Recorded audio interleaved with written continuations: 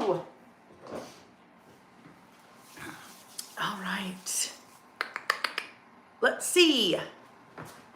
Let's see. We're almost there. Almost. I'll hydrate a little bit. Oh my goodness. I have the best husband ever. Come on, YouTubes.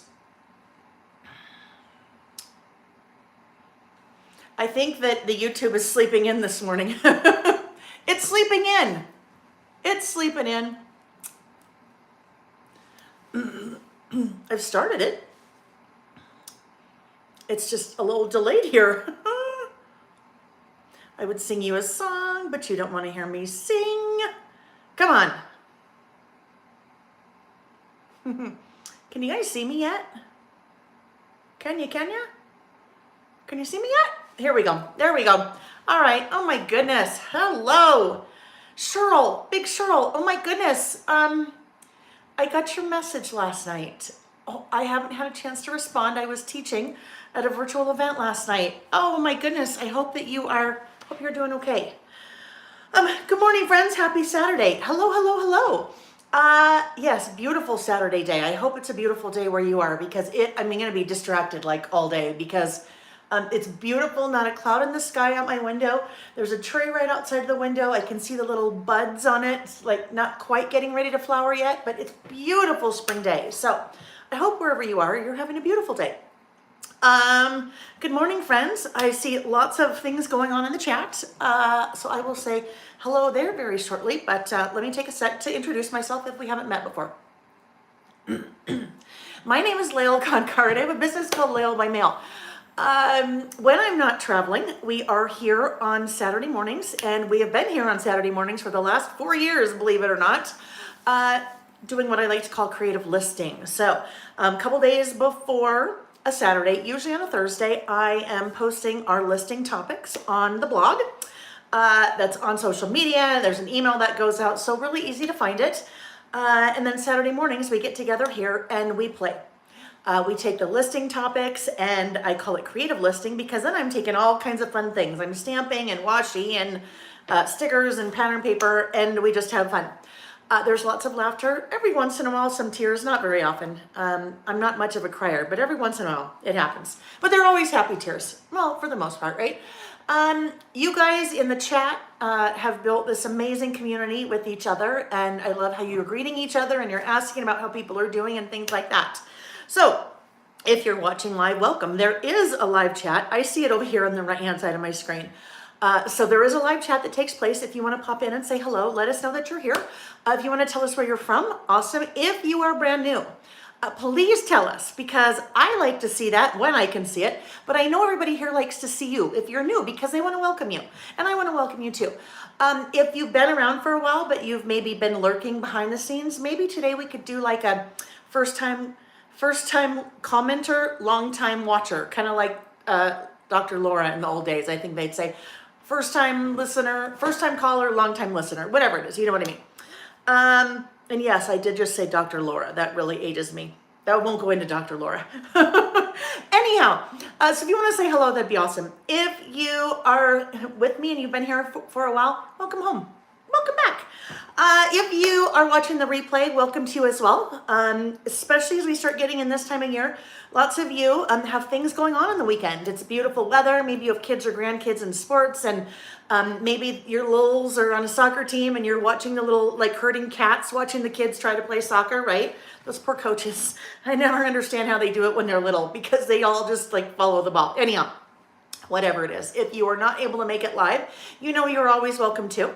I'm always happy to see you. So if you're here live, please thumbs up. And if you are here watching the replay, please thumbs up. That is the easiest way that you can support any content creator that you're following, whether it's on YouTube or Facebook or Pinterest or Instagram or whatever the other things are. TikToks, the Snapchats, I don't know. I don't use TikTok or Snapchat. So anyway, give someone a thumbs up. Super, super supportive and helpful. Okay, let me check out the chat now. Hi, Deborah. Good morning. Ms. L. Sarah, good morning. This is funny. I'm having a little difficulty reading because my power cord is right in front of my screen on purpose. I pulled a rookie maneuver last night. Last weekend, last week, Wednesday through Monday, I was in Spokane teaching at the Three Craft Chicks Somewhere Over the Rainbow in-person retreat. And then this Thursday night, the virtual version of that retreat started. So I did a virtual make and take on Thursday night. And then I did my class yesterday at 4 p.m. And Colleen wasn't there. The reason I say Colleen wasn't there. Some of you know that one of the amazing things that Colleen does, and she's one of you guys, anytime I rotate the camera and we start working, Colleen always reminds me in the chat to plug in. So last night, rookie maneuver, even after 4 years of teaching online, I totally forgot to plug in my phone. Which meant about 2.5 hours in, that's a lot of juice that streaming live is pulling out of your phone. Yeah, so it went dead. My phone went dead, cut off the class. Then I had to wait about 5 more minutes to start a new one because my phone was completely dead. So anyhow, that power cord is right over the chat. So I got to kind of read around it a little bit because I cannot forget that today or else we'll get lost again. Hi, Grace. Grace said, wonderful that you're on there again. Cindy, good morning from beautiful, I gotta move this, from beautiful Missouri. Karen in Colorado. Hello, Deborah, beach gal. And hello, Joshua as well. Hi, buddy. Hi. Deborah said, Joshua's been ready and waiting, one of Deborah's sons. She said, me, I'd like some coffee first. I'm good with the coffee. I've had 2 cups. Deborah, if you haven't had coffee, get it. Get it quick. Good morning, Beverly from Montana. Hi, Jackie. Nice to see you. Tracy, good morning. Good morning. Yeah, someone asked if Nick is golfing today. I asked if Nick was golfing today because it's beautiful. Yard work, and he's cleaning up the garage, which cleaning the garage has been on his honey-do list for a while, so I'm very happy about that. The reason that I said at the beginning that I have the best husband ever, while I was waiting for things to start, took a sip of my drink. Took a sip of my drink, and Nick had filled it for me and put ice in it. So it's iced tea, and it was amazing. So I have another sip. Those little cups. I made one for myself, one for Michelle Kraft, one for Lauren Seals, and one for Vicki Booten. We were all together at the in-person Somewhere Over the Rainbow retreat. So I made those. Well, okay, I didn't make the outer cup. I just did that. But it was kind of fun. So I'm enjoying iced tea in my little rainbow tumbler. My personalized rainbow tumbler. Sarah, hello. Nancy, Laura, Heidi, Joe Disney fan, Nancy, greetings from upstate New York. Elizabeth, how's the weather where everybody is? Hopefully beautiful day. Sarah said, great and supposed to rain in LA. Sarah, it just seems like rain doesn't happen very often in Southern California. Right? You guys probably need it, right? You probably need it. Hi, Joy and Justine and Glorianne from Cloudy, Connecticut. Christy, she is new from Ohio and can't wait to get started. Christy, welcome. We're so happy to have you. It's a very lovely, friendly bunch in the chat. So I hope you feel welcome. We'll have a lot of fun. Paula, oh my goodness. Hi, my name is Paula and I'm watching from Montgomery, Texas. That is near Houston. I am a first timer. Well, Paula and Christy, you guys both appeared in the chat one after another. So welcome to you both. Welcome, welcome, welcome. Paula, I know there are some folks here that are from the kind of Houston area. So maybe someone will pipe in and say, hey, I'm kind of from there too. Belinda, love it that you guys are saying welcome. So thank you for welcoming. Thank you, thank you. Teresa from Michigan. Yeah, we've got people from all over the states, Canada, and then usually we have a couple people that just pop in from Australia or New Zealand. Time change makes it a little bit difficult there, but sometimes people wake up in the middle of the night and join. Couple from the Netherlands, Spain, different spots in Europe, the UK. So anyhow, it's kind of a fun worldly thing. We do have one person, actually, I think we had someone pop in once, I want to say from Afghanistan or something, somewhere in the Middle East. And I was a little bit hesitant because, I don't know, it's been a while since we've had a troll in the group, but we really don't see many people from the Middle East here joining us. And so I was a little hesitant, but she piped right in and seemed to know what we were doing. So everything was okay. I didn't give her my social security number or my credit card. So we're okay there.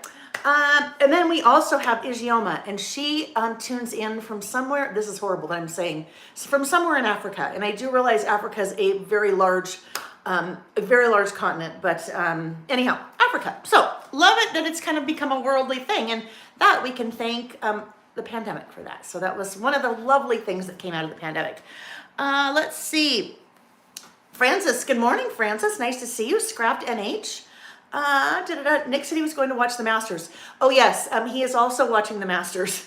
But the garage, I know. He said, I'm like, honey, when are you gonna get started? Well, I'm gonna wait until you start so I can pop in and say hi, and then I'll go. Yeah, we'll see, huh, right? We'll see. I'll tell him that there's a lot of women that are going to be checking in later to make sure he cleans the garage, right? Our e-bikes are in the garage from when we did our trip in Harvey to southern Utah last month. So a couple weeks. And southern Utah has a lot of red dirt, like red. I'll show you the photos because we'll use a couple of those photos today. But red dirt. And so our bikes are covered in red dirt. Well, when we got home, it was really cold. So it was too cold to like clean them off. So that's another one of his projects today, is to clean off our e-bikes because they are coated with red dirt. Hi, Shannon. Nice to see you. Oh, Shannon, you're so sweet. Thank you. Shannon said you look great. Thank you, friend. I appreciate that. Tammy, beautiful today in Missouri. Joy says it's Georgia, it's a beautiful day after several days of very high winds. Jill is here from San Francisco Bay Area. Raining in Northern California. Francis said, hello, Raylene. Heather is from Southern Ontario. Heather, did you, and I assume you mean Southern Ontario, Canada, were you in the path of totality? My friend Vicky was telling me, well, we were together all last week, that she is kind of Southern Ontario, Niagara Falls area. And she was saying that was literally like right in the path of totality. So just curious. Wanda's watching from Nashville. Melissa, hello, Melissa. Nice to see you. We're doing your daughter's list today, Melissa. The one that was a carryover from a couple weeks ago. Nigeria, thank you, Sarah. Thanks for the reminder. Ijeoma from Nigeria. Mandy said April showers in Nova Scotia. All right, friends, we're ready to kind of get started. We just did our little intro chit chat. So it's been 2 weeks since we've been together. And when we were together last, it was a pretty big day, right? We did a full day of listing because we were celebrating. It was the 4-year anniversary of our listing with Layle, kind of our Saturday sessions on YouTube. That started the very first weekend of the pandemic. So we were celebrating that 4-year anniversary, and then we were also celebrating a 5-year anniversary. 5 years on April 1st, actually, not an April Fool's joke, was the day the very first day that I had turned my side hustle into my life. I'd been working for Simple Stories for 6 years and had basically worked myself into 2 full-time jobs with my side hustle and Simple Stories. So April 1st, 5 years ago, was the first day of this, which is just so exciting. I can't even believe it's been 5 years. So full day of listing, tons of prizes. We did lots of live prizes for that, and I did a lot of after prizes. I think there were 12 after party prizes. Normally when we're together, because we usually have 2 or 3 prizes, then I tell you who won from the last time we were together. I'm not going to do that today because there were 12. So there is a blog post at laylebymail.com. If you missed that, you can go to laylebymail.com, click on blog. I also included the blog post, the link to that post in the description box of the video, where I've listed all 12 winners from the after party prizes, meaning the prizes that anyone could participate in. You didn't have to be there live. So I've said what the prize is and who won, and then given you instructions to, get back to me on how you can claim your prize. So we had loads of fun. I am going to flip the camera shortly and we will take a look at our lists that we did that day. But before we do that, let's talk about schedule. Let's talk about what the plans are for the next month or so. I always publish our listing schedule. It's always tentative because I'm usually doing it about 4 months ahead of time. So things come up. Sometimes we might decide to jet off for a weekend or something, take our RV or whatever it is. So anytime, the best thing to do is to either look in the Facebook group or on the Facebook page, Layle by Mail Facebook group or Facebook page.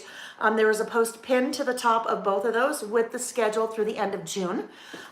Also at the bottom of almost every email I send out, you'll have that schedule, and also blog posts that has that schedule. So you kind of know when you can plan if we'll be listing or not. So we will be listing, oh my goodness, I want to say it's like the next probably 10 weeks in a row.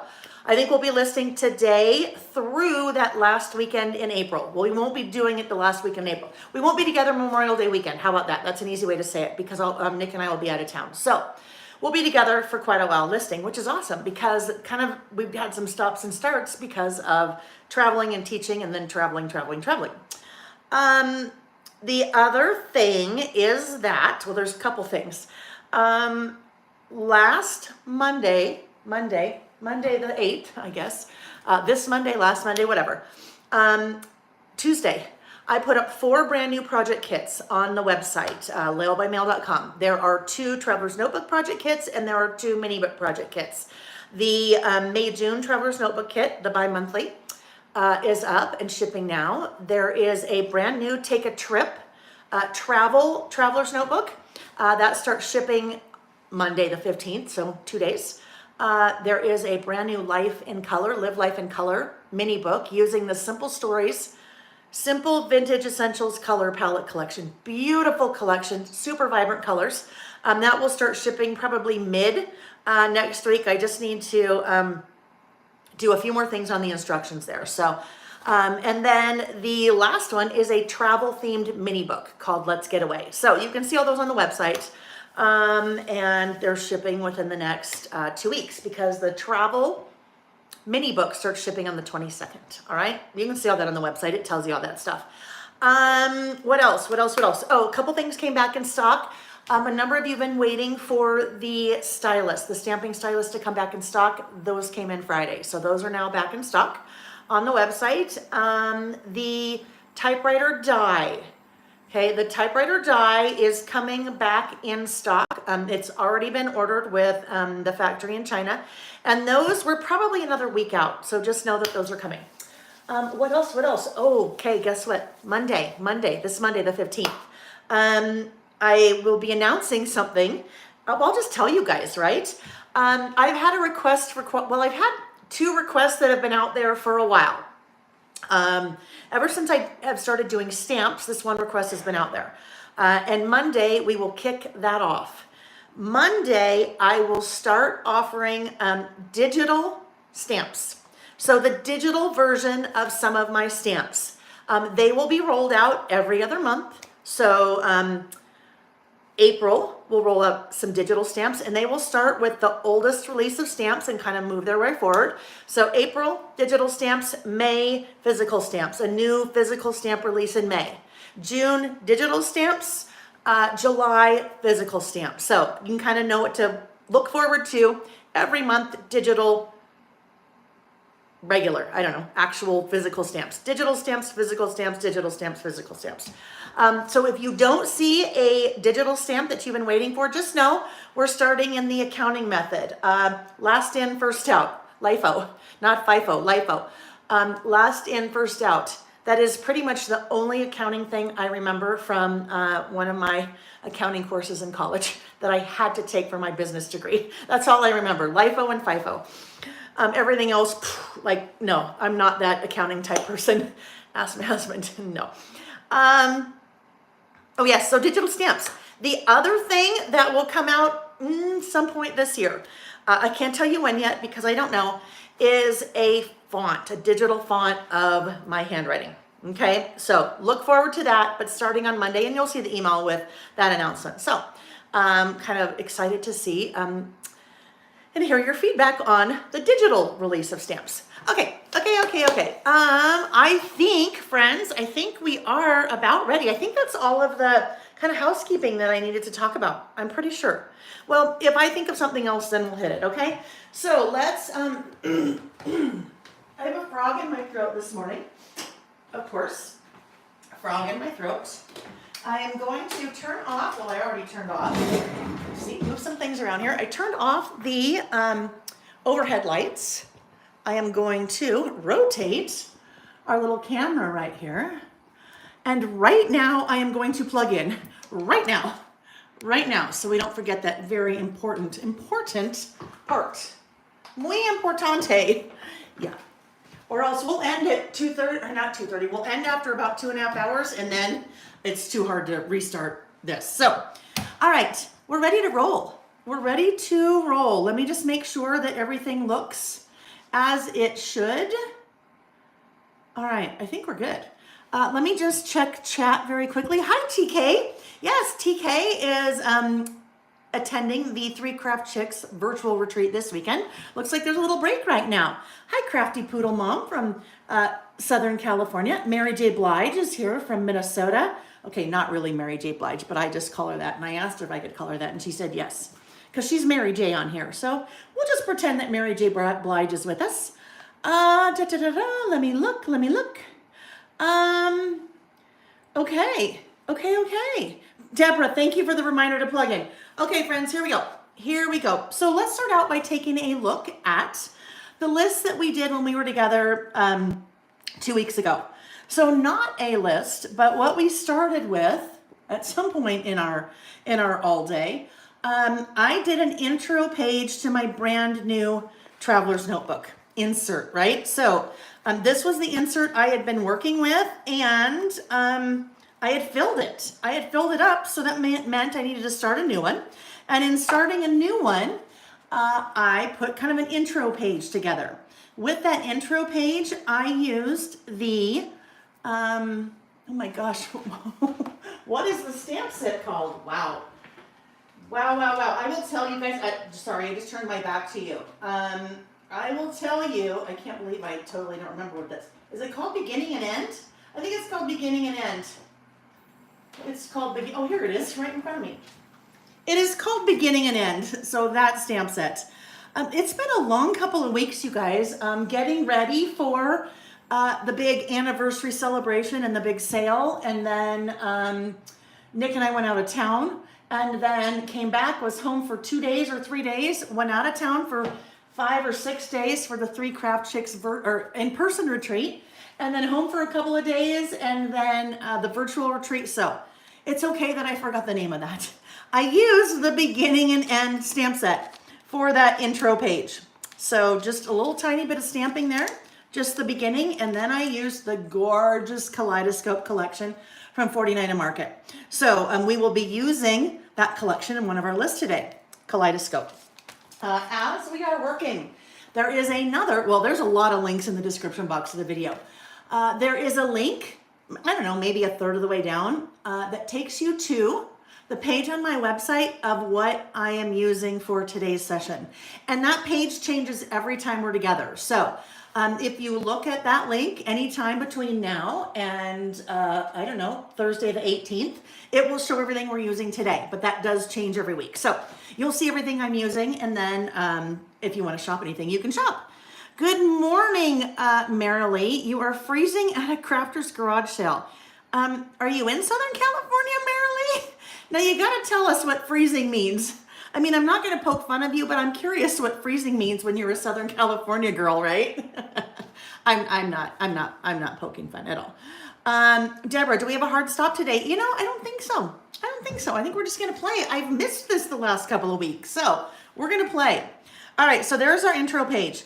The next list that we did is a list that we do at least 4 times a year. It's probably usually about 6 times a year. This is a things I'm looking forward to list. So we do things I'm looking forward to this year, things I'm looking forward to, then we do for each season. So this was things I'm looking forward to this spring. I used the super bright and cheery Fresh Air collection from Simple Stories for this list. I will actually be using that again today on a couple of my lists. So Fresh Air, that was a lot of fun, things I'm looking forward to. Some of these things have already happened. Harvey camping trip, we did that. Trip to Orlando with Nick, that's happening week after next. Walking outside, haven't done any of that. Sleeping with the windows, hasn't been warm enough. Kane Brown concert hasn't happened yet. Oh, really? Teaching at the Three Crafts retreat and spending time with Vicki because she was at the Three Crafts retreat. So some of the things, but I still have lots more to look forward to. All right, next up, we did one of the lists that we do on a monthly basis called What a Day. We'll actually be doing What a Day again today. So I'll kind of hold off explaining that until we get there, but I will tell you that I used the Pretty Little Studio Good Vibrations collection. You know what I just remembered? Colleen, thank you. Yes, I remembered to plug in. Colleen, I just told everyone, you probably weren't here yet, that I was definitely missing you last night because I was teaching at a virtual event and forgot to plug my phone in. So after 2.5 hours, it died, which means the whole class stopped. So I miss you, Colleen. I mean, you're a wonderful person, and I don't just appreciate you for that, but I definitely appreciate you for that. All right, so we did use the Pretty Little Studio Good Vibrations collection for this. I will tell you guys, Pretty Little Studio has a brand new collection out. Mine shipped earlier this week. So actually, when we're done, I'm going to make it live on the website. It is a reading themed collection. So those of you that are avid readers and love to document your reading journey, you will love it. So watch for that later today. All right, let's see. Marilee, born and raised a SoCal girl, but now up in Sacramento. There's a light rain. Oh, okay. Why did I think SoCal, Marilee? Yes, you are okay. You can say you're freezing. It's a light rain and it's 45 now. That is cold, right? That is cold. All right, next list that we did was happy places. So I decided to do my happy place list had to do with my different happy places when we travel, okay? Some of our different travels. I used a full page photo. So I printed a full page photo and then added that rub-on to the top of it. So we'll be using rub-ons a little bit again today. But this is one of my favorite things to do with rub-ons because, rub-ons work really well when you're adding them to a photo because it looks like then that you actually printed on the photo, right? But that's just a rub-on, so that's a lot of fun. So some of my happy places, I used the Mini Icons Travel stamp set for each of those little things. And I did visit kind of one of my happy places 2 weeks ago when Nick and I went out of town. One of my happy places was driving in Harvey. Harvey is our RV on a trip. And when I say driving in, I really mean passengering in. I can drive it, I just choose not to. Nick drives, so I like being the passenger. And of course I like when we get wherever we're going, but there's something about heading out on a trip or even heading home in our road trip and having little snackies and listening to music or a book on tape. Not a book on tape, but you know what I mean, podcasts. So one of my happy places. When we do a list like this, and I'm going to say this really applies to any type of list that we do. My happy places, I decided my list was going to relate to travel. Maybe you don't travel. Maybe you don't like to travel. Maybe it's your unhappy place. You can switch your list up for whatever you want. Maybe your happy places could be your bed, the library. Maybe you like to go to Starbucks and, sit on your computer and work. Or maybe your happy place is in your living room with all your kids or grandkids. So you can always pretty much take whatever kind of list topic that we're doing and tweak it a little bit if you need to work for you. Heather said she has a reading journal. Yeah, Heather, you will love that then. You will love that collection from Pretty Little Studio. Sarah said, my parents' motorhomes a few months at a time. When they both retired, they loved it. That is our plan. When Nick retires, I don't know if I'll ever retire, but when Nick retires, our plan is to just take off in Harvey. The nice thing, even if I'm not retired and I'm still doing this, my business doesn't have to stop like it has in the past because now I have people that do all the orders and fulfillment. Oh yes, Deborah, I do need to date that. Thank you. You know what I'm going to do? I am going to, okay. Let me grab that. So I still have some things that are unpacked from the in-person retreat, the 3 Craft Chicks in-person retreat. Let's see if it's in here. Oh yes, it is. I need to put that back. That is it's called a photo signature pen. Okay, so the idea with that is that you can write on a photo. Sometimes if you try, even with like a Sharpie to write on a photo, it doesn't work very well. This pen is designed to write on a photo. So this was March of 24, okay? March of 2024. So I just quickly wrote on my photo and it is now there and it's permanent. That is actually also what I use to outline that photo. And that is just a photo signature pen designed to write on photos. Some of you picked these up to write or take notes in your idea books because your idea book's a really nice, high quality paper with a little bit of a gloss to it. So if you want to write or take notes, works in something like that as well. Okay, next up, we did this list. Oh my goodness, this list. This was starting to get towards the end of the day and I was so tired.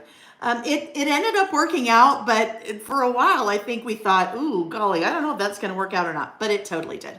So this one was comforting sights, things that you see that give you peace or comfort. So for me, like seeing fluffy clouds out of an airplane window, just super peaceful, waves crashing against the shore, a sleeping baby, watching the birds come to our bird feeders. What was interesting about this list, the next day, so the Sunday, which was like the 23rd or 24th or something, I had two comforting sights that I saw. It was snowing in our backyard, so I was watching the falling snow, and then the birds were eating from the bird feeders. So I actually took a photo and posted it in the Facebook group because I'm like, oh, look it, we just did comforting sights, and here's a photo with two of my comforting sights. That we actually used, in both of these lists, we used the Simple Stories Pack Your Bags collection. So this, nothing about this has anything to do with travel. The beautiful, well, other than the icon stamps, but the beautiful rainbow, where to next, a little bit, right? This list also used product from Pack Your Bag. So on this list, we talked about being able to pull things from a collection that are not themed, even when you're working with a themed collection, all right? This guy, Currently. So Currently is a list that I try to have us do semi-frequently. I don't know, maybe every other month or so, or maybe every 3 months, every 4 months. But the idea behind this is you're basically taking a snapshot of what is going on in your world. So currently, we use the Currently stamp set to do that. I just picked some of the prompts from the stamp set. What we're currently celebrating, eating, watching, planning, feeling, drinking. There's a ton of little prompts, but that's what I did there. And we used the Remember collection from Simple Stories. We also used one of the brand new Clip It stamps, but I fussy cut because I didn't have my die machine out. Today we're going to use that stamp again, and we're going to use the die because I have my little die machine. All right, so those were our lists. That is going to take us to our first list of the day. So for our first list for today, the first one we're starting out with, let me grab my little handy dandy notebook over here. The first list that we're starting out with is About Last Month. So About Last Month is a list that we typically do once a month. We usually do it at the start of a new month. However, this month, this is the first Saturday that we have been together. So we're doing our About Last Month for the month of March today. So when it comes to, actually, let me grab this again. When it comes to doing About Last Month, if you are new and not really familiar with About Last Month is, About Last Month is a list that we've been doing on a monthly basis since August of 2020. So just about 4 years here, just about 4 years. Stacy asked a question about the dies and the stamps. Stacy, I'll answer that when we're working with stamps and the dies, okay? So great question. All right, so About Last Month. August, it'll be 4 years since I've been doing this list, so I have probably 44 months worth, 44 of these, going back to 2020. I do the same thing every month. The stamp set changes every year that I use. The way I organize the photos may change on a month-to-month basis or on a year-to-year basis, but the whole premise is the same. I am making a run-on list of just the things that happened in my life or in my family's life that month. I add photos, do a little bit of decorating, and then it is done. It is a super easy and I think most importantly, manageable way to memory keep, right? This is I know since I do this every month, if I can do no other memory keeping or no other scrapbooking, that I have at least the month documented, okay? So that's the whole concept. Every year I come out with a brand new project kit. And this is the project kit for 2024. It's the 2024 year in review. I still do have some of these left. Includes the stamp set that we're going to use and basically everything that you need to get your traveler's notebook set to do your about last month's every month. So the stamp set, this is the stamp set for 2024, the 2024 about last month. I have this, all of my stamps actually, stored in my stamp sleeves. So every single one of my stamps is even any stamp in my stamp stash. So I probably have, I don't know, 200 or 300 stamps I like to stamp. So I have lots of stamps. I have them all stored in the stamp sleeves. So stamp sleeves are a new product that I came out with a couple weeks ago. They come in 4 sizes, 3x4, 4x6, 5x7, and 6x8. So what I do with them, once I put my little stamp in there, I use a piece of white cardstock, and I have a piece of white cardstock that just sits behind it. You could definitely use the backer of the packaging if you wanted and cut it down. But the reason I put that in there is you have the cover, kind of the plastic coating on the front and the back of the stamps, that little plastic sheet. Sometimes when you put your stamp into the stamp sleeve, it kind of sticks and doesn't want to come out. So I take that piece of cardstock that I cut and put in there, I pulled it out from the back and I put it in the front like that. And then that kind of broke the seal, the plastic sticking to plastic, and then it pulls right out like that. So that is the stamp set that we'll be using. And then I just go ahead and label them too with my little label maker. All right, so I'm going to be using the collection that I have out here. It is the Simple Stories, Simple Vintage Spring Garden Collection. So beautiful collection, and I thought it would work well for the month of March. So usually what I do, I start out with the photo, and then I pick kind of the little pieces that I want to add, because the colors and the pieces that I want to add and the colors in the photo typically will then drive what colors I'm going to use to ink or to stamp with. Denise, how do you store the envelopes then? So Denise, I have a, I need to do that. I need to do that video. I have built in, when I redid my craft room, I had drawers built in that pull out that are divided. So that's how I store them, in drawers like that. But you could store them in something like this. You just have like a little IKEA bin or something, and they would all go kind of like that. Now I would probably want more in there because that makes it a little bit harder for them to, for you to see. But for all of mine, I have mine all grouped together, stored together by size. For the other stamps that I have that are not mine, I use these little dividers like that. So I add a little label up to the top, and then that would just then go in there, and then all of my season stamps would be stored together, grouped together. But for all of my Layle by Mail stamps, I put all of them together in those drawers, just because that's usually what I'm looking for. One of my stamps, I don't want to have to go through all of the other stamps to find it. That's a great question. But I have a video coming at some point where I show you my craft room, how I have everything organized, how I'm storing things, the different products I'm using to store things, and so forth. So that's coming. It's coming. All right, so starting with the photo. I am always using the same printer to print my photos, and that is the Epson PictureMate PM400 printer. That is linked in the description box down below. It is an awesome printer. I can tell you that. A lot of people in the chat will tell you that. It's an amazing printer. It prints 3.5x5, 4x6, and 5x7. What makes the printer so amazing? Number one is the quality. Number two is the ability to fit 3 different sizes. So 3 different, sizes of your photo paper. but I think the power in the printer really comes from the app. And that app is called the Epson Creative Print app. With that Epson Creative Print app, it has some pre-configured templates. Like this would be a pre-configured template.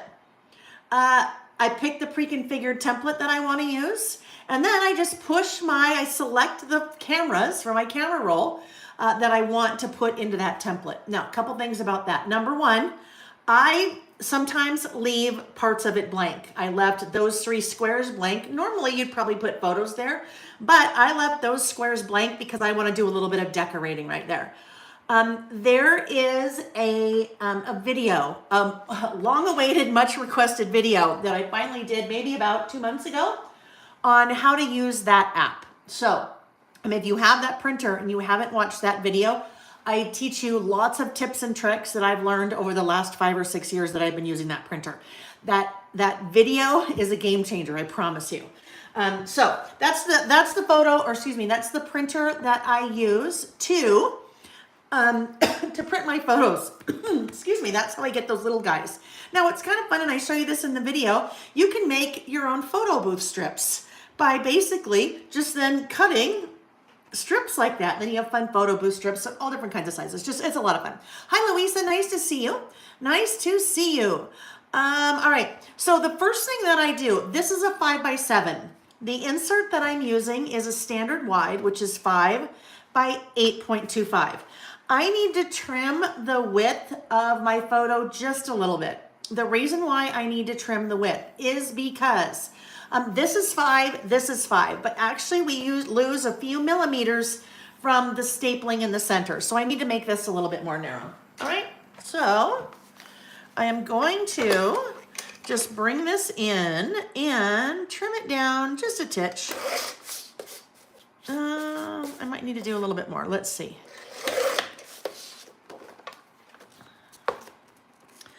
I think that is maybe just a tad bit more.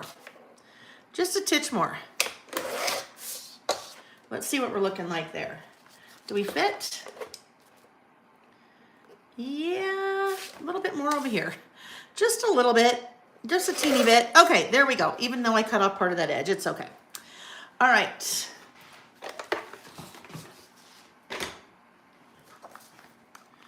So now, I always start there. We'll go ahead and, not quite ready. Not quite ready. So let me just, that should do it. That should do it. Oh my goodness. Oh guys, did you see what I just about did? Here's a public service announcement. It is not easy to tell what the top of the page is and what the bottom of the page is because there are lines and there's no like top margin. I just about did this entire spread in my traveler's notebook insert upside down. What kind of clued me in on that, I'm like, I should not be needing to cut this much. Why is it so bulky over here? And then, look at that, upside down. Now, if you do it upside down, guess what? Don't cry. It is what it is. Now, oh yes, see, I fit much better that way. I didn't need to trim as much off, but that's okay. So, public service announcement. Sounds like a couple of you have done that. Double check. Before you start working in an insert, just double check, because if you're like me, I had somehow like turned that around upside down a couple of times apparently. All right, so there we go. I usually like to leave a little bit more room at the bottom than I do the top, so I can do a little bit of decorating here. All right, so as I mentioned, I am using products from the Simple Vintage Spring Garden Collection. I thought this little bunny rabbit was so stinking cute. So I could probably put him there if I wanted to. Now he's kind of big. So if I maybe narrowed it down a little bit, I'm going to narrow him down a little bit, and I might shorten him a little bit as well. When I narrow him, because it's a tag, I want to make sure to trim from both sides, just so it still kind of maintains that tag-looking shape. We'll maybe take just a little bit of that cabbage off the bottom, and let's see how we're doing now. It was just so cute. Now, there's nothing here specific to Easter, but it can still, like our little guy there can still fit, right? I think that would be cute to have him there, but I do think I need to just trim just a little bit more. And really, that's the only part that I want to even reflect Easter for me in this spread. If you did a lot on Easter or you want to focus a little bit more on Easter, then you could have your whole spread be Easter. All right, there we go. That fits much better now. If I wanted, maybe I didn't want to use the whole tag, but I really liked the Easter bunny. So what I could do, if I wanted, I could fussy cut that little bunny out, right? Because he's totally fussy cuttable. I just come in here, right around there, that little cabbage, and then that would be cute. So if you have something that you want to use and it's not quite fitting, don't be afraid to take your scissors out or your trimmer like I just did, all right? So we'll have this little guy kind of go in there. Let's see what else we want to use. I've just pulled out different die cuts that I had kind of pulled out earlier. Now I don't want to use another tag. First of all, it would cover up part of my photo, but for me, having a tag and a tag that just doesn't really quite work, right? But I do like this little label. Like that little label. Maybe, I don't know, maybe I fussy cut that little label out. We'll see. We'll see what else I have. I've pulled lots of butterflies, right? I pulled lots of different butterflies from those die cuts because I thought the butterflies would be fun to work in there. Probably don't want to do the yellow butterfly over here just because I have kind of that cream color and our butterfly doesn't really pop because it's kind of too similar. But if I wanted to maybe do like a pink, if I put a pink here, that pink now brings out pinks in that photo, in those flowers, the photo, my little blouse there. So we could use that. I feel like there's more things that I need to get out to see what else I might work with here. Oh, let me see. Let's look at that. I probably won't use, as cute as they are, I won't use the rub-ons in this collection just because there aren't necessarily, well, I guess there could be. If I wanted to use that same bunny instead of my tag, I could just cut around that, or I could kind of have all of that there. But there's a lot going on in there, so a little bit too much for me to use on that spread, or at least down here. So let's see what else we might work with. More die cuts. These flowers are pretty, but I don't, well, maybe this guy. If I go with the pink flower here, then I would want to switch out the butterfly, right? I'd want to switch out the butterfly because then the same problem I was having with the yellow now exists with the pink. But what if we put this little blue guy back there maybe? I think that could work, right? There's a lot going on there, but I'm okay with that. I need something now to go along the bottom here. That's usually when I bring in some washi. It could be upside down day, right? It could be. All right. So, Louisa's talking about the solar eclipse. She traveled to Texas for the solar eclipse. You saw a couple of cute squirrels that let you take their picture. Oh, so fun. Yes, you should share them. Louisa, share them in the Facebook group. That would be so fun. This is one of the washies from the Spring Garden collection. I love that washi. It's kind of like bingo card-esque, right? A little bit of bingo card-esque. So like kind of, when I say bingo card-esque, it reminds me of like the word burlesque. No burlesque in my Traveler's Notebook spread this month.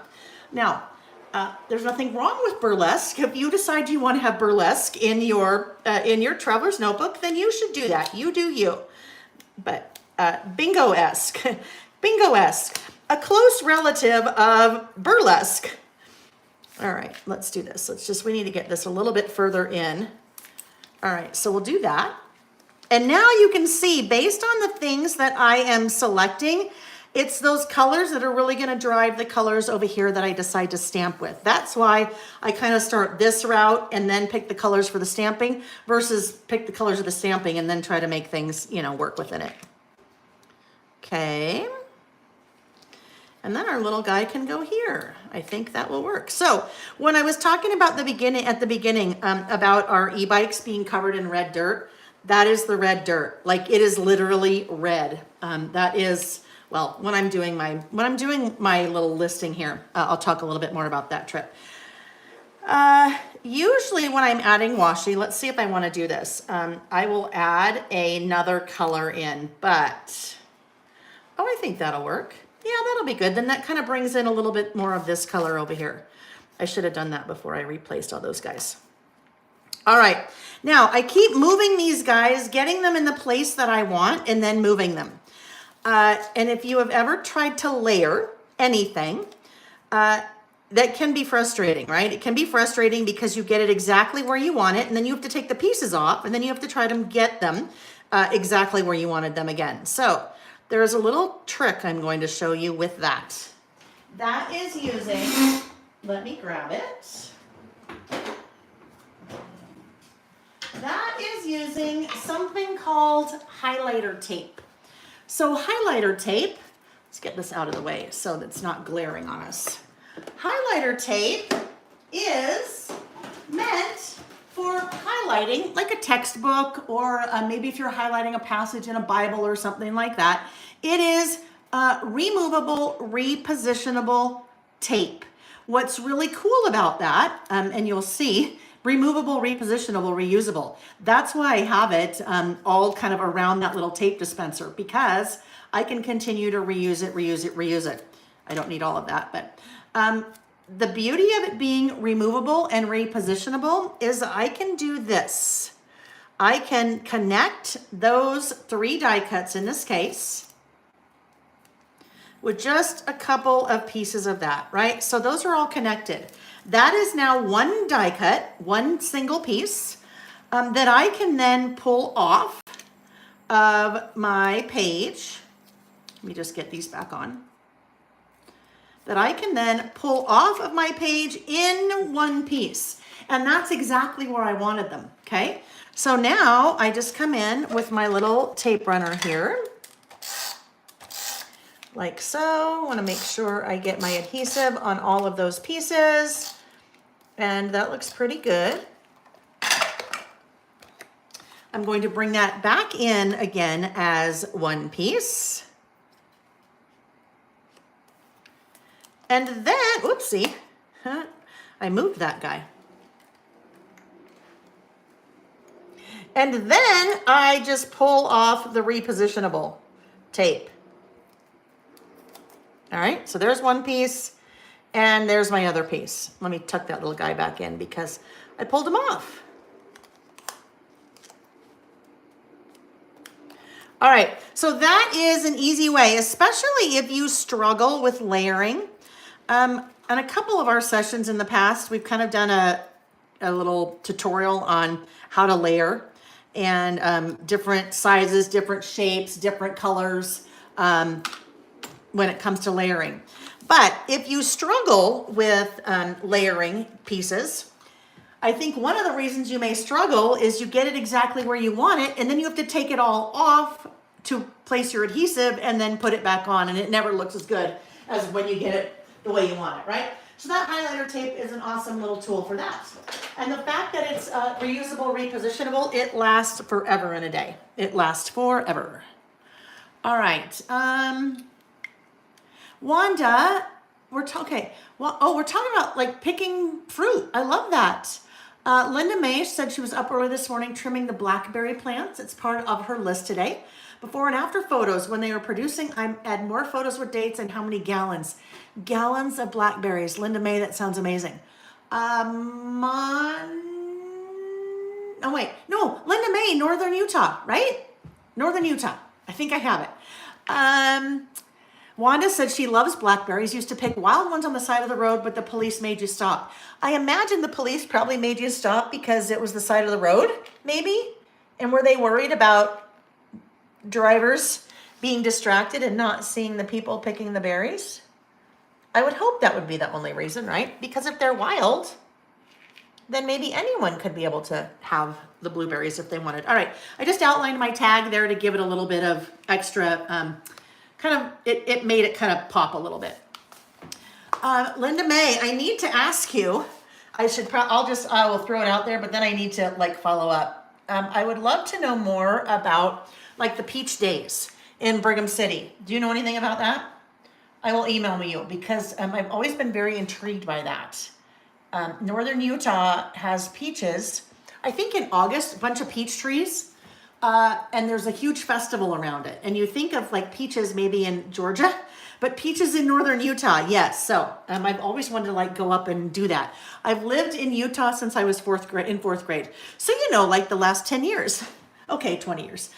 I've lived in Utah for a very long time. And I've never been up there for that. So yes, I want to do that. Oh, I'm sure it's busy. I'm sure. All right. So now I kind of have my decorating started, and now I'm ready to do my stamping over here.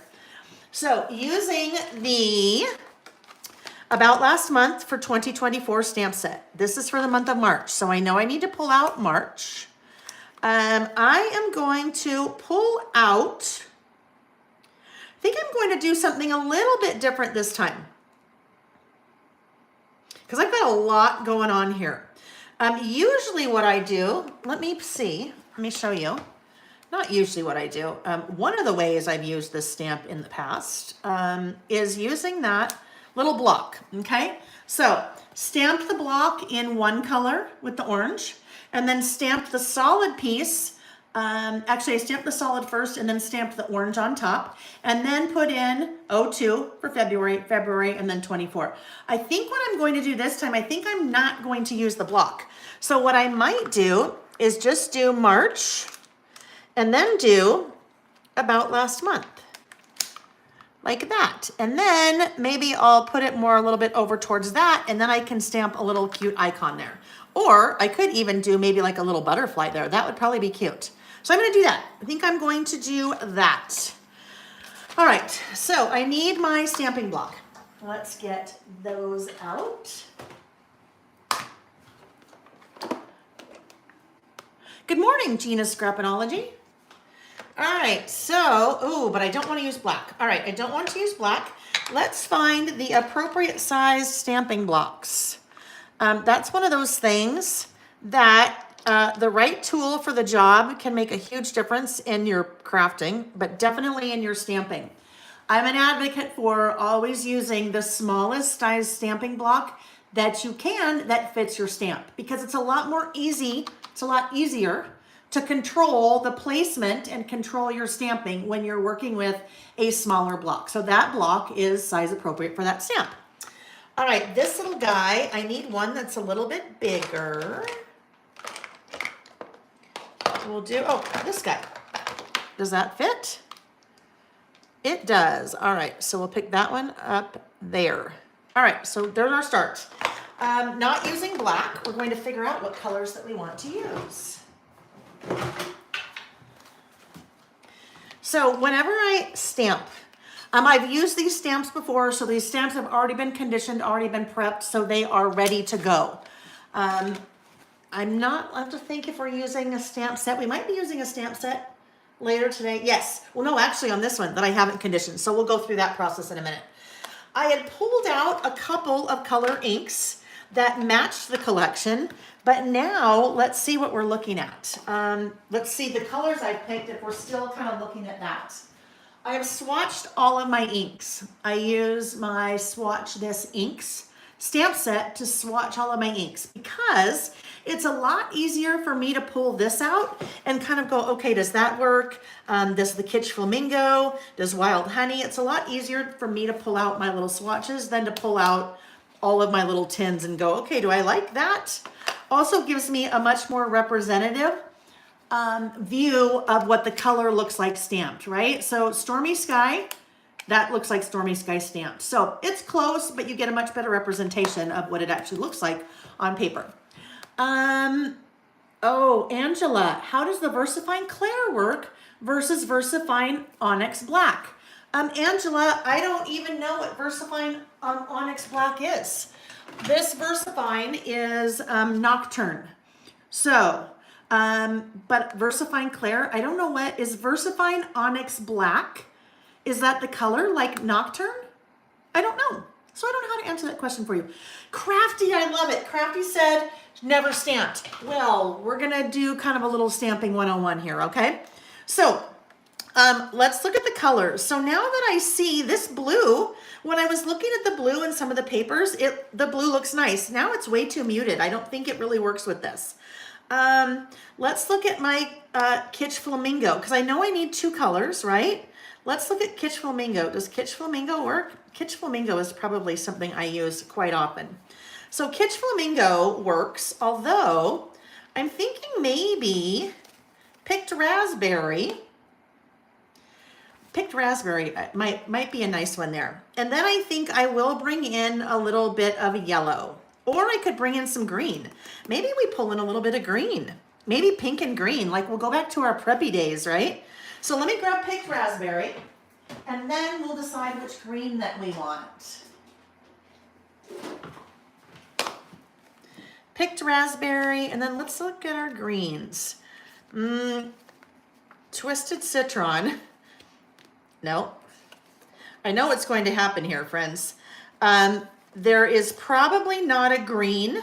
This is kind of a minty, and there's not a mint in any of the distress colors. Evergreen Bough is not quite right either. So, Rustic Wilderness.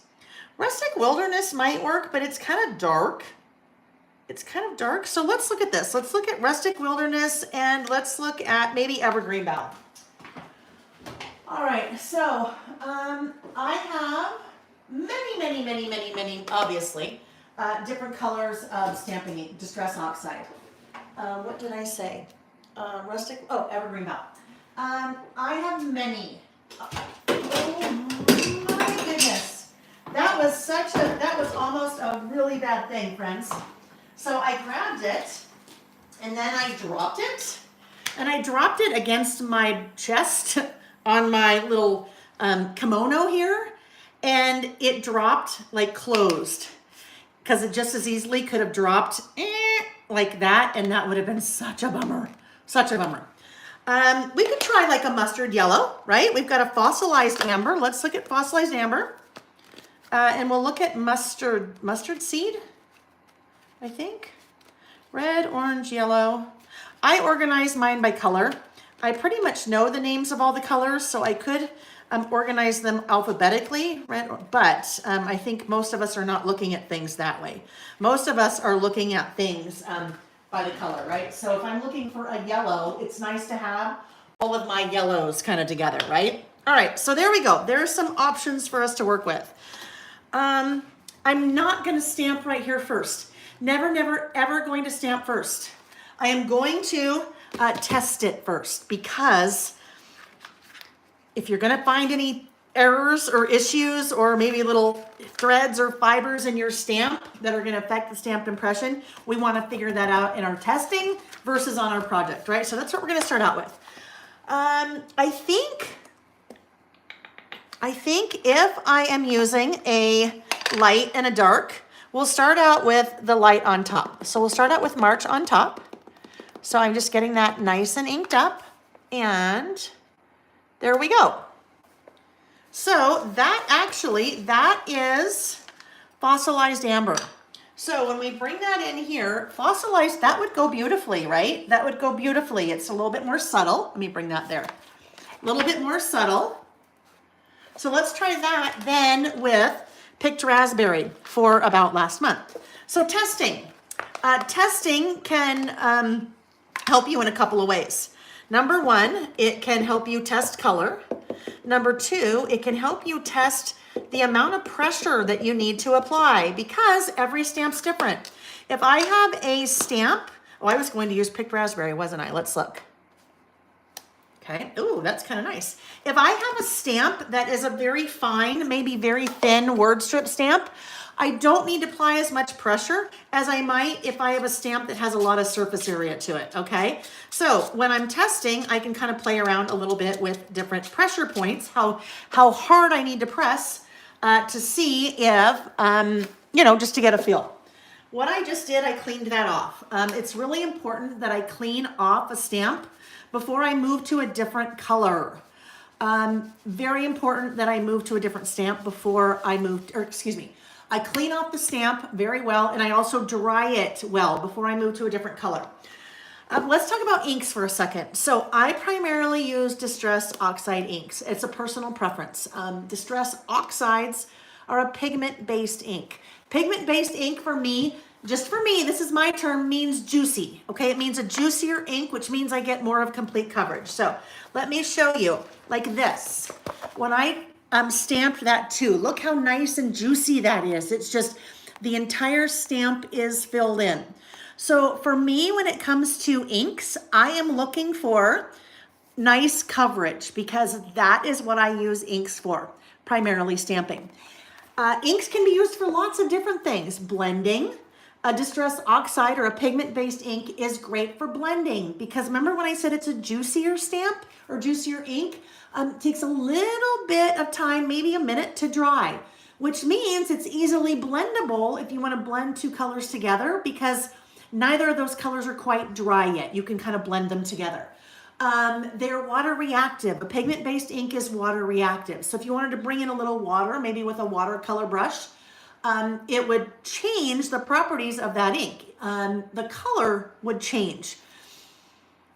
If you are not aware that that happens and you are stamping with a distress oxide or a pigment-based ink and you do not fully dry, well, let's go back to a second on why you want to clean. Because you want to clean in between before you pick a new color because a little bit wet, right? And so if I put a new color on it, it is kind of going to blend together, which if I was doing a pink on pink, it wouldn't really matter. But if I was doing like a pink and then didn't clean it and put a green on top of it, it's going to blend together and probably not give me the color I wanted. So cleaning in between colors is important. Then also drying in between colors, in between cleaning is also very important because I don't want any moisture or any liquid, not much, right? But any moisture on that stamp because the ink will react to it. That's a pigment-based ink. That's a distress oxide based ink. Bink. That's a distress, oh my goodness. Having trouble speaking today. That is a distress oxide pigment-based ink. Your alternative, if you are working with the Tim Holtz Ranger inks, would then be, let me look, would then be a regular distress ink, okay? A regular distress ink. So a distress is a dye-based ink. Different properties. If you're doing mixed media, it's good to know what the properties of a dye-based ink are versus the properties of a pigment-based ink. I've told you a few, but I've told you a few from my perspective because that's how I use them. In the description box of the video down below at the very bottom, there are 2 links, and those 2 links are always on all of my listing videos.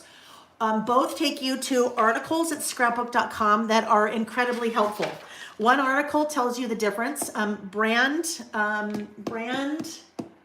agnostic, I guess. Not for a particular brand, it's just telling you the difference between a dye-based ink and a pigment-based ink and then a hybrid, kind of a mixture of the two, with examples. So you can read up on that, and then if you're interested in using ink for other things besides stamping, then you'll get kind of a good introduction there. The second link takes you to an article, again, at scrapbook.com that Tim Holtz did. So it's Tim showing you the difference between a distress ink and a distress oxide ink. Visually, when you see them, there's one thing that's very easy to tell. What's the difference between this one and this one, besides the fact that they're different colors? This one has a black case, and this one has a gray case. All of your distress inks have black case. All of your distress oxides have gray cases. So if you're ever somewhere in person and you are buying inks, make sure to pay attention to that because I have done that years ago, didn't even have a clue what I was doing with inks and was buying the inks or distress inks versus the oxides. All right, so that's just a little like 101, but as I said, if you want to learn more about the difference between distress and distress oxides or dye-based versus pigment-based versus hybrid, then great articles there. Shelley, you know what? I did have a great, where is that? Some of you had suggested that I try out, that I try out an ink from Lawn Fawn. It's a mint ink, right? So we can try this too. It is a dye-based ink, all right? So what we just talked about, not necessarily as juicy, dries a lot quicker, but we'll see, right? We'll try it. Let's see. Scrapinology. Is that flower looking pattern a stamp? Oh, right here. That is actually a piece of acetate. That is a clear piece of acetate from the Good Vibrations collection from Pretty Little Studio. So in that collection, there are also pattern papers that have that same flower. And then there are also die cuts that have that same, and stickers that have that same flower, but not a stamp. All right, so let's come back here. So here we are with our two colors. I like those colors. I think those could go well together. I could certainly use those, but we also wanted to try a picked raspberry because that one was a little bit darker. So as we're doing our testing, another nice thing about doing testing on a separate piece of paper is you can work with different colors and kind of try them out and see what they look like together, right? So that's picked raspberry right there. We'll kind of put that next to it just so we can see. I pressed a lot harder on that one, but brighter pink, not brighter ink. So if we look at those together, I mean, I think really either one would work. They're over here. So I actually kind of like the softness a little bit better of the Kitsch Flamingo. So let's put that off to the side. We can try Stormy Sky, and I will just use that same stamp. I'll continue to do that. So I'm just using a little stamp chamois here to clean that out, or clean it off and dry that. I'm using a microfiber cloth to dry that. You can use a paper towel, or you can use, another kind of towel or cloth. I prefer a microfiber cloth because then it's not transferring little, like little fibers onto my my stamp, which will then transfer. They don't transfer your project. What they do is they leave a space wherever that little fiber is. Any kind of hair or anything that you have on your stamp will make the ink not stick. So then you'd have a space in your stamp. Yeah, I mean, it's okay, but I think I like the pink and yellow together. All right, we're gonna try one more. Let's try that. We're gonna try that mint, that Lawn Fawn Minty Fresh. Let's see what we think there. Dry it off again. So just tools that you want to have handy in front of you, right? Scrapinology, pistachio oxide. So she asked about pistachio. It is, however, let me pull that one out. It usually has a little bit more kind of teal color than I am looking for. So that's cracked pistachio, all right? It's got a little bit more blue to it. So when we put that over here, it doesn't quite, it's almost like I need something a little bit more subtle, right? So let's look at this. Let's look at the Minty Fresh and see what we get. And this is what we do here on Saturdays, you guys. I'm listing, but we're playing. We're playing and learning and trying different things out. Let's see what that does.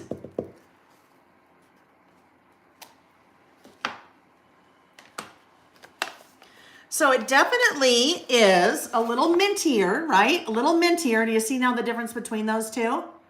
Little mintier. Do I like it? Do I like it with the yellow? I think I still like that combination.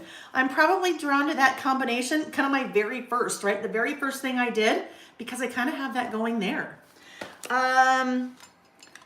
So that's what I'm going to do. I am going to go with Distress Oxide and Kitsch Flamingo. So let me clean this off one more time because it still has some Minty Fresh on there. Clean that off.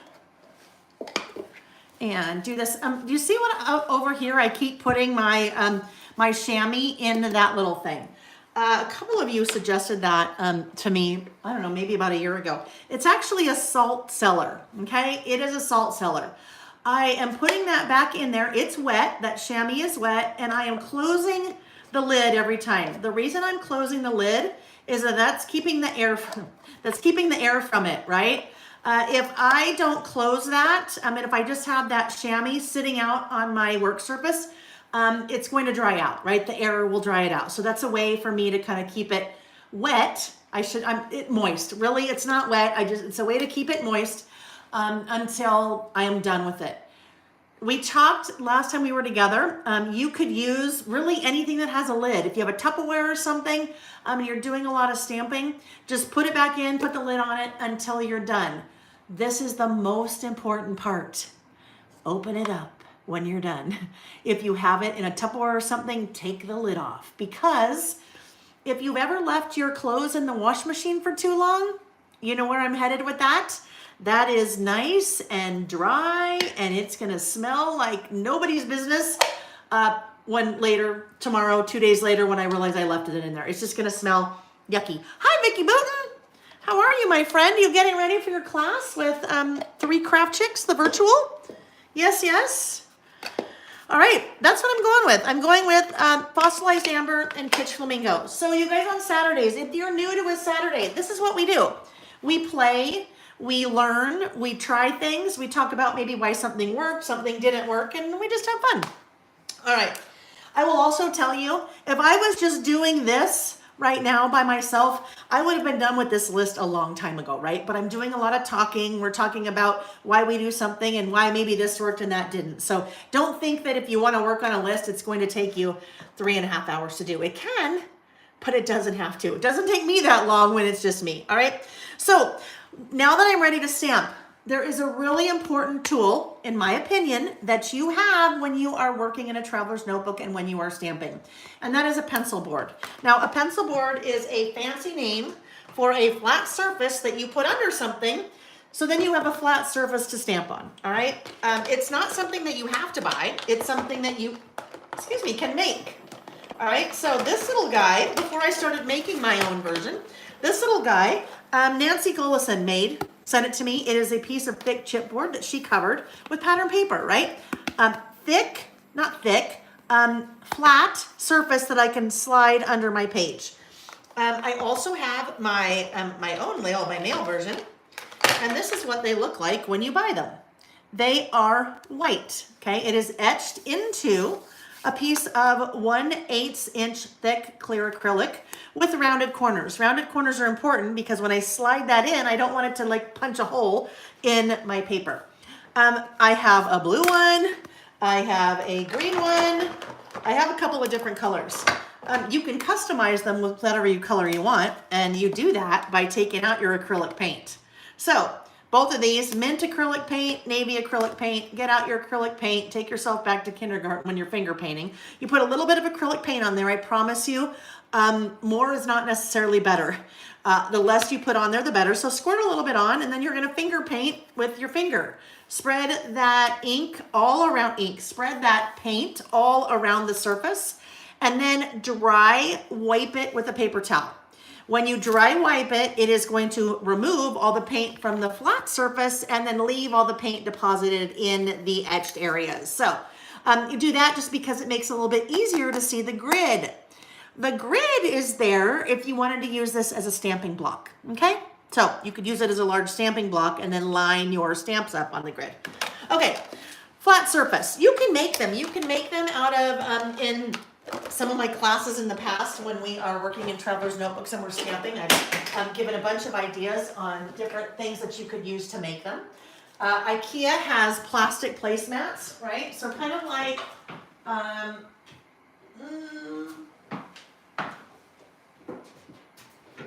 well, anyway, I can't reach it. IKEA has plastic placemats that you could buy and cut up. Even something like this. This is a desk mat that you could buy and cut up and then use underneath your page. But that is really important. Flat surface that I can stamp on. The reason that's important, if I am starting to stamp right here, I need to be very well aware of what happened in the past. What happened here. I have a couple of different layers. I have a layer there, I have a layer there, I have a layer here, and I have another layer there. So if I am trying to stamp, I could possibly run into trouble because of all of those different layers. If I put my pencil board underneath, now I'm giving myself a flat surface, all right? Excuse me. All right, let's have a quick sip of iced tea.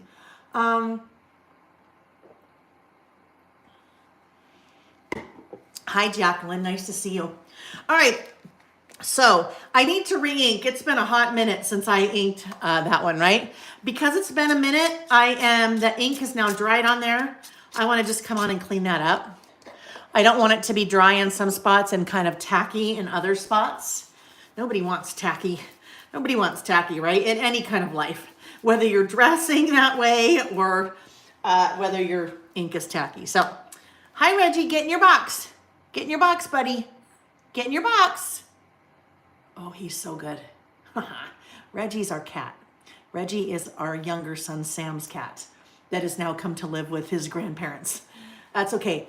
At this point in our lives and our son's life, cat grandchild is better than grandchild, human grandchild. But you guys, if you haven't seen this, I will. If I'll post another picture if he's not still there when we're done. He just likes to be in here with me, and normally he likes to lay on my work surface. So he'd be right here. I have a little IKEA plastic thing like this, but it's larger because he's a large cat. It just sits on the corner of my desk, and he came in and he jumped up on the table, and I said, Reggie, get in your box. Reggie, get in your bucket, and he just gets in, and then he goes to sleep, and then he's in here for a long time, so that's fun. You could also laminate cardstock or pattern paper. You could, you just want to play around with it a little bit. It may not quite be thick enough. You need to make sure that it's thick enough that it is completely eliminating any lumps and bumps. So you could absolutely play with it and just kind of see what you get. All right, so here we go. We are now ready to do our stamping. Usually what I do, I usually look at 1, 2, 3, 4, kind of where I start. That's upside down. Where I want to start. So I think I probably want to start right there. We'll go one lower. I'm going to start right there and then I'll stamp below. When I'm doing the same design every month, like if I was doing this with the box, I would usually count down. Oh, normally I go 1, 2, and then I stamp. So just so there's some consistency, even though they're not next to each other in a, they're not next to each other in my book, because in my book,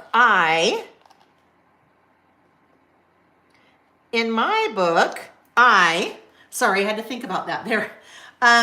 In my book, I put my about last month's, they just roll right in with the rest of my list. So here we go, that's a list that comes there, more lists keep coming in.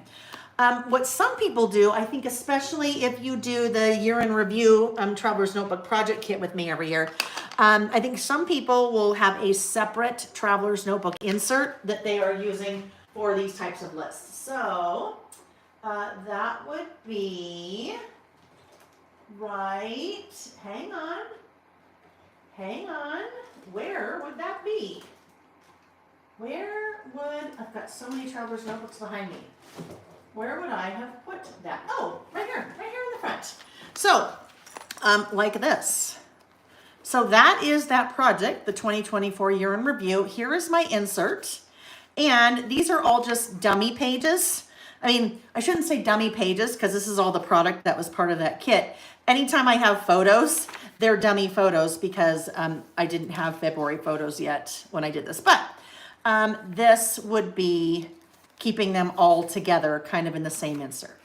All right, that's just a personal preference, but I think if you're doing that project kit with me, I think you have a separate insert. Well, I know you do because that's probably how you're doing it, because there's a separate insert. All right, anyhow, there we go, there's March. I wanna come back in and clean this up right away. I wanna clean it up right away because it's just a good habit to get into. Clean off your stamps right after you use them.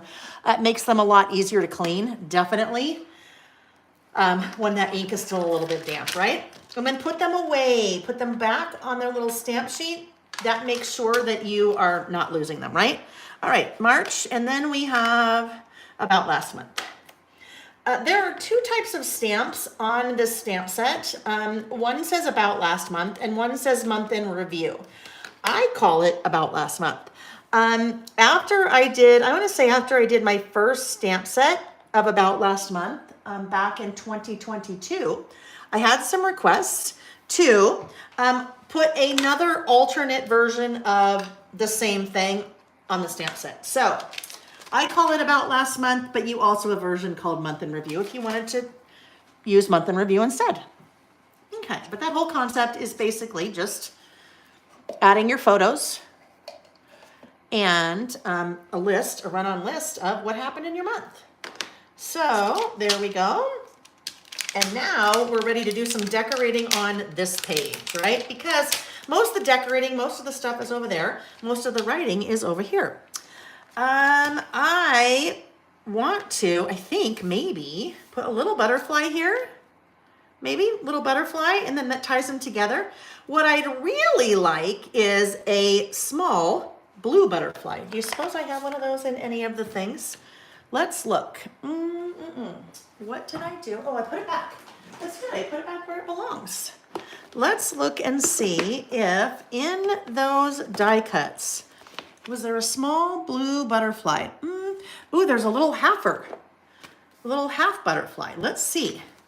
Now, it's not, you know what I mean when I say half, it's flying like that, right? So let's look for that blue one and see if that might work. This is how I store my die cuts. When I get a new collection, I take them out of their package because sometimes it's hard to get in and out of those little packages. Some of the manufacturers don't even really give you a package that you can get in and out of, right? Once you open them, they're kind of open. Oh, he won't work because look at, he's the reverse way. Yeah, no, he's not gonna work for us. So I take them out of their package and I put them in one of these little guys. These I have on the website. They are just, they're little Velcro envelopes, okay? Little plastic envelope, they Velcro. But because I want to make sure that I have the packaging still so I know what's in there, there we go. Oh, look, there was another guy. I got sidetracked. Guess what? So he won't work there. Do we see why he won't work? Because I'd have to go out there with him. If I went out there with him, I leave a trapped white space right there, which I don't want to have. Unless I layered them. No, because then you can't even tell what that is. All right. So in hindsight, I probably would have moved about last month below the M, and then I would have had room for my little half butterfly that I didn't know I was going to add. That's okay. We're going to look one more place for a blue butterfly. And if we don't have a blue butterfly, then we are just going to do something different. So in the sticker book, let's see if we have a blue butterfly in the stick. We do. I have a whole sheet of butterflies in that sticker book. Oh, good. Sticker to the rescue. Maybe this little guy would be perfect. Maybe. Let's look. I'm going to use my little tweezers for this because I find sometimes the stickers get so small that they're a little bit hard to place. If this guy, look, it fits perfectly right there. Done. Done. So sometimes your die cuts come into play. Your die cuts are usually a little bit larger, right? Some of these are definitely larger. Sometimes your die cuts, why am I cleaning this up already? Sometimes your die cuts are what you want to go for because they're a little bit larger, like down here. And sometimes you need something smaller where a sticker really comes into play, right? Okay, so now we're just about ready to start our list. Just about ready. Let's try to put that away. Let's grab 2 more stamps. Let's put this guy away because we are done with him. Where did my stamp sleeve? Oh, here we go. This guy will go right back in his little sleeve and can get put away when I am done. All right, there we go. And I'm going to pull out a mini icon set, and I'm also going to pull out a bullet set. Okay, so bullets and more. Oopsie, 1, 2, 3. So when I usually do a run-on list like this, when I say run-on, I mean that it's a non-numbered list. So run-on. I put a stamp and then write, another little stamp and write. So my little stamp is basically separating each of the things on my run-on list, all right? So I would like to do that. I need a little bullet stamp, although, so here's the difference. Bullet stamps are going to be small, where your mini icon stamps are larger, right? I would like to work in the mini icon stamps, but in order to work in the mini icon stamps, it's a little bit large. I think I will need to find a bullet stamp that's small, and then every so often I might just decorate with one of those guys. All right, so let's do this. Let's figure out, I have 3 sets of bullet stamps. Bullets and More, that's the kind of OG, the original one. Then we have Bullets and More 2, and then Bullets and More 3. So we have lots of different options of things to choose from. There's a little egg, but again, I mean, even though Easter was in March, there's really nothing that's specific to Easter on my list, so I don't think I'll do the little egg. I have little leaves, little flower. I've got loads of flowers. So I have flowers here, I have flowers here, and I have a couple flowers on bullets and more. I think let's use a flower. Oh my goodness, look at, there's actually a little bunny rabbit. Even though I said I wasn't gonna do Easter, I'm doing it. I'm doing it. What? All right, so I need to pull this out, right? This is an example of where it's sticking because it's plastic to plastic. I take that little white cardstock that I use in my stamp sleeves. I pull it from the back into the front, and then that makes it super easy to come out. Another thing I'll mention, this is a 4x4 stamp sleeve. I don't have 4x4 stamp sleeves, but I have 4x6 stamp sleeves and a pair of scissors, right? Same thing when it comes to your little 3x4 stamps. Let's just pull this little guy out. So the way that I make a 4x4 stamp sleeve is I take a 4x6 stamp sleeve and I put my little stamp in there and then I cut the top off. That's how I make a stamp sleeve for 4x4s. Same thing with the 3x3. I take a 3x4 stamp sleeve like that. I throw my little 3x3 in and snip off the top. Let me see. You guys are talking about the Reset Girl. So she's announcing something new tomorrow. Is that right? I'll have to watch. I'll have to watch. Okay, I'll have to go to her YouTube channel tomorrow and see what she is doing. Oh yes, I said I was going to use a little bunny rabbit. So I pulled out all kinds of things here. Let me get these things put back away or else it's gonna just be too much of a mess in here. All right, so I'm using mini icon sleeves and I am using mini icon sleeves. I'm using mini icon stamps and I'm using bullet stamps. Get that away. 2 different sizes. So I need 2 different stamping blocks. I don't need them, but going back to our discussion earlier about having the right tool for the job, my dad always taught me that. Use the right tool for the job. Like if you're trying to screw in a screwdriver, don't go get the butter knife, right? Doesn't that sound like something a dad would say?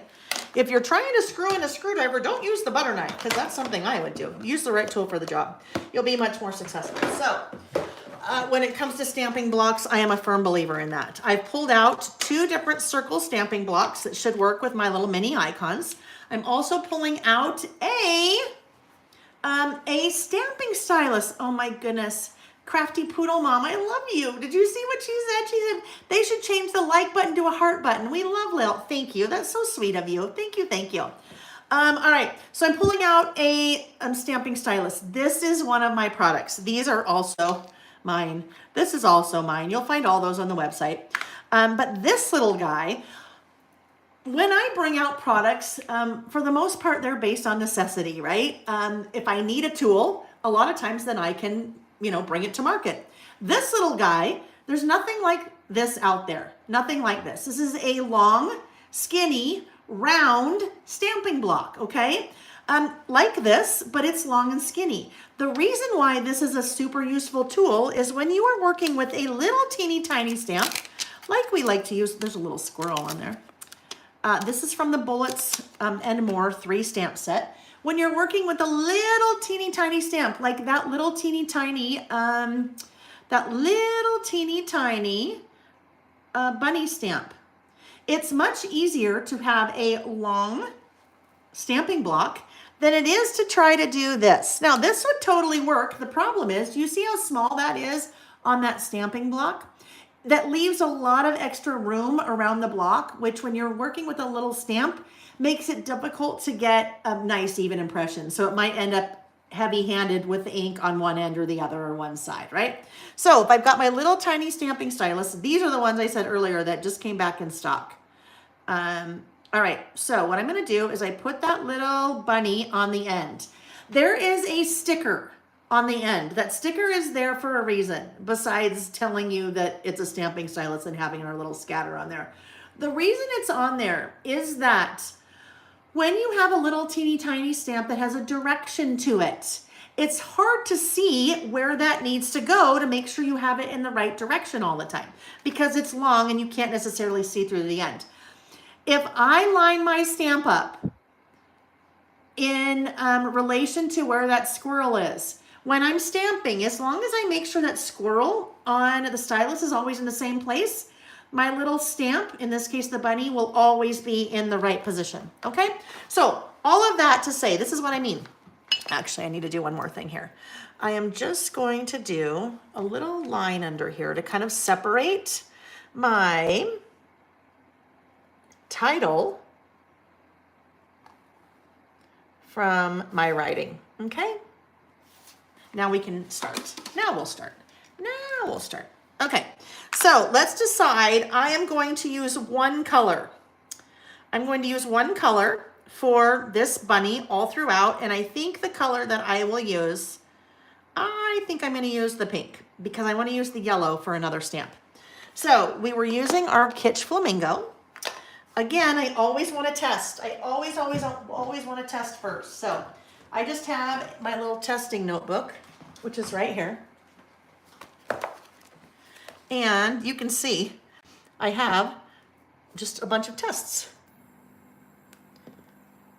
So there's my bunny. Cute, right? My little cute pink bunny. And that's how easy that is to stamp with that stylus, right? You see that? How easy. Makes it so easy with those little stamps. So that's what I'm going to use.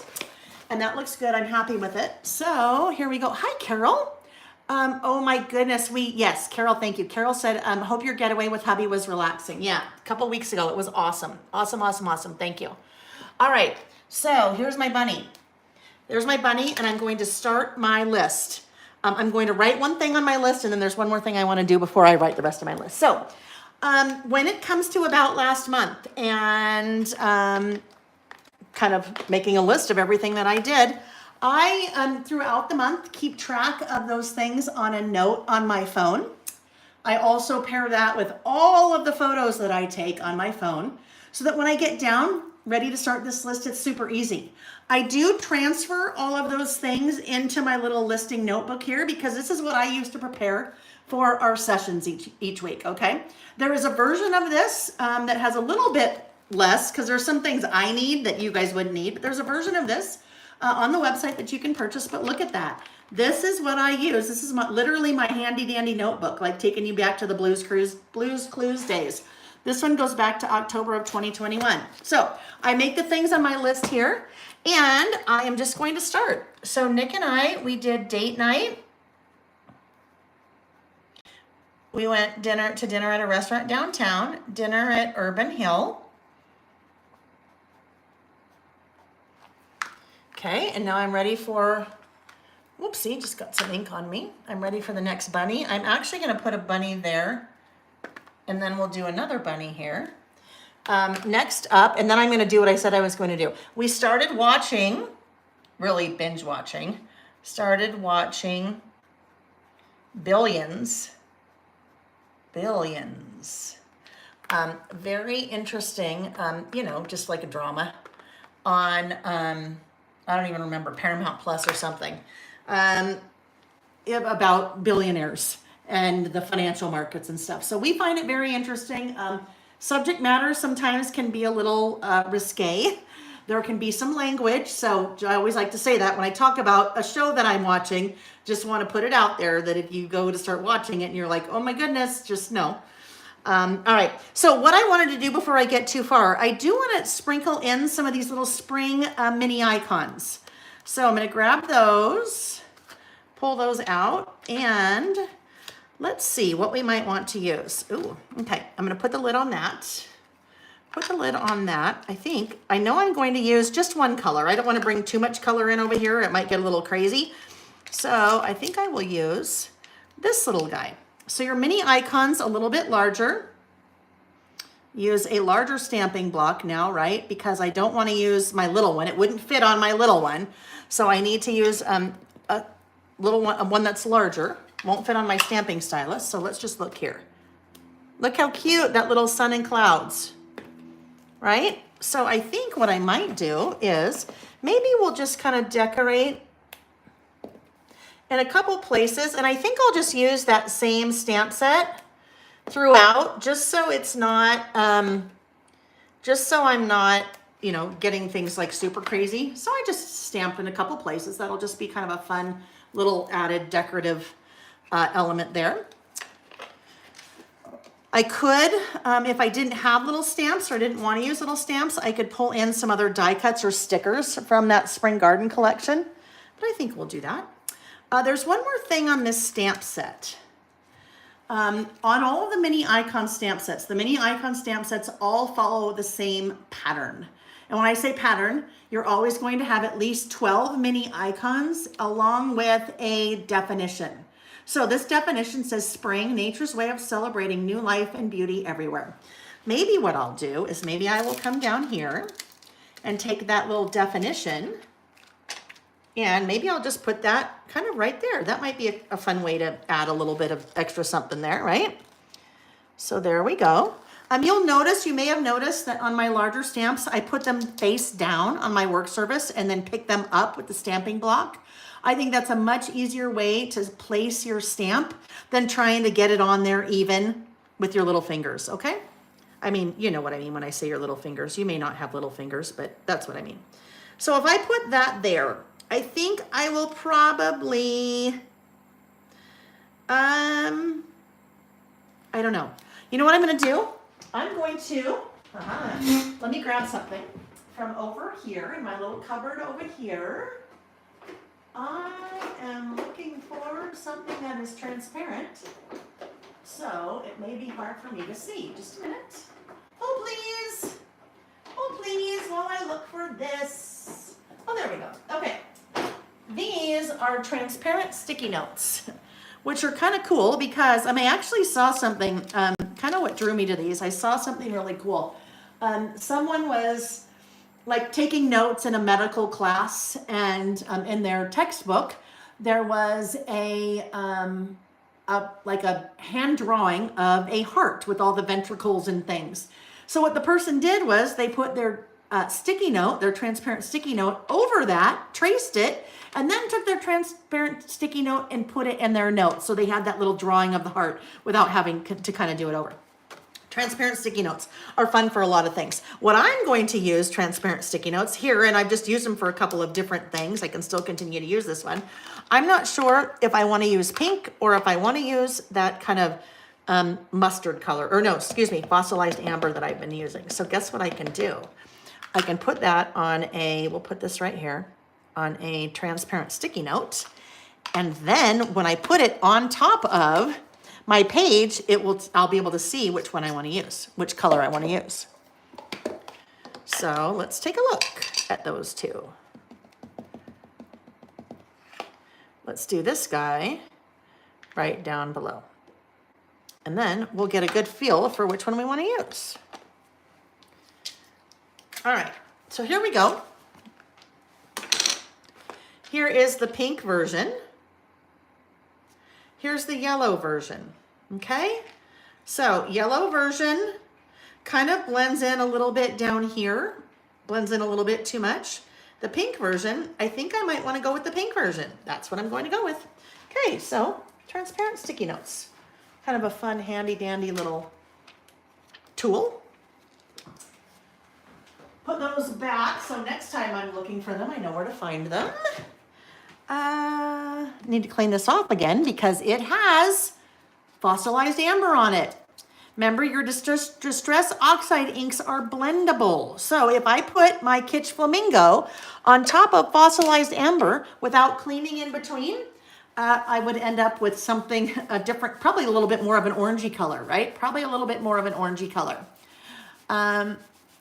Wanda. Yeah, Wanda, I know, right? Wanda said, I've used a butter knife to screw in a screw before. It's funny that you say that, right? Of course we do that. Of course we do that. And then they say you should use the right tool for the job. Because when you accidentally slip and then make a big hole in the wall with the butter knife, or it doesn't work, right? For me, I'm too lazy to go to the garage, so yep, I better look at. See, I just kind of felt that. I need to quickly grab my pencil board and put that under there because if I don't, oh, it's right next to me. If I don't do that, I'm going to run into a problem, potentially with what is underneath. Okay, there we go. Cute. Spring, nature's way of celebrating new life and beauty everywhere. Alrighty.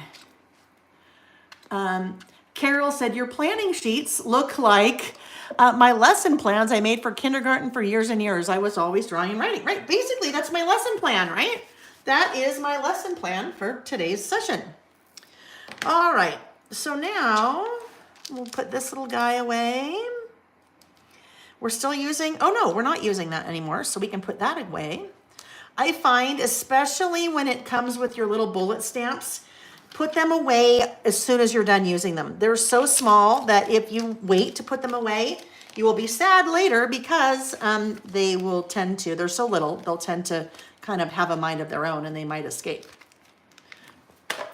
All right, we're ready to continue our listing. Next up, Nick, my husband, had a business trip in Phoenix.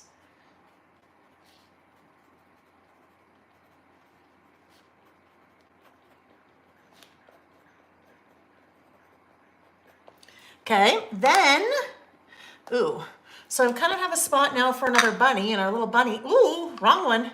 I almost made a yellow bunny. No yellow bunny, we're looking for our pink bunny. Our little yellow bunny, our pink bunny, my goodness, is going to kind of run into our sun, but that's okay.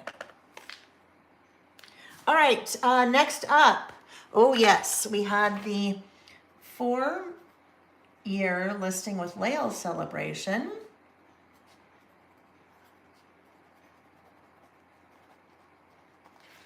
And 5-year, I'll just say LBM, Layle by Mail anniversary.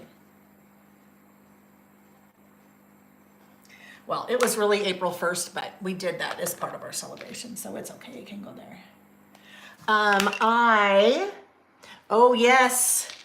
Released the new listing with Layle Idea Book and new, March was a big month, new stamps and dies and stamp sleeves and a 13 by 13 craft storage pouch. So it's just really a list of things that happened in my world when I do About Last Month. Sometimes it might have things about our kids. Sometimes it might have things about my husband. It just depends, right? It's my list. I can do whatever I want. Oh, we had we did a trip to Carmel, California with our friends, the Becks. They are dear friends of ours from college. My sorority sister, roommates for a long time, my maid of honor, and Nick's fraternity brother in our wedding, and those two are married. So, dear friends of ours that we do lots of traveling with. We had an amazing time in Carmel. Carmel had been on my bucket list, on my travel bucket list of places that I'd wanted to visit for years, and we did that. We had so much fun. Such a beautiful, beautiful area. Such a beautiful area. So a few of the things that we did while we were there, we did beach walks, lots of those. I hunted for beach glass. Hunted for, actually that would be sea glass. The difference between beach glass and sea glass. Sea glass is basically some glass that's kind of polished from the waves that is found on a sea beach or an ocean beach, and beach glass is any kind of beach. So it could be like a lake beach or something. That is, you put me in my happy place walking on a beach looking for beach glass, and I am sea glass. I am like, oh, love it. So much fun. So much fun. I could do that for days. We had dinner at a restaurant there called La Bicyclette. I gotta see how I spelled that. Bicyclette, which was lovely.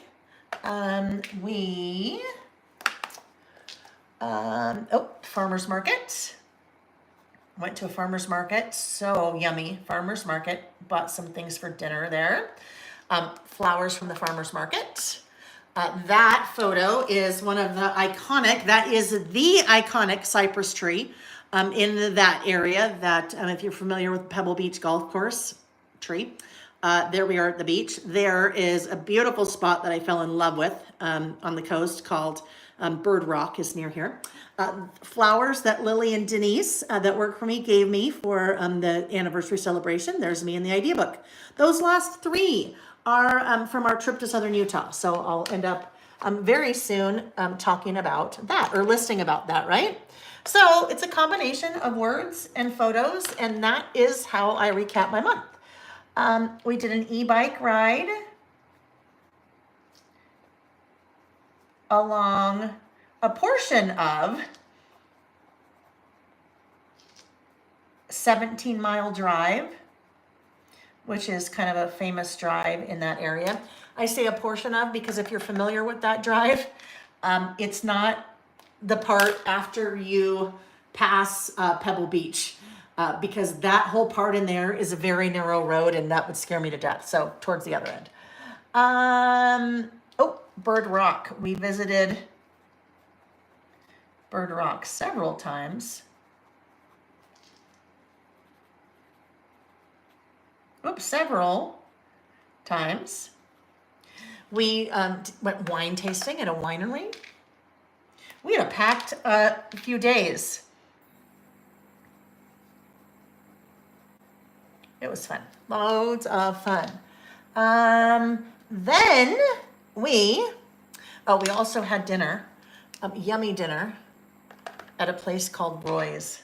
And if you, that Roy's chain, small chain, dinner, I forgot to say at Roy's.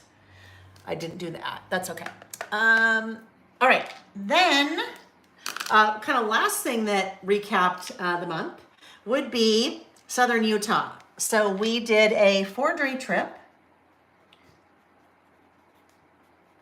in Harvey. Harvey is our RV, and Harvey, the RV, to Southern Utah. Harvey is the kind of RV that is all-in-one. So when I say all-in-one, you're not driving like a separate truck and pulling or a fifth wheel or something. He's not very big. He's like 23 feet long, but it's perfect for us, and we can go off-road anywhere, and we can dry camp or go boondocking, which means we're in the middle of nowhere. Like this is an example. Here we are. This is an area called Temple of the Gods.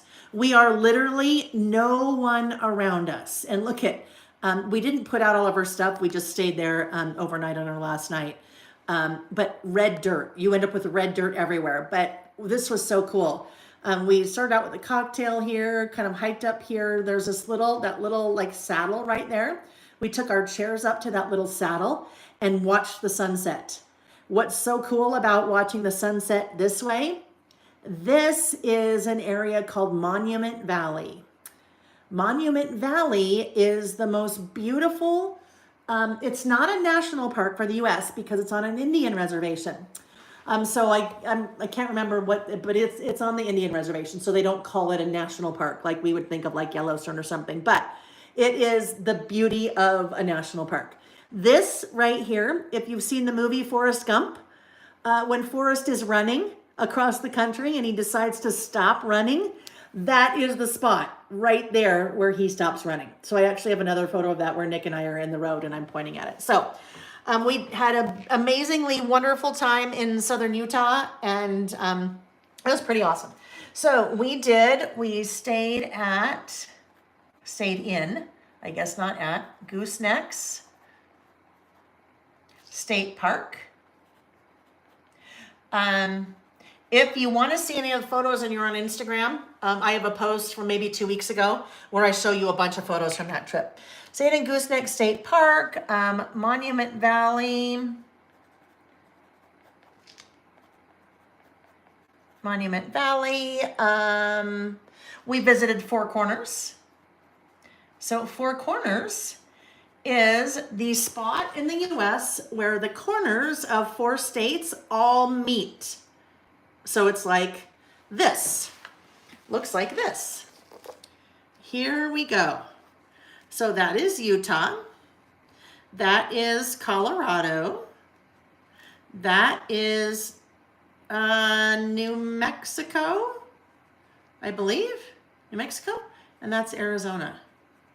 But basically, the corners of where all 4 states meet, that is Four Corners. And you literally can go there and put 2 feet there, and if you bend over, put 2 hands right there, and you can be in all 4 states at once. You can be standing in all 4 states at once. That's called Four Corners. Four Corners, and then Valley of the Gods.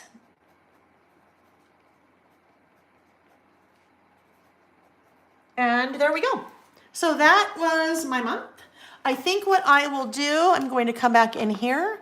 I have a little bit more space there than I'd like. So I'm just going to draw a second little line here, just to kind of add a little bit more visual interest.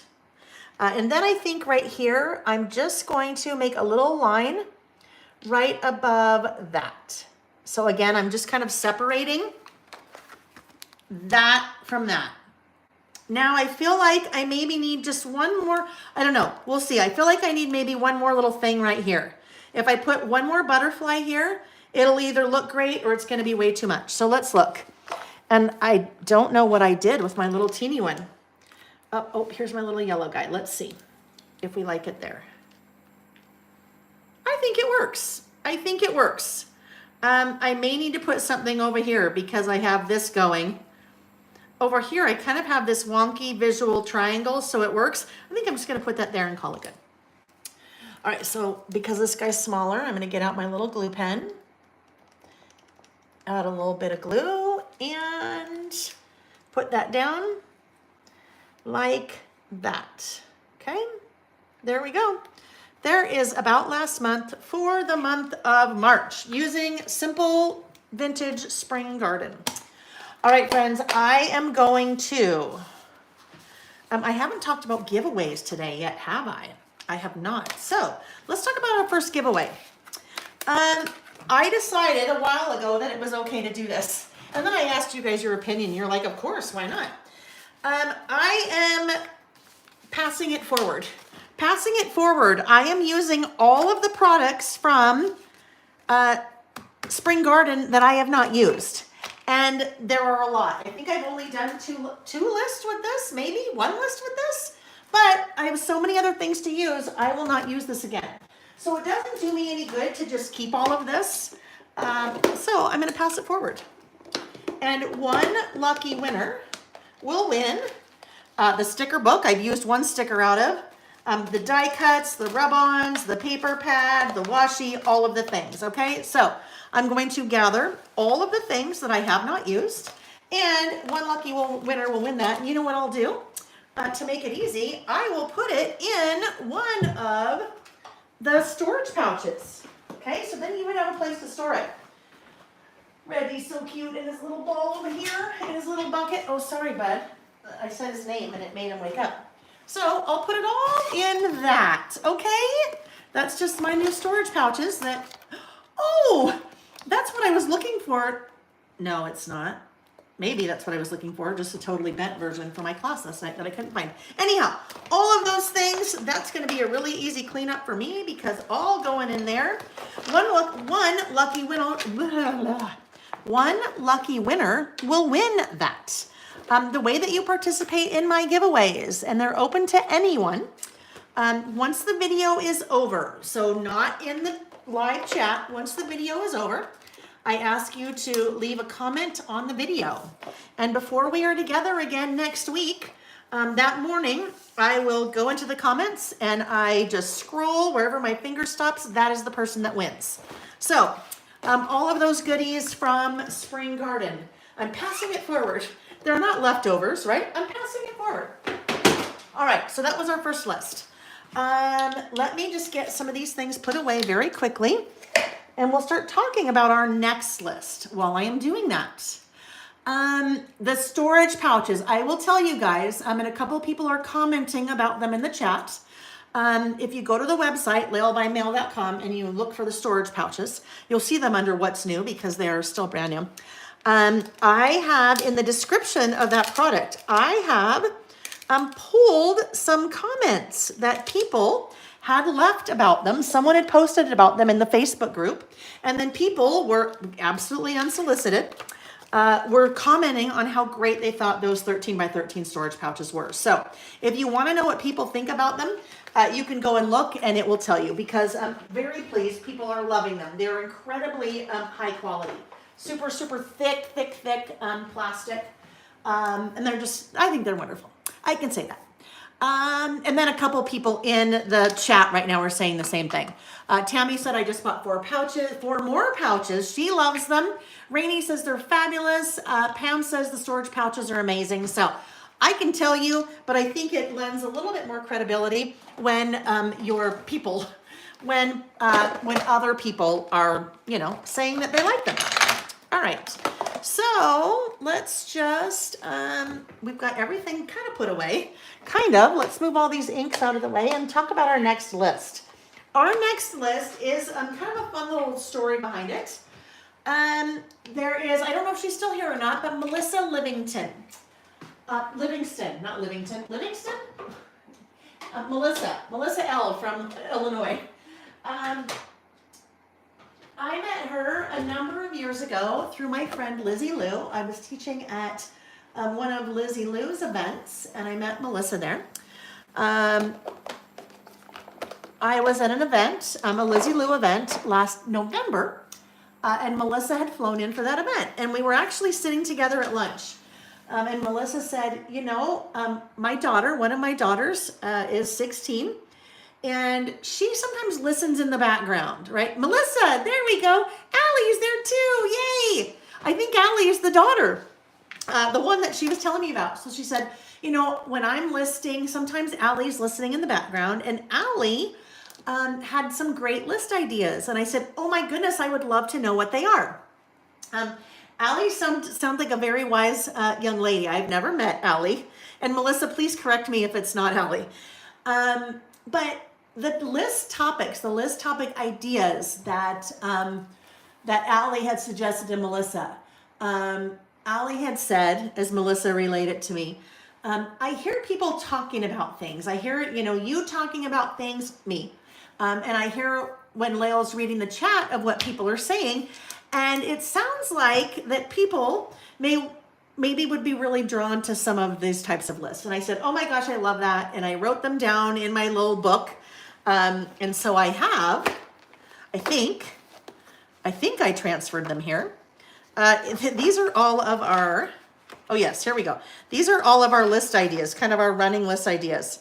Oh no, this is funny. So what I did, I have Melissa Livingston check email. So this is one of the list ideas. I had emailed it to myself. I haven't transferred them over yet.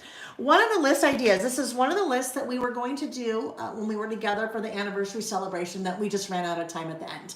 And that list topic is things I wish I still had. Okay? Things I wish I still had. Now, Melissa, if it is Allie, and you want to have Allie type in the chat, or if you want to type in the chat a little bit more about that, I would love it, because I would love to have her perspective in there.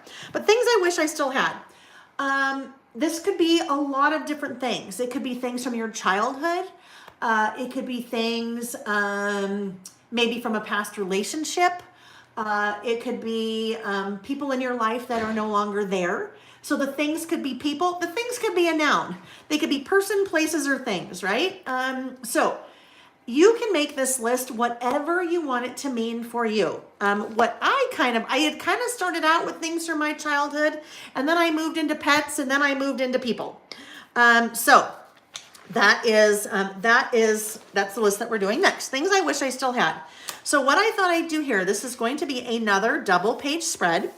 And on this one, I am going to use the Kaleidoscope collection from 49 and Market. So this I actually have stored in my 20-year-old figure, Cindy. I love it. My 20-year-old figure.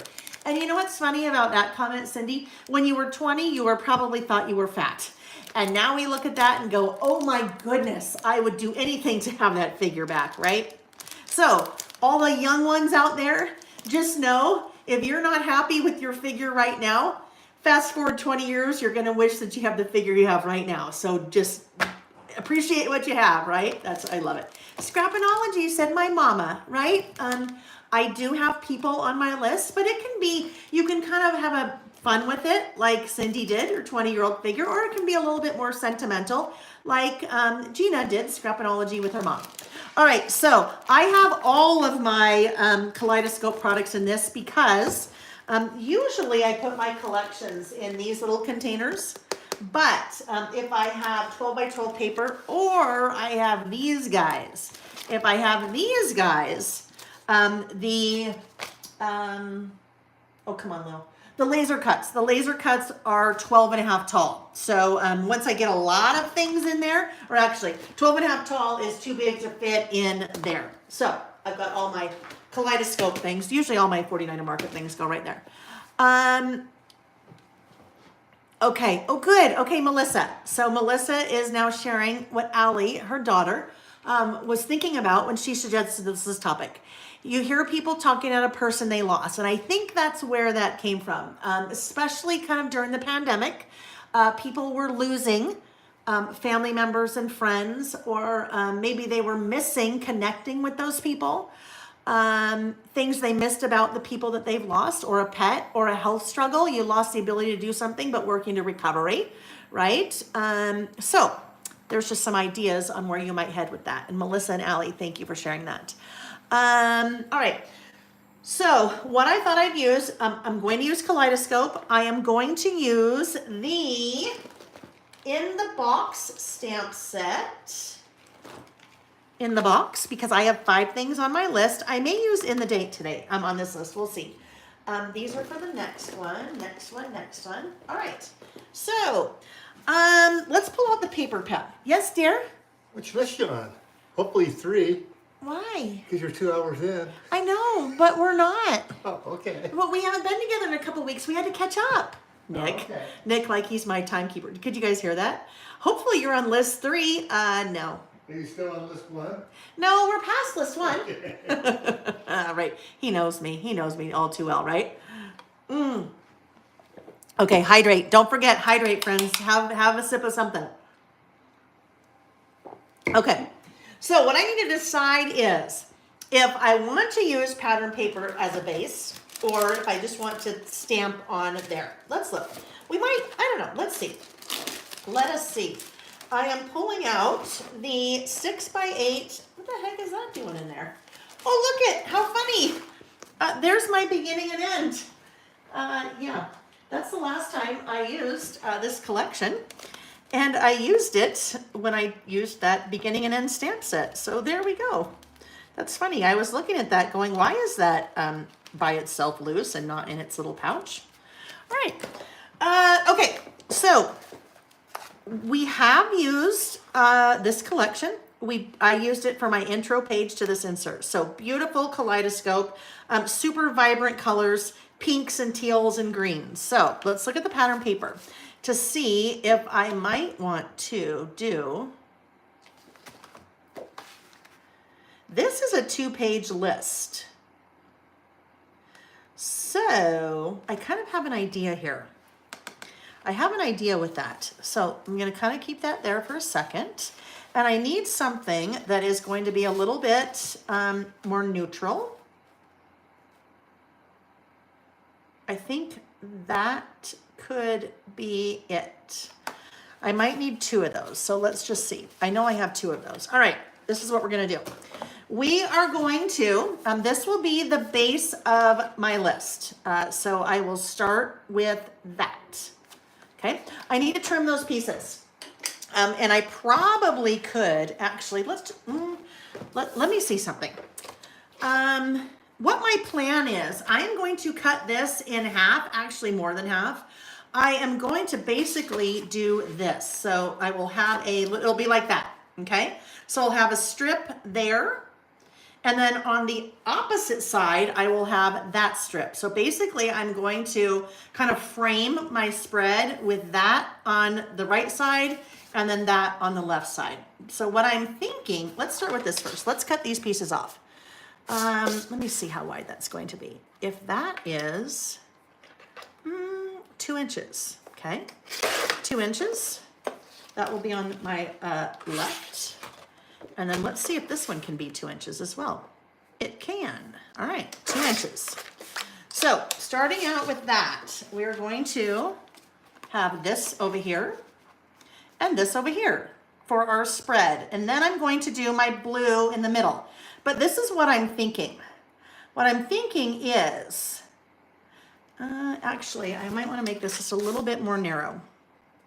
Just a titch more narrow. We're gonna go down to 1 3/4.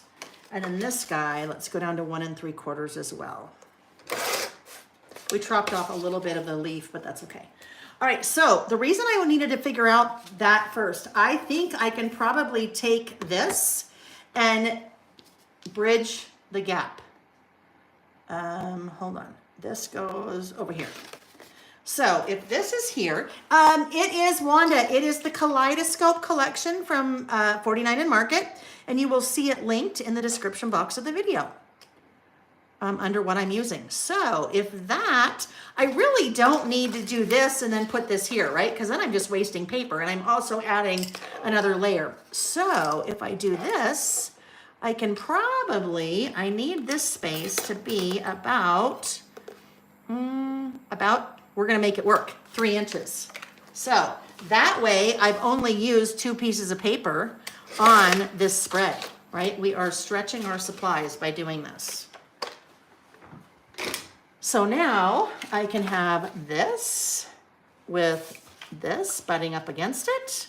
If I need to go under in it a little bit, I can, like that. And then we'll do this over here and this over here, all right?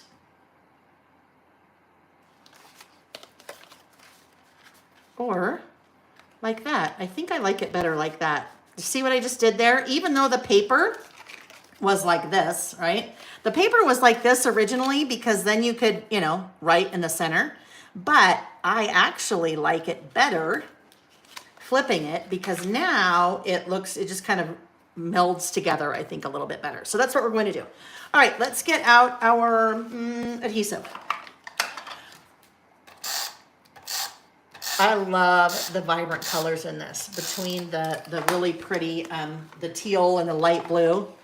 All right, I'm rotating because I'm right-handed. It makes it a little bit easier for me to do it that way.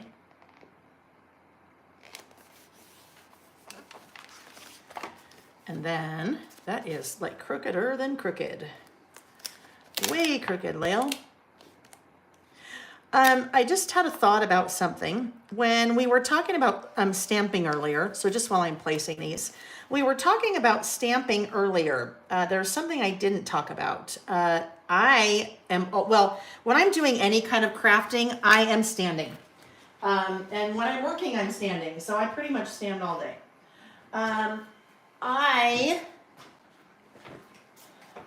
Hang on.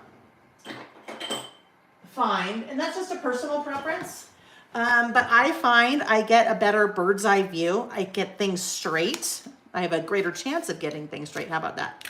I have a greater chance of getting things straight if I am standing. When it comes to stamping, even if you are not a standing crafter, when it comes to stamping, I recommend that you stand, and that is, to me, really important. I think it makes a huge difference in your stamping. So we've talked about a couple of different things. We've talked about knowing what kind of ink you have.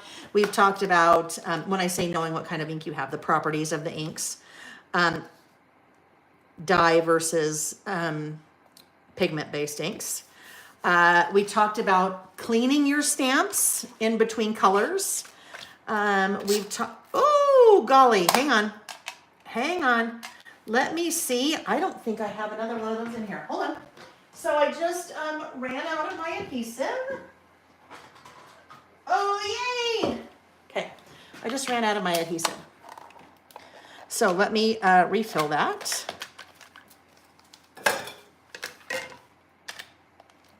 Don't mind mine. I've dropped it on the floor so many times. Normally when you open it, it just opens up. It hinges right there. But I don't drop it on the floor anymore because I use my little stand.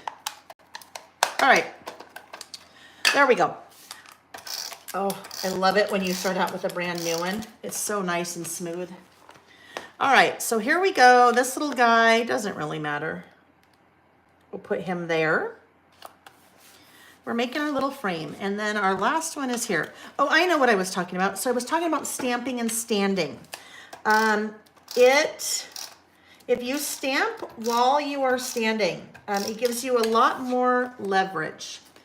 If you sit down, even if you're standing, sit down, and if you're trying to stamp like this, you have your little T-Rex arms, okay? You don't have enough range of motion when you're standing, or excuse me, sitting trying to stamp, in my opinion. If you stand, oh my goodness, you now have so much more range of motion, which means you have a lot more leverage when it comes to stamping. So that's another thing I recommend. Stand when you are stamping. All right, so no, I don't want to turn that upside down. Oh, but I do need to round the corners before I put that down. All right, like so.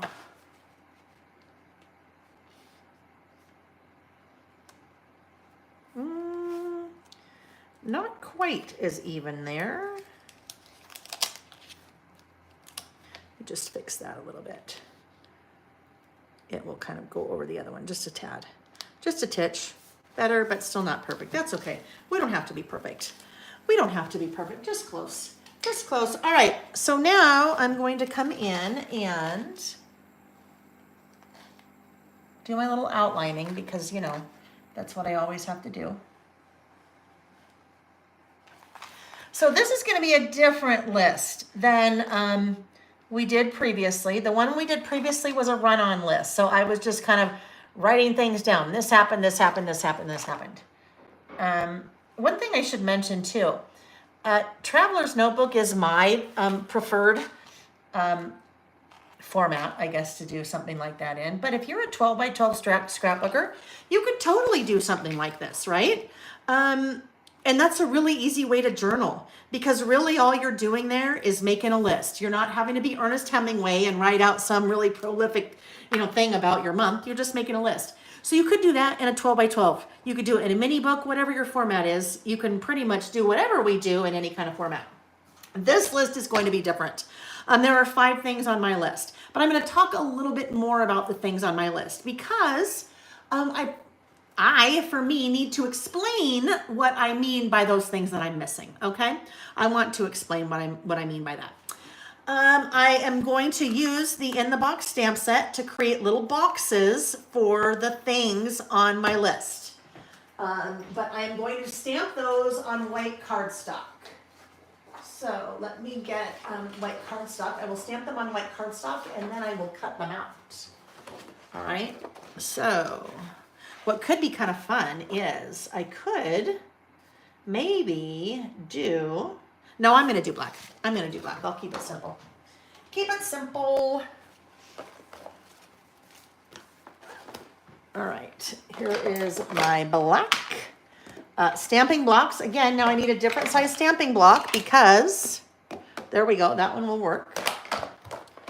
Take that out. These are very well used and loved. Those stamping or those stamps. They actually were used a lot recently because I used them in a make and take project that I did for the 3 Craft Chicks Somewhere Over the Rainbow event. So those got stamped probably 200 times 3, 600, 1,200. This one got stamped 1,200 times. I did not do it. Lily and Denise, bless their hearts. And I mean to bless their heart in a good way. I would it takes a long time, right? It takes a long time. 1,200 times for that make and take. All right, because there were, no, that's not right.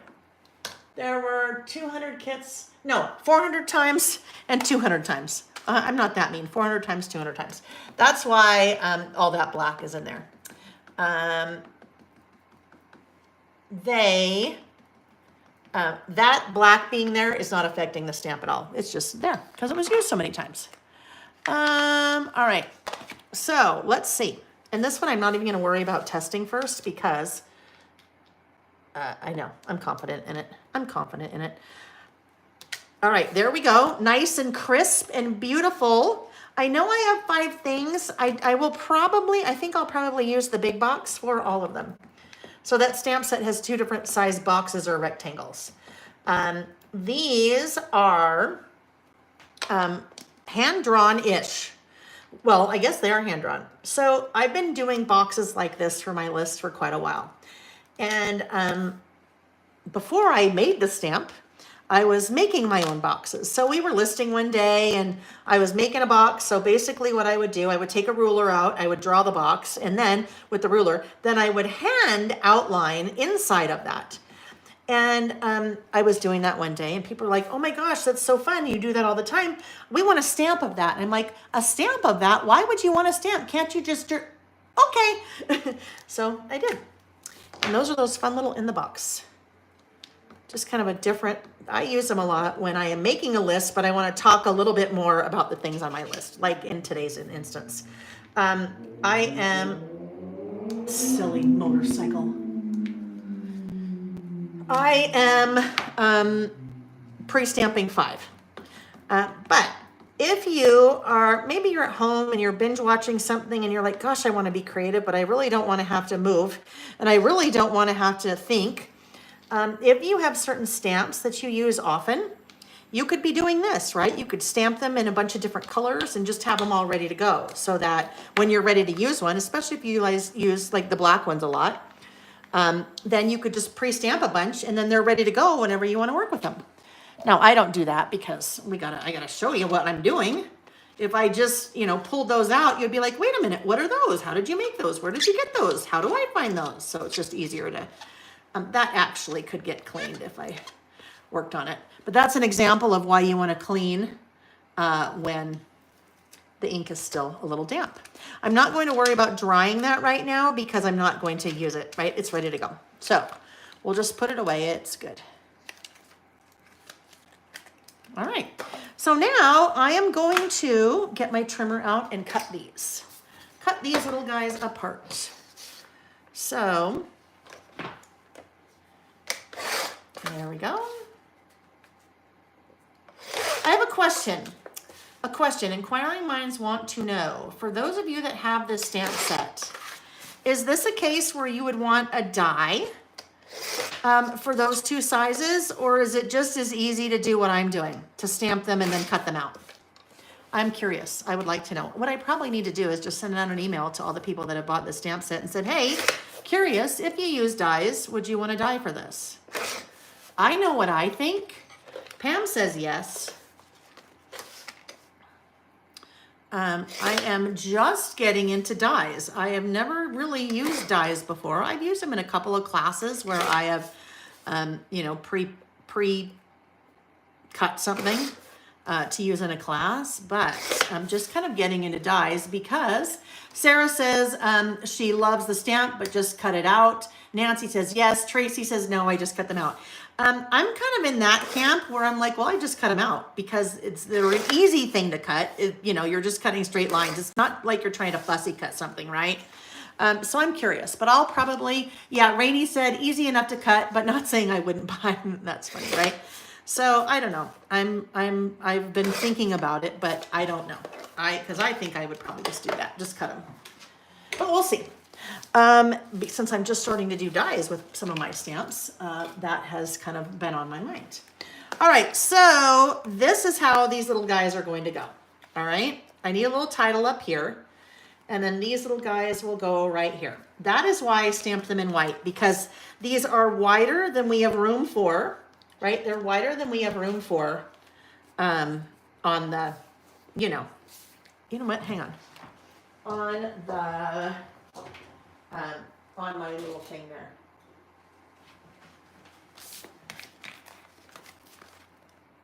Actually, that one's going to be too big. I just want a little clip here that can kind of hold that open. Sorry, I'm talking in a drawer. I'm talking in a drawer with my back to you. You certainly can't hear that. There we go. That's a little bit easier. That's just going to help that to lay flat as I start to lay things out and figure out where I want them. All right, kind of like that, and kind of like that, and kind of like that. Now, I do realize I have kind of covered up a lot of the artwork there, but that's okay. Because what I'm going to do next is I'm going to pull out some of the laser cuts, all right? So the 49 Market laser cuts, if you are not familiar with them, they are very intricately cut, almost like die cuts, but not really die cuts. When I say they're not really die cuts, because there's a big difference between laser cut pieces and things that are die cut, all right? So laser cut, as I look at this, look at that. Look how intricate that cut is. There is no white border around that flower like we might normally see with a die cut, like we usually see, right? So I can kind of pull these in a little bit. Now that's kind of big right there because it would cover up a lot of that item on my list, but I could put something there that maybe was little, if I wanted to write a little bit less about it. So that is how I'm going to kind of bring back in some of the artwork from the edges by using those little guys. Okay, so let's see what else we want to use. There are these beautiful hummingbirds here. Beautiful hummingbirds in these little die cuts, or laser cuts, excuse me, not die cuts, laser cuts. All right, so if we wanted, we could maybe put a little guy like that here. Lots of pretty butterflies. I don't think I'll use that one because I don't really have that orangish color going on anywhere here. Oh, but you know what? We could use maybe this guy somewhere. Maybe like right there. There are 4 sheets in this particular set of laser cuts. So 4 sheets in this particular set. Maybe this guy's pretty. Well, I mean, I know it's pretty, but maybe I'll use it. So I'm just going to start pulling out a couple pieces that I think I might use. Here's a very good example of how intricate, let me pull this out so you can see how intricate these laser cut pieces are. I mean, it's crazy. When you're pulling them away from the sheet, you just need to be careful because they are so intricate. Look at that. Actually, I'm going to do this. I am going to put that on a piece of dark paper so you can see. Look at that. I mean, that laser cut, isn't that beautiful? So intricate. So if you're not familiar with the laser cuts, 49 Market does laser cuts in all of their collections. And usually what they do is they usually do more than one set. So in Kaleidoscope, this set that I'm working with is the wildflowers. Let's see what else we have in this little package of goodness. We have botanicals. We have kind of just the general laser cut elements, and then the minis. So the minis sometimes are kind of nice because they're going to be a little bit of a smaller scale than maybe the bigger packs. So I have lots of things to work with here, right? I have a lot of different things to work with. I need to now kind of start working on my title. So I think what I might like to do, these are things I wish I still had. So I think instead of saying things, I think that's understood. I think I'll just say, I wish I still had, and that will be my title. So I am going to use alpha stickers for this, alphabet stickers.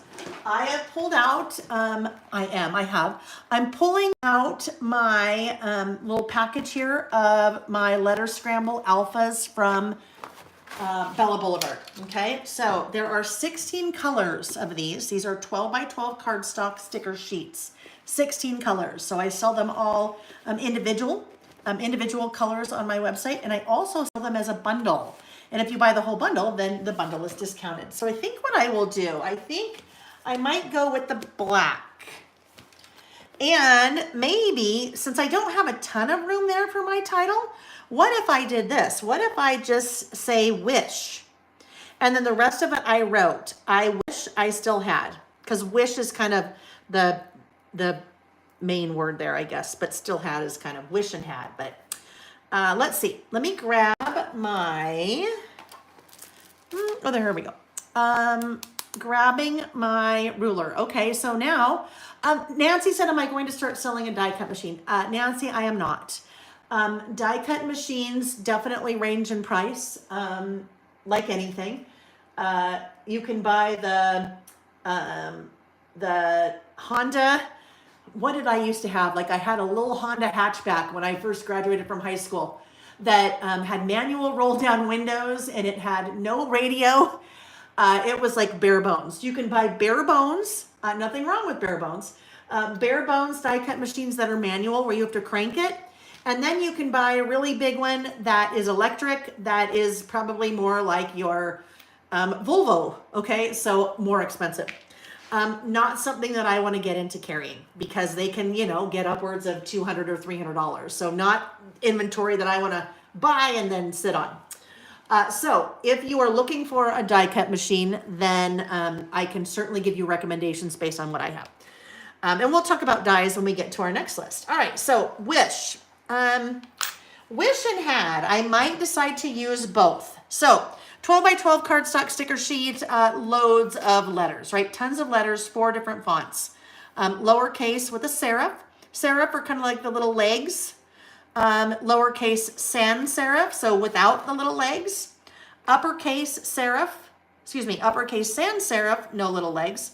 And then those little guys, okay? And then you also have a whole bunch of numbers, a whole slew of numbers. So we're going to focus on wish. And I am going to use this font. So I'm going to pull these little letters off with my tweezers. Scrapbook says I purchased that alpha bundle. Yes, yeah, I love these stickers. So I kind of go back and forth. It depends on what I'm working on whether I want to stamp with alphabet stamps or whether I want to use alpha stickers.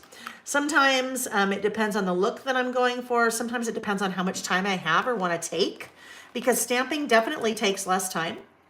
More time. But then the other thing with stamping is you never run out of a letter and you can always get the exact color that you want, right? So I think there's a place for both stamps and stickers, especially when it comes to alpha. Wish. So you'll notice I am lining up my stickers on a ruler. That is for 2 reasons. Number one, since I don't have lines here, if I use a line on my ruler to line those up, it makes it very easy to get things straight. So that's what I've done here. I'm using a little line on my ruler to line those 4 stickers up so they will all be straight when I go to adhere them. But the other reason that you know what, I should probably be putting these down. I need to make sure I have enough room for my title first, so I won't put them down quite yet. The other reason I use a ruler is so that I can decide where I want that to go. I don't have to worry about something being centered when I put the stickers down because I can move my ruler wherever I want it to go. Is that centered? Do I want it to be centered? Yes, I want it to be centered. So I think if I do this and I write things I wish I still had below it, I think I'm good with that. So, well, I think we'll put this maybe around there. And now once I decide that it's centered from left to right, all I have to do is press down on those letters. I'm going to have to move this guy a little bit. I'll wait till he gets down. He's a little bit too close. So I press down on those stickers and then gently hold on the stickers and roll that ruler right out from under. And then I end up with my stickers where I want them to be in a straight line. But that guy just had to move just a titch because it was a little bit too close. I'm going to move that a little bit closer to me so I can see it. Little bit too close to the W. Okay, there we go. Wish. I'm going to add my little my dot. I'll add the dot. Oh, or if I could do this. Look at, I could dot my I with a little black heart instead of dotting. Oh, cute. Instead of dotting with the, actually I'm not going to do that because, so let me finish my sentence before my thought. I could dot with the little circle for the I, and that would be super cute. Well, not super cute, it'd just be regular. I can dot with the heart. I remember I'm not calling this things. So this is I wish I still had, or I could just say wish I still had. That would be easier. What I was thinking about, this was going to get in my way of writing above there, but I'm not going to say things. And if I put the I over here, it'll be weird. It'll just look like one little line. So I'm just going to say wish I still had. And so I will write wish I still had below it. Okay. So we're going to do this like this. This will go here. We're going to do some more things in here. Wait. Got to think about this over here because I want these to be offset. Do we want those in the center like that or like that? No, I want it like this because I like those together, but then it's weird, this space in here. So we'll just move those back that way, this way. I mean, I know I still have a space there. No, there we go. And then I can put something over here if I want. I kind of have to think it all through before we start putting things down. So I'm comfortable now with how those are laid out. I'm going to go ahead and get these adhered. I need to be thinking about what I want to write there. Okay. And then we'll add this little guy over here. And then we'll put these guys down over here.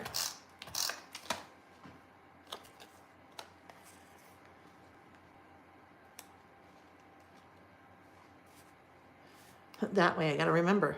Nope. Oh my goodness, what am I doing? That way. Yes, that way. Because then what I will do, I'll put something over here to kind of fill up that space. We're just planning, right? Just planning on how we want it to look. There's no right or wrong way. It's your list. You do whatever you want, right? No one would tell you you did it wrong. And if they did, you know what you can tell them? Go pound dirt or sand or whatever you say. Or some other choice words if you'd like. Colleen, I didn't know that. Okay, Colleen, I totally missed angel time. But Colleen said the dot for the I is called a tittle. I learned something new today. I had no idea. Tittle. I had no idea. A tittle. All right. So, we learned something new today. Thank you, Colleen, for sharing that with us. I kind of like this, even though, so this little thing he's on, it kind of is going to get in my way. I could cut it off. I'm just going to cut it off, right? He's just on part of a stick. He's on part of a stick. It's art. We can do whatever we want. There we go. So that little cute guy will be there, and he's looking at my title, right? He's kind of looking at my title. I like this kind of right there. I'll cut part of that off. Let's just go ahead and put it down now. When it comes to working with the laser cuts, to adhering them, I would get yourself a glue pen. And I have them. But do you see how I had to, super skinny, right? Little skinny stem there. I want to make sure that I get adhesive on that stem, and you will drive yourself nuts if you're trying to use your tape runner to do that. So some kind of liquid adhesive is going to be your friend when you are working with those, little guys, all right? The laser cuts. And it is bleeding off the page because I didn't want it to go so much in there. We're going to chop that off. And then it's also bleeding outside the edge of the page. And I don't like things to stick out the edges of my traveler's notebook, so I just cut it off. All right, now we're ready for this little man, this little hummingbird. Handsome fella, isn't he? He's so handsome. In his beautiful blue coat. I don't know, coat? His body, I guess. It's not really a coat, it's his body.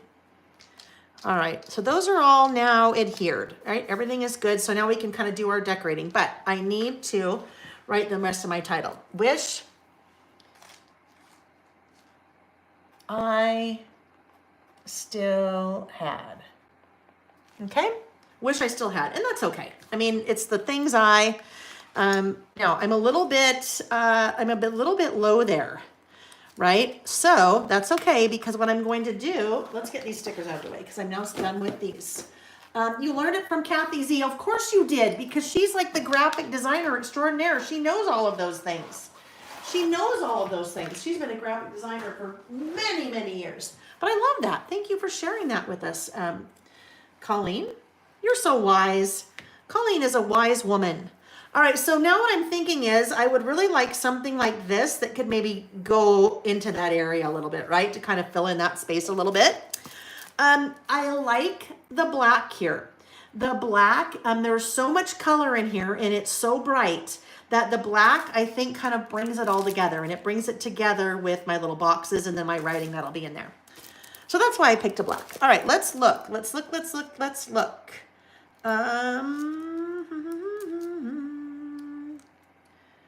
Let's see. I'm just looking at the package to see if there's something in there that can kind of go that way for us. Let's look at the minis. So they just started doing the mini laser cuts with their collections, and I love that they're doing the minis now. So smaller scale of the larger ones that we were looking at. These sheets are 6 by 8, where the other ones were 6 by 12.5. So especially when we're working in a smaller area like a traveler's notebook, sometimes we want things that are smaller. We still want to be able to use them, but we don't have as much room, so we want them to be a little bit smaller. All right, let's see. I need something that's going this way, right? Kind of curving this way. What about this one, maybe? Let's see if this works. So it's all about playing, right? And it's whether this does not pertain to working in a traveler's notebook or in a 12 by 12 scrapbook page or anything like that. It's really all about just playing to see what works. So that, I mean, that could work, right? It could work. I don't know. I think if that goes there, I'd need to put something a little bit more colorful down here, right? So let's look to see what other thing that's colorful. Again, sorry, I don't think I finished that thought. Regardless of what format you're working in, 12 by 12 scrapbook page, a mini book, a card, a tag, a traveler's notebook, it's really all about playing and, you know, just trying things out. So sometimes you might put something down and go, oh yeah, no, I don't like that at all. But sometimes you may put something else down and go, oh, I really like that there. So it's just, sometimes it's just trial and error, right? It's trial and error. But for me, I can tell pretty quickly if something doesn't go. I'll be like, oh yeah, no, that does not look good. I'll be like, yep, nope, I know I don't like that. I know I don't like that. All right, so what about a little, I don't know, maybe one of these little guys, little butterfly over here in there. Not right there, because that looks funny. Definitely not right there. Maybe up here a little bit, maybe. What if maybe we need another little, just a little hummingbird in there, a little guy.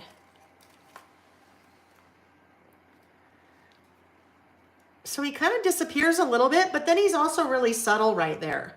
So I kind of like that. I think I'm going to go with that. This is going to be a perfect time to bring back in that highlighter tape, okay? Because everything's kind of layered exactly where I want it. I'm gonna bring in my highlighter tape, and remember, if you weren't here earlier, this is repositionable, removable, repositionable. So I just use it over and over. That's why it's around that little dispenser. Because it's removable and repositionable, once I get things exactly where I want them, I can put that piece on those little pieces that I'm kind of trying to group together. So those were 3 little laser cuts, and now they are 1, okay? Now it's 1. So I can now take that one piece and come in and add all my little, or add my adhesive with my little glue dots here, my glue pen. And because that tape is repositionable and removable and reusable, once I adhere those down, then I can just remove that tape. And it comes right off because it's actually designed for like textbooks and things like that. Let's see where we had this here. Right there. Okay. So I'm going to press down on all those little pieces because I want to make sure that that liquid glue is adhering. And then gently, I'm going to just pull up that tape. Oh my gosh, when Amy does some work for me. She does lots of sourcing and things like that, works with her stamp designer, and she brought this product to me years ago, like 2 or 3 years ago, and said, oh my gosh, have you seen this? And I'm like, oh my gosh, that's the answer to my prayers. Because if you're layering things, then it makes it so much easier to be able to pick it up as one exactly where you wanted it. Hi, Mom and Lainey. My sister Lainey is in town.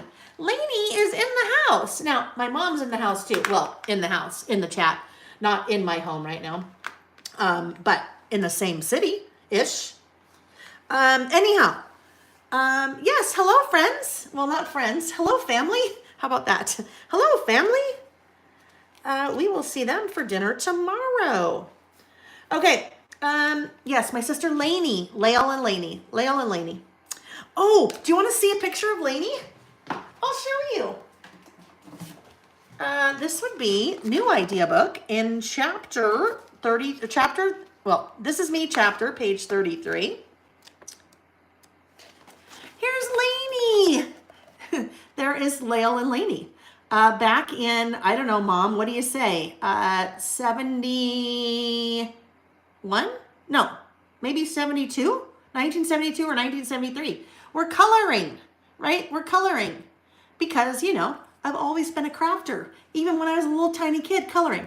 Layle and my little sister Lainey. Okay. Let's keep going.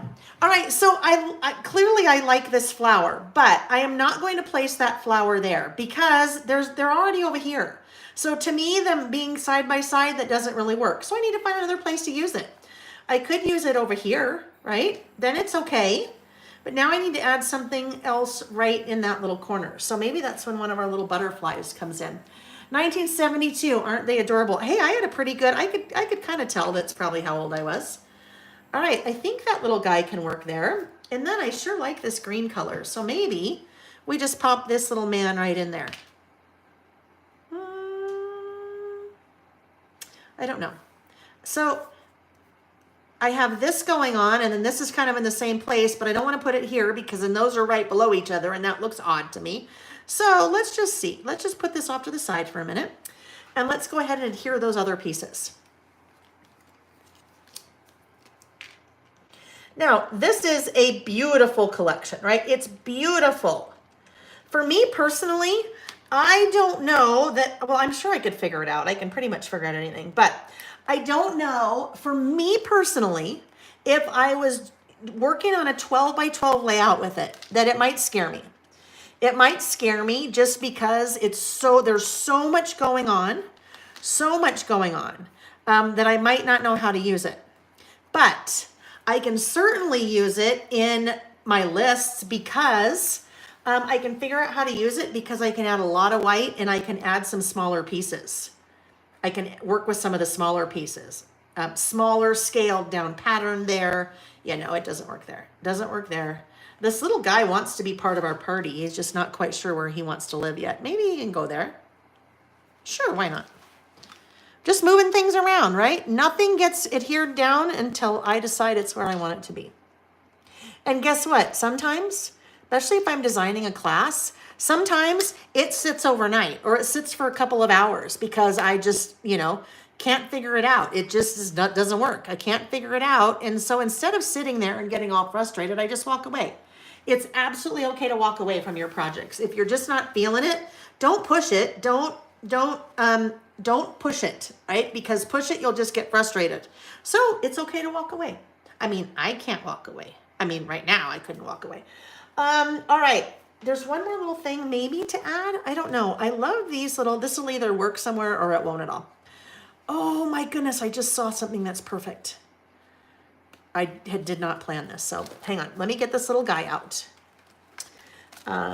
These little bows. I am so intrigued by these little bows. I think they're so cute.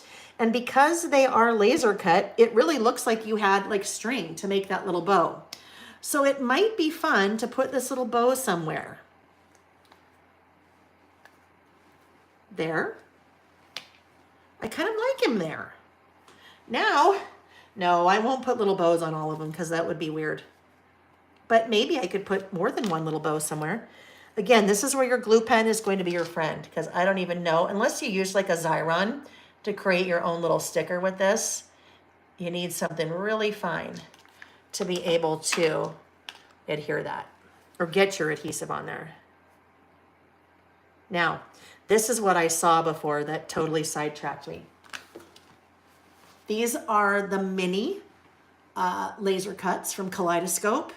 Look at this. It's time to make a wish. Hello? Wish I still had. It's time to make a wish. I think we need to use that. I just need to figure out where I want to use it, right? Something settled somewhere, maybe like right there, just down there. It'd be super cute right there. It's time to make a wish. Almost, guess what it is? It's like one of our little word strips. It's like a word strip stamp or a word strip sticker. So we'll add that. That'll be a nice little like end of our list here. It's time to make a wish. I think I'll put it inside the box. Alrighty. So, ooh, Layle. Okay, here's something that is always a good idea to have in your craft area. Wipes. Because I have a little bit of glue on my fingers from that glue pen. And I just transferred some really dirty, gluey fingerprints to the bottom right there. I'm not going to deal with that now. I have one of those little gummy things that I might be able to erase that, but you probably wouldn't even know it was there. But have a wipe handy, or go and, always check your hands. And if you need to run into the restroom or the kitchen and clean them, it's a good idea. All right, I wish I still had. These are the things I wish I still had. In no particular order. And this is really funny that my mom and sister here. This is not planned. I promise you. The very first thing on my list, Mom, you threw it away, is my blankie. My blankie. I had a blankie when I was a little girl. Mom, you'll have to fill me in because somebody made it, but I don't know who made it. It was all these little fabric squares. It wasn't quilted. It was just kind of sewn together, all these little different fabric squares. And I loved it. I slept with it every night. Every night. So I wish I still had my blankie. And I think in each of these, I think I'm going to write, I wish I still had my blankie from when I was a kid. I slept, and I'm just journaling, not journaling. I am listing, but I'm writing a little bit more about that, about the thing on my list, okay? I slept with it every night. It was such a comfort to me. Mom, what else about the blankie? Let me see. Oh, Gina, I like that. Gina said when she has something fine to glue and she doesn't have a glue pen, she puts a small puddle of glue on her fist and then does this. So little puddle of glue, and then she goes like that and gets the glue on. That's smart. And then just wipe it off, right? Sarah said she found a small piece of her blankie when she was cleaning out before her move. Just the touch, it felt so familiar. All right, Mom, you're leaving me. I'm going to wait and see if my mom answers here because I might add a little bit more about that blankie. I have no idea who gave it to me or who made it or where I got it, but I wish I still had my blankie. I will tell you, I have a blankie. It is a Minky, a little Minky, like infant-size blanket. Minky is a brand, but it's like furry kind of. It's a not even a travel size, it's an infant size. So maybe it's like 3 feet by 2 feet. I sleep with it every night. I am very much that, I know it sounds funny. I sleep with it every night, but I'm very much like that cuddle. Even if Nick and I are like on the couch watching TV, even if it's 100 degrees outside, I'll still have like just something small like that I can cuddle. I got it from Grandma. Lainey has her pink one. Oh my gosh, Lainey, when I come to see you, when you move, I want to see it. I got it from Grandma. Let's see. So I'm going to say my grandma gave it to me. Mom, I'm so glad you were here because I could ask you that question as I was writing because I didn't know that's where it came from. My grandma. Layle's is a goner. Wah, wah. I know. How did mine end up? You know what? I do remember mine was tattered. It was like in pieces. And I want to say maybe in middle school or high school, I mean, it probably needed to go, right? It was ready. It was time. It was time. Reggie, get in your bucket. You guys, he literally just hopped up onto my desktop. He's standing in his little bucket, his little container, and he's gonna sit down and go to sleep. I love that. I trained him. I loved it too, Jody. I loved it too much. Yes, I loved it too much. Oh my goodness, that's the perfect way to put it. I loved it too much. All right, Allie, if you're still here, I love this list topic. I'm so glad that you suggest this. So Melissa said, I didn't know they were called a Minky. My son carries one around. So Minky is the brand, a Minky blanket. That's the brand of the one that I have. They're a Utah-based company, so they're all over the place in Utah. Like if you go to a favorite things party or something like that, like 5 people there will be giving a Minky blanket because it's just, they're a big thing in Utah. Okay, so the next one. I used to have a diary when I was little. I wish I still had my diary. It had a little gold lock, right? With a key. What I wouldn't give to go back and read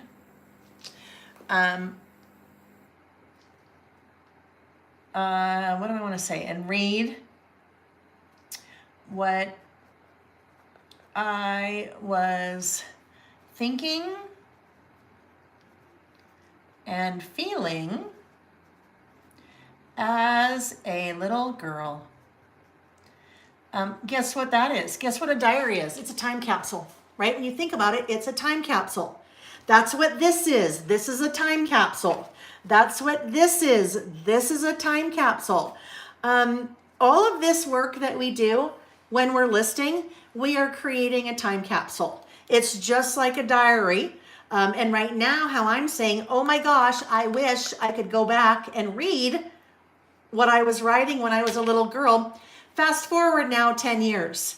10 years, it'll be so nice to say, oh, I really wish I could go back and read what I was writing and feeling. Wait a minute, I can because I've been listing, right? So, total time capsule. I just wish that I could go back and read it.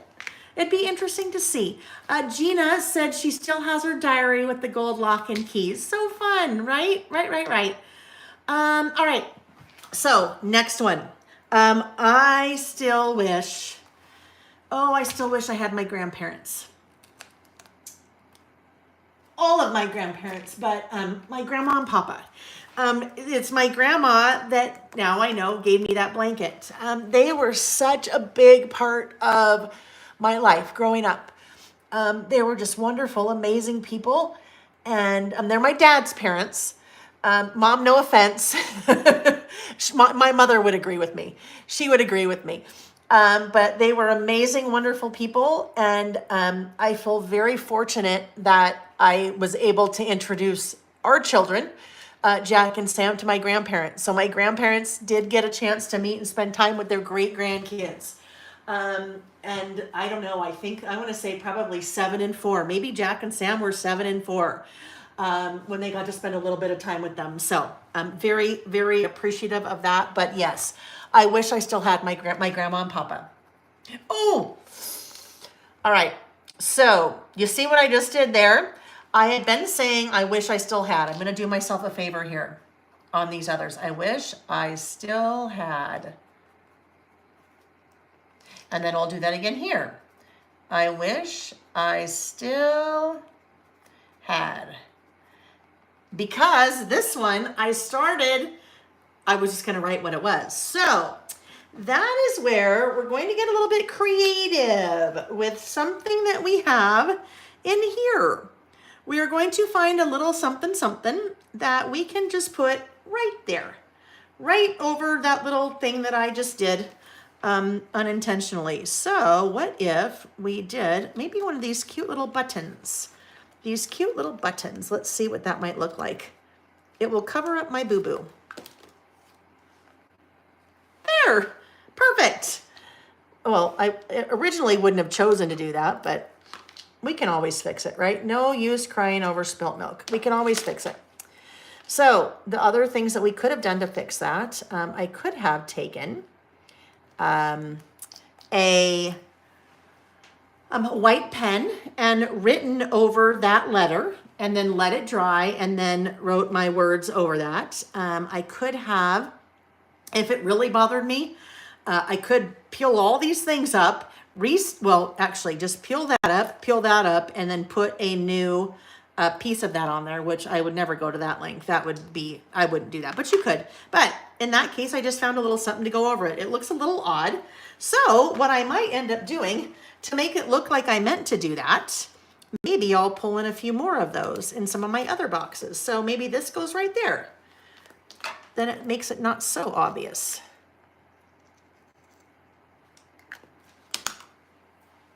This one can go right there. Okay.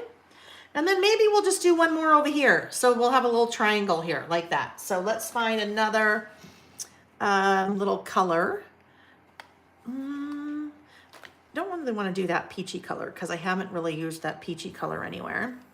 I suppose we could do this color. This kind of minty looking color. Are you guys listening with me today? What are you doing today? What does your day look like? Are you listing? Are you working? Are you working on a different craft project? Are you cleaning? Are you relaxing? Hopefully you're relaxing. And if you're not relaxing yet, hopefully you can work that into your day a little bit. Okay, so now we can fix this. I wish I still had.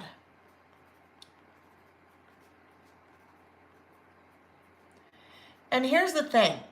Because I didn't really do like things I wish, and I didn't really know how to work in the eye anywhere here, I kind of can get that point across by in each of those boxes writing, I wish I still had. Gina said that is so cool to know grandparents. I didn't know any of mine. This is a really special thing. The relationship that our kids, Jack and Sam, have with both of their grandmothers, my mother and Nick's mother, is amazing. And it is all because of them, the grandmothers. There are things I know that both of our boys have shared with my mom that Nick and I have no idea about. And you know what? I'm totally fine with that. Because if they needed to talk to an adult about something, and they maybe didn't want to talk to their parents about it, but they had an adult in their life that they could talk to and confide in and get really good, solid advice from, I am so okay and so thankful for that. So I'm very thankful that both of our mothers have made a very conscious effort to be involved in their grandkids' lives. Scrap Gina's making a commissioned baby album. Ooh, that sounds really cool. Sarah's making an artist trading birthday card for a friend. Belinda's working on a 12 by 12 layout. Jacqueline is working on past lists since I have not caught up. You know what, Jacqueline? I'm going to have you take off the last part of that sentence. You're just going to say, I'm working on past lists. There's no caught up, right? It's actually nice to have things to work on. So no caught up, never behind. This should always be fun. It should never be guilt or I've got to get caught up or I'm behind. Kelly, I just caught up in 3 about last month lists. Okay, caught up. Debbie's cleaning and reorganizing her kitchen cabinets. She just has me on in the background, right? Vicky's listening and painting the bathroom. Again, just doing whatever, not crafting at all, although painting, a little bit of crafting, if you call painting a wall, crafting. But yeah, you guys are just hanging out. Helen! Helen is one of the ladies that I said sometimes joins in from New Zealand. She just woke up and is tuning in from bed. Loves Layle on a Sunday morning. Helen, tell us what time it is in your world. What time is it where you are? Karen is doing laundry and trying to figure it out. This newfangled, I don't know what that says, WD set. Marilee is still freezing but selling. Just to buy more craft. So Marilee, you are having a craft garage sale. I thought you were going to a craft garage sale. I get it. Tammy's working on laundry. Cindy's at a retreat, lakeside. Ooh, that sounds fun. Reading journals and working on her 2023 year in review traveler's notebook. So guess what? Only a few people said they're listing, which is totally okay because we're just hanging out. We're just hanging out. We're friends hanging out. And we're working on whatever we're working on. But that did make me see as I was looking up at the screen. I think I want to just do a little double outline here because it just feels like it needs a little something more. So I'm going to continue with my list. This is what happens, friends, and this is what happens if we were in person. The same thing would be happening. We'd be talking, we'd be chatting, we'd be working, and then all of a sudden we get off on a tangent. That is why that guy comes into place. The squirrels, right? We just chit-chat and talk and get off on a tangent. I have a thank you note. Hold on. I have a thank you note if you're here. Just a sec. Just a sec. Hold on. I'll be right back.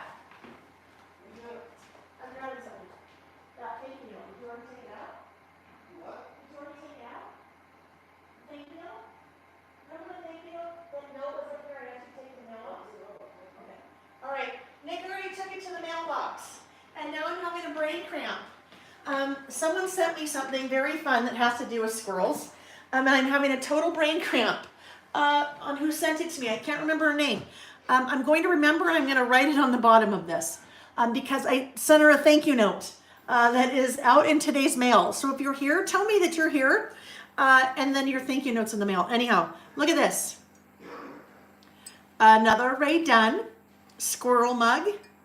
Squirrel on one side, Doug the dog on the other side. I need to take that little guy off. That's Doug the dog. That's where the whole squirrel thing came from, the movie Up, Doug the dog. But look at, that's his little tail as the handle. So, squirrel. Because we'll be working or talking and all of a sudden I go off on a tangent and we're squirreling, right? Like I just did. Okay. Here we go. Finishing my little double outlining here. But what I was saying is if we were in person, the same thing would be happening. We'd be all working on whatever we were working on. And all of a sudden someone would go, oh my gosh, I saw the best movie the other night. And then we get up on the tangent about the best movie. And then maybe The Rock was in the movie. And we're like, oh my gosh, The Rock. Hey, did you see The Rock is now doing commercials for Target? And then, oh my gosh, Target. I love Target. And then we'd be off on a tangent for the next half an hour. Same thing. We're just not in person. All right. I wish I still had. Oh, yes. Grandma and Papa. Grandma and Papa.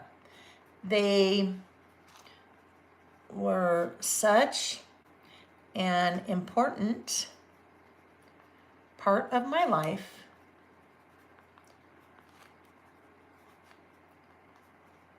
I'm so glad I had the time with them that I did, and that Jack and Sam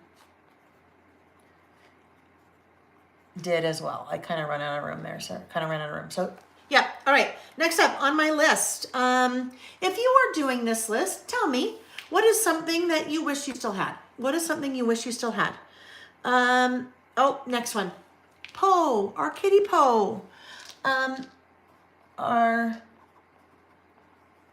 sweet cat Poe. He was such a good-natured kitty. We all loved him so much, and it was so hard when he got sick. It was during the pandemic when he got sick, and I'm just going to say died. Passed away, but he didn't really pass away. But then, we had to have him put to sleep, but then you don't really want to say that. And so, yes. And when he got sick and died, we miss Poe. We miss Poe so much. All right, the last one. I wish I still had books from my childhood. Books from my childhood. Let's see. Wanda said she's taking notes of what I'm doing. We'll do later. She's texting an old friend and chatting with everyone. Very good. Jacqueline says she wishes she still had her mom and dad. Jacqueline, I can't even imagine. I'm very fortunate to still have both of my parents, but I just can't even imagine. I'm very sorry. Gloria Ann said her original Barbie. I traded it in for bendable Barbie. Oh, yeah. Rainey, I'm so sorry. Rainey said, you're making me cry. I had to put my Emma Kitty Town too during the pandemic. Pandemic was hard on a lot of things. It was very hard to lose a pet during the pandemic because you couldn't go into the vet. Normally, well, anyhow, long story. We don't need to get into that, but yes, always hard to lose a pet, 100%. Sarah said, I wish I had the elder members of my mom's family. They came over from Russia.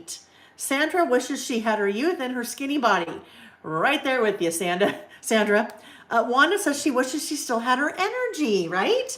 So very interesting to see and hear what different people are saying, right? Done things they wish they still had. Some can be funny. Some can be very serious or sentimental. Books from my childhood. I was such an avid reader.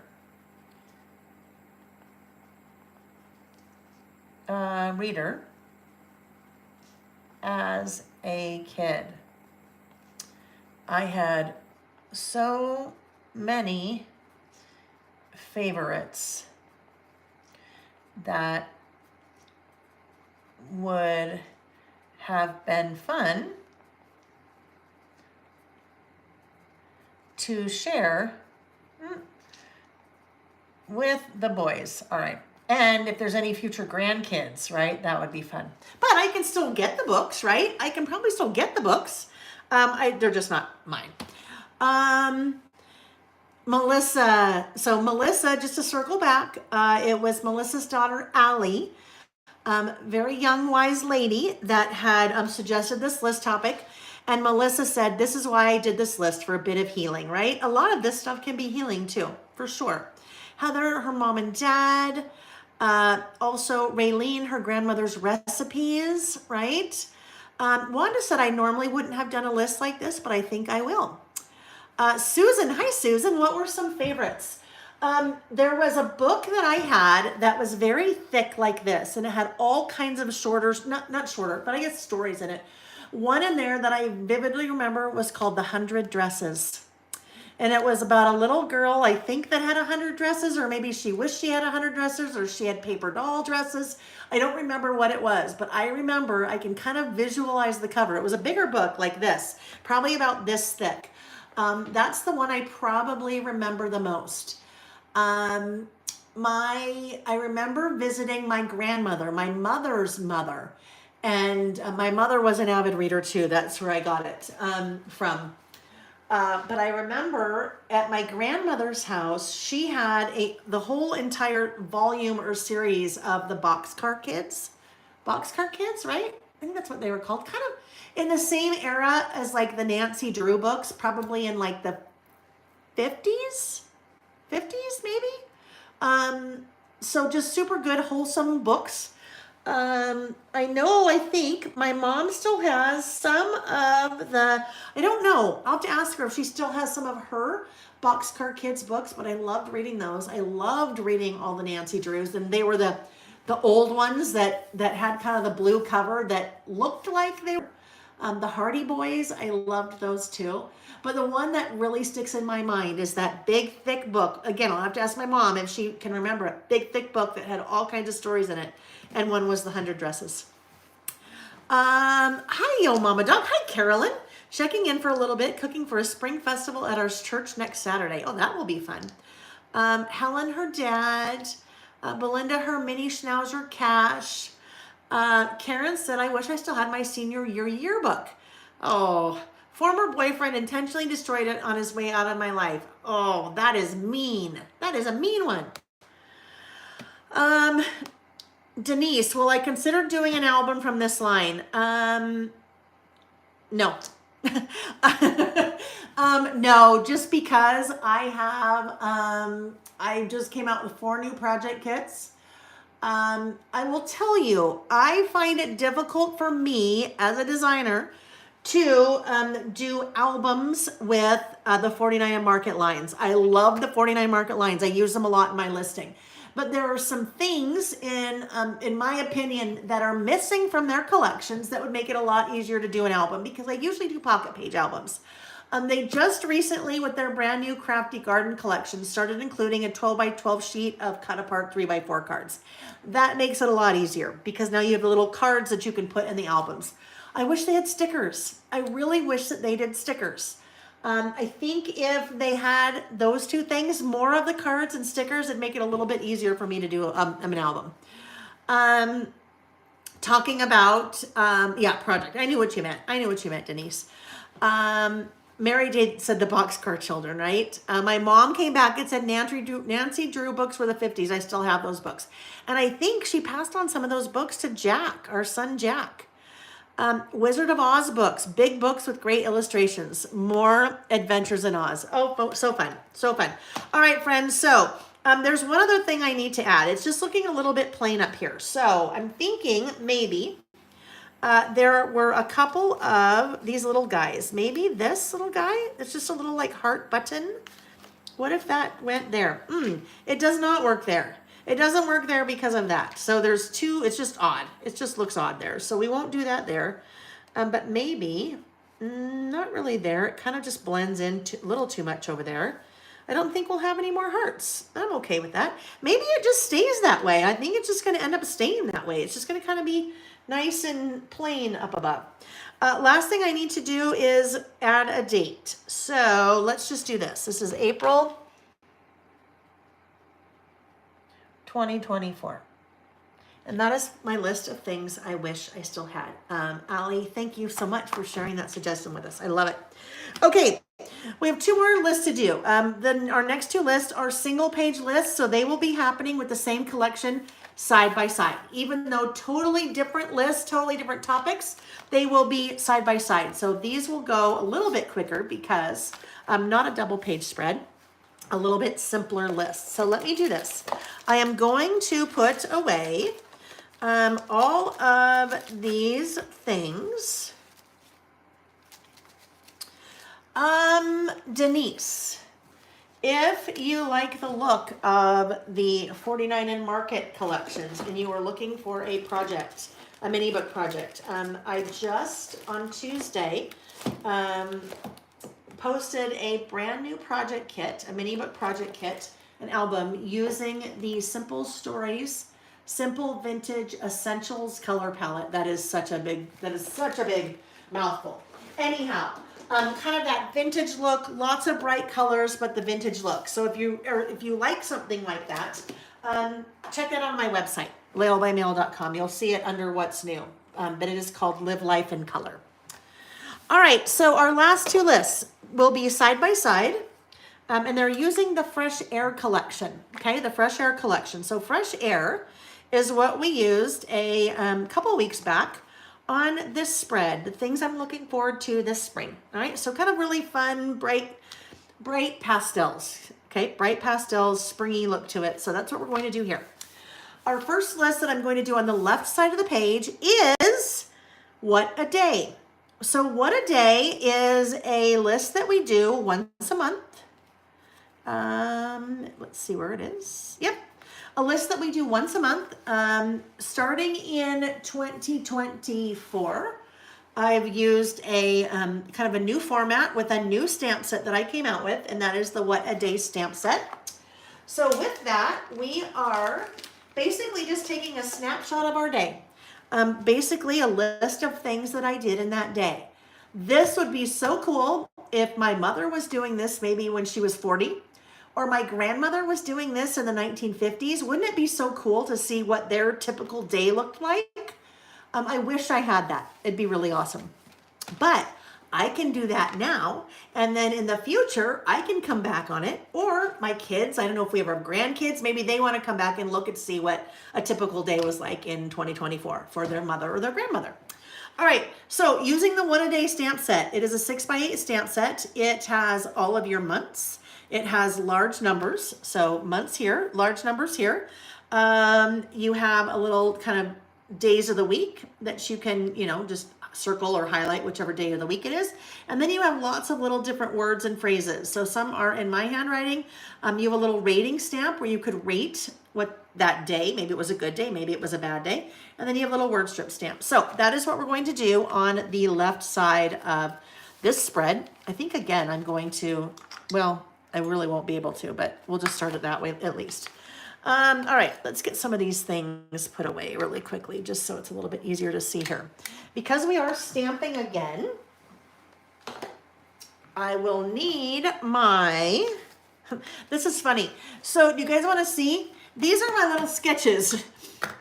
Here are the things on my list. Here are the sketches. So there's my about last month sketch. There's the sketch. That's the sketch of the list that we just did, right? The things I wish I still had list, right? My what a day is a very basic sketch, and then that's a sketch for our last one. So I do kind of have an idea going into it. Sometimes they look that way, sometimes they don't at all. All right. So, oh yes, fresh air. Fresh air. So both of these, even though they're totally different lists, I am going to have a background. So put pattern paper down first, kind of like we did here. Pattern paper down first, as opposed to working directly on the page itself.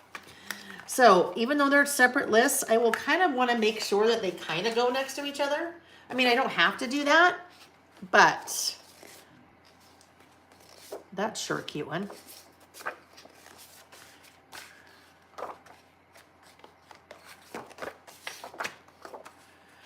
All right, so I'm thinking a couple things here. This one over here is going to be a multi-layered list.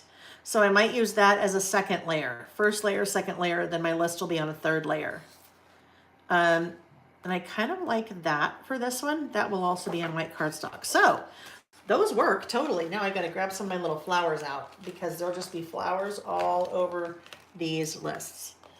Little birds, butterflies, flowers, just a super cute, fun springy collection, right? All right, and it is called Fresh Air. And it is linked in the description box of the video under what I'm using. So, ooh, maybe we'll pull out some rub-ons as well. Maybe some rub-ons and stickers because I need to use that guy on one of my lists. And look at the frog is cute. The little snail is so cute. All right, so we've got kind of a plan going, right? Maybe we need some washi. I don't know. We'll see. 1, 2, 3, 4. Oh, there's that beautiful floral. Okay, here we go. Here we go. All right, so I need to trim those papers first. So when I am putting a background on my insert, I trim that to 4 3/4 wide. So everything that I've used today when it comes to paper like this has been from a 6x8 pad or a 6x8 paper pack. I pretty much exclusively work with those when I'm working in a traveler's notebook because this is 5 by 8.25. So with a 6x8 paper, I just have to cut a little bit of it off and then it's perfectly sized. So that is the left page and this will be the right page. 4 3/4, so that gives me 4 3/4 by 8. Gives me a nice little white border all around my, my page. So this is the left page. No. What was I doing? This was the left page. This was the right page, right? That's funny. I think that's how I was doing this. This one, those two together. Put those over there. All right. I'm going to round the outside corners. And this will go here. So what I'm going to do, I think I am going to work on this list off the page. I couldn't do that in this case right here on this list that we just did because I'm stamping directly on the paper. So I kind of had to get out my pencil board and do all that. This guy, since I'm putting a white background or white base for my list down, I can work off the page. So it'll make it a little bit easier for me to do my stamping there. So that's what I'm going to do. We have our white cardstock out again. So this guy, I want to be, I'm just going to do this, my pencil. Okay, so let's say we want it there and about there, and then I'll tell you what that size is. So the base was 4 3/4 by 8. Oh my gosh, I just got so hungry all of a sudden. 3 3/4, squirrel. 3 3/4 by 7. 3 3/4 by 7. That is what the base of this little list is going to be, the base, the white. All right, now I feel like I need to get a little bit more pop of color. I am also need to use a color for my stamping. So that blue is so pretty. What do you think? I don't know. I don't know if we can find that blue. Marilee said, such pretty flowers. I know, right? Beautiful collection. And Crafty said, I love everything Simple Stories. Right there with you. Wanda said, I could live with rub-ons and stickers forever. Same. All right, let's look for a blue. I don't know. That's kind of a minty blue. We'll see if we can find. Tumbled glass will probably be the closest thing, which is not very close. You know what? Actually, salvage patina is probably speckled egg. I don't know, speckled egg? Okay, I have an idea. I'm going to use speckled egg, but I'm also going to bring in a yellow for something else. So let's get to our yellows. Yellow, red, orange, yellow. Where are you, yellows? Squeezed lemonade. Squeezed lemonade and speckled egg. Okay. So it's interesting. I think in all of my travels, who's here? Oh, Nick's cleaning the garage. My car's in the driveway. Good on Nick. Although I guess he could be watching TV, watching the Masters, and we wouldn't know, right? I guess we'll find out. Speckled egg. So someone, I think, in the Facebook group, sometime over the last couple of weeks, during one of my travels, had posted, like, what are the colors, the Distress Oxide ink colors Layle uses most often, or what are the ones that I want to get if I'm just starting out? I will tell you, speckled egg, I use all the time. I usually don't use squeezed lemonade. I usually find it a little too light if I'm stamping. Usually like a fossilized amber or Kitsch Flamingo I use a lot. So there's colors that I tend to gravitate towards, and it's kind of that. Shay said, I shockingly love their paper from you, Layle. Great quality. Which one? Which one, Shay? Okay, I need these two things, but I need another little tool. So bear with me while I grab this. I hope you guys are having fun. I'm having so much fun. I don't know, I haven't, because I've been traveling and designing project kits and teaching, which I love doing all those things, but I get something else totally different out of doing this kind of creating, because this is just fun, right? This for me is just fun. Now don't get me wrong. When I'm designing projects, kits, and I'm teaching, that's fun too, but that's work. This is play and this is fun. So we gotta have some play and fun in our life, right? All right, so what I think I'm going to do, I pulled out those two colors, speckled egg and squeezed lemonade. I need to test something very quickly before I decide which way I'm gonna go here. Where are those stamps? Where are those stamps? Where did they go? My What a Day stamps. All right. All right, all right, all right. So, if I was a What a Day stamp set, where would I be? Where would I be? Oh, there it is. It's just in my pile. I just couldn't see it. All right. So I am doing this for What a Day is from the 11th. All right, from the 11th of April. Okay, so I'm going to pull out the 11th. Not the 11th. I have to pull out the 1. 11th. Was that right? Oh, yeah, that's right. Okay, of April. So I'm going to grab April here. If you loved the font in this set that I used for the months, that is also the font in the new Olive Alpha stamp set. Same font. Okay, so Olive, Olive. All right, so this is the 11th. I need my little TH. To start with, that's what I need. So what I'm going to test first, I would really like to do that in the yellow, but I don't know if it is going to be, it might be a little bit too faint. I might not be able to see it very well. So I'll test it first, right? That's why we do get that back in its holder before it falls on the ground.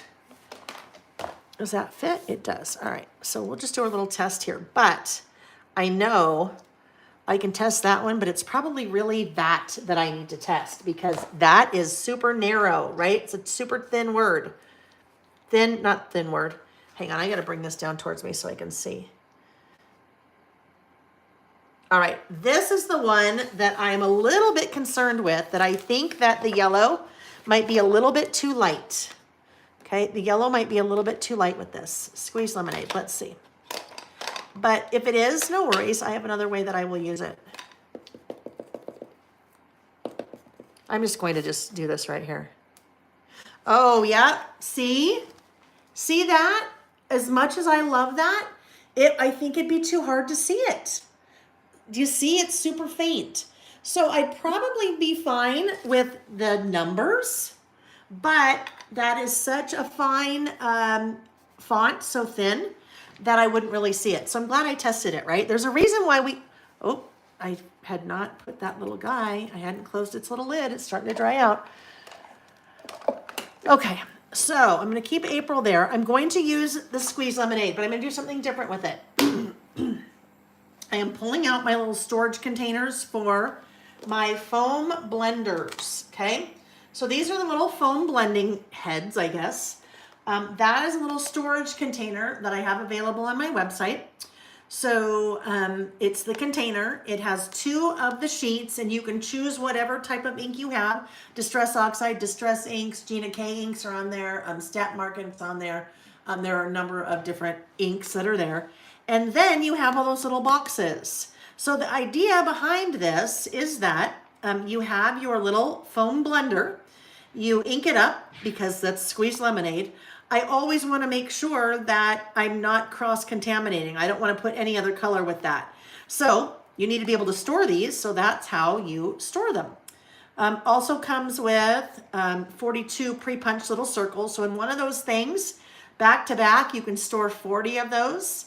And then, so your 42 pre-punched circles, so you can ink them. And then little Velcros, so 40 little Velcros that your little heads just Velcro too. So I am going to get out the little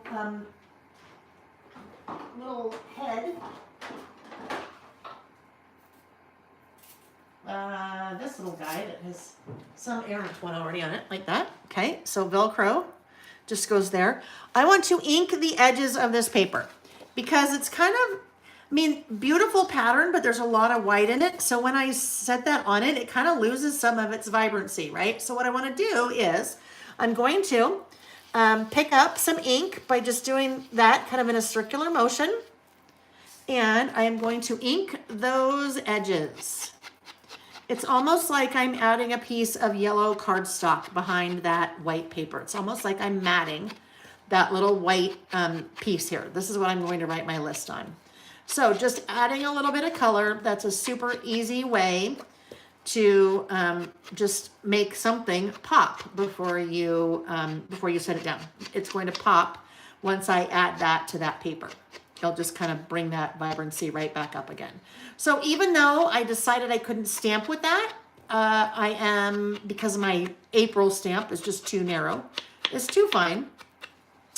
I can still use the yellow. So look at that, right? Do you see the difference there? Now you see it, now you don't.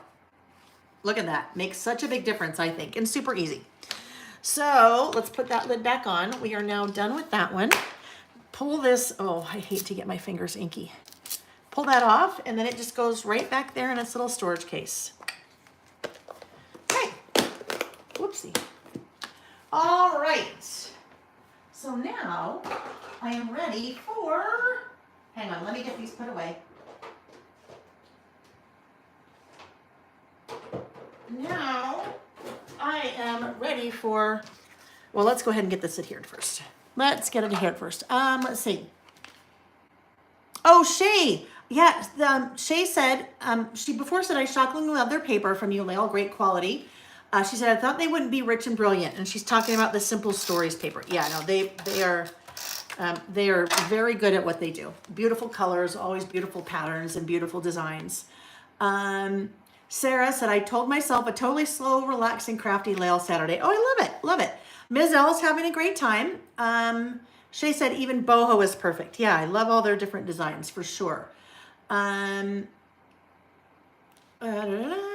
Denise said, relaxing, watching you and listening to the rain. Oh, I love the rain. Well, unless I'm out in it and I don't have an umbrella. I really don't like to get my hair wet. Yeah, I don't like to look like a drowned rat. So if it's raining and I don't have an umbrella, then I'm sad. But I love the rain. All right, now look at the difference. Look at the difference. Now, so I'm doing another thing, right? I'm outlining. So we went from this, totally plain, to then adding our little yellow, now to adding the black. So it just really pops off the page now, right? Really pops. What's on the menu for today? Did you have lunch yet? What are you having for lunch? Now I'm hungry. So now I'm going to start thinking about food. Shay said, nicely done, Layle. I would never have thought of that. Makes a difference. It does. I think it really makes a difference. Okay, so there we go. Now, since we know we can't stamp in the yellow because it's just not vibrant enough, and I'm just going to put this right next to us because we can kind of see what we've done in the past. That way we don't have to remember. I think we better start with April. We better start with our April first. All right, so I'm inking that up, and now let's see. We better make sure we still like it.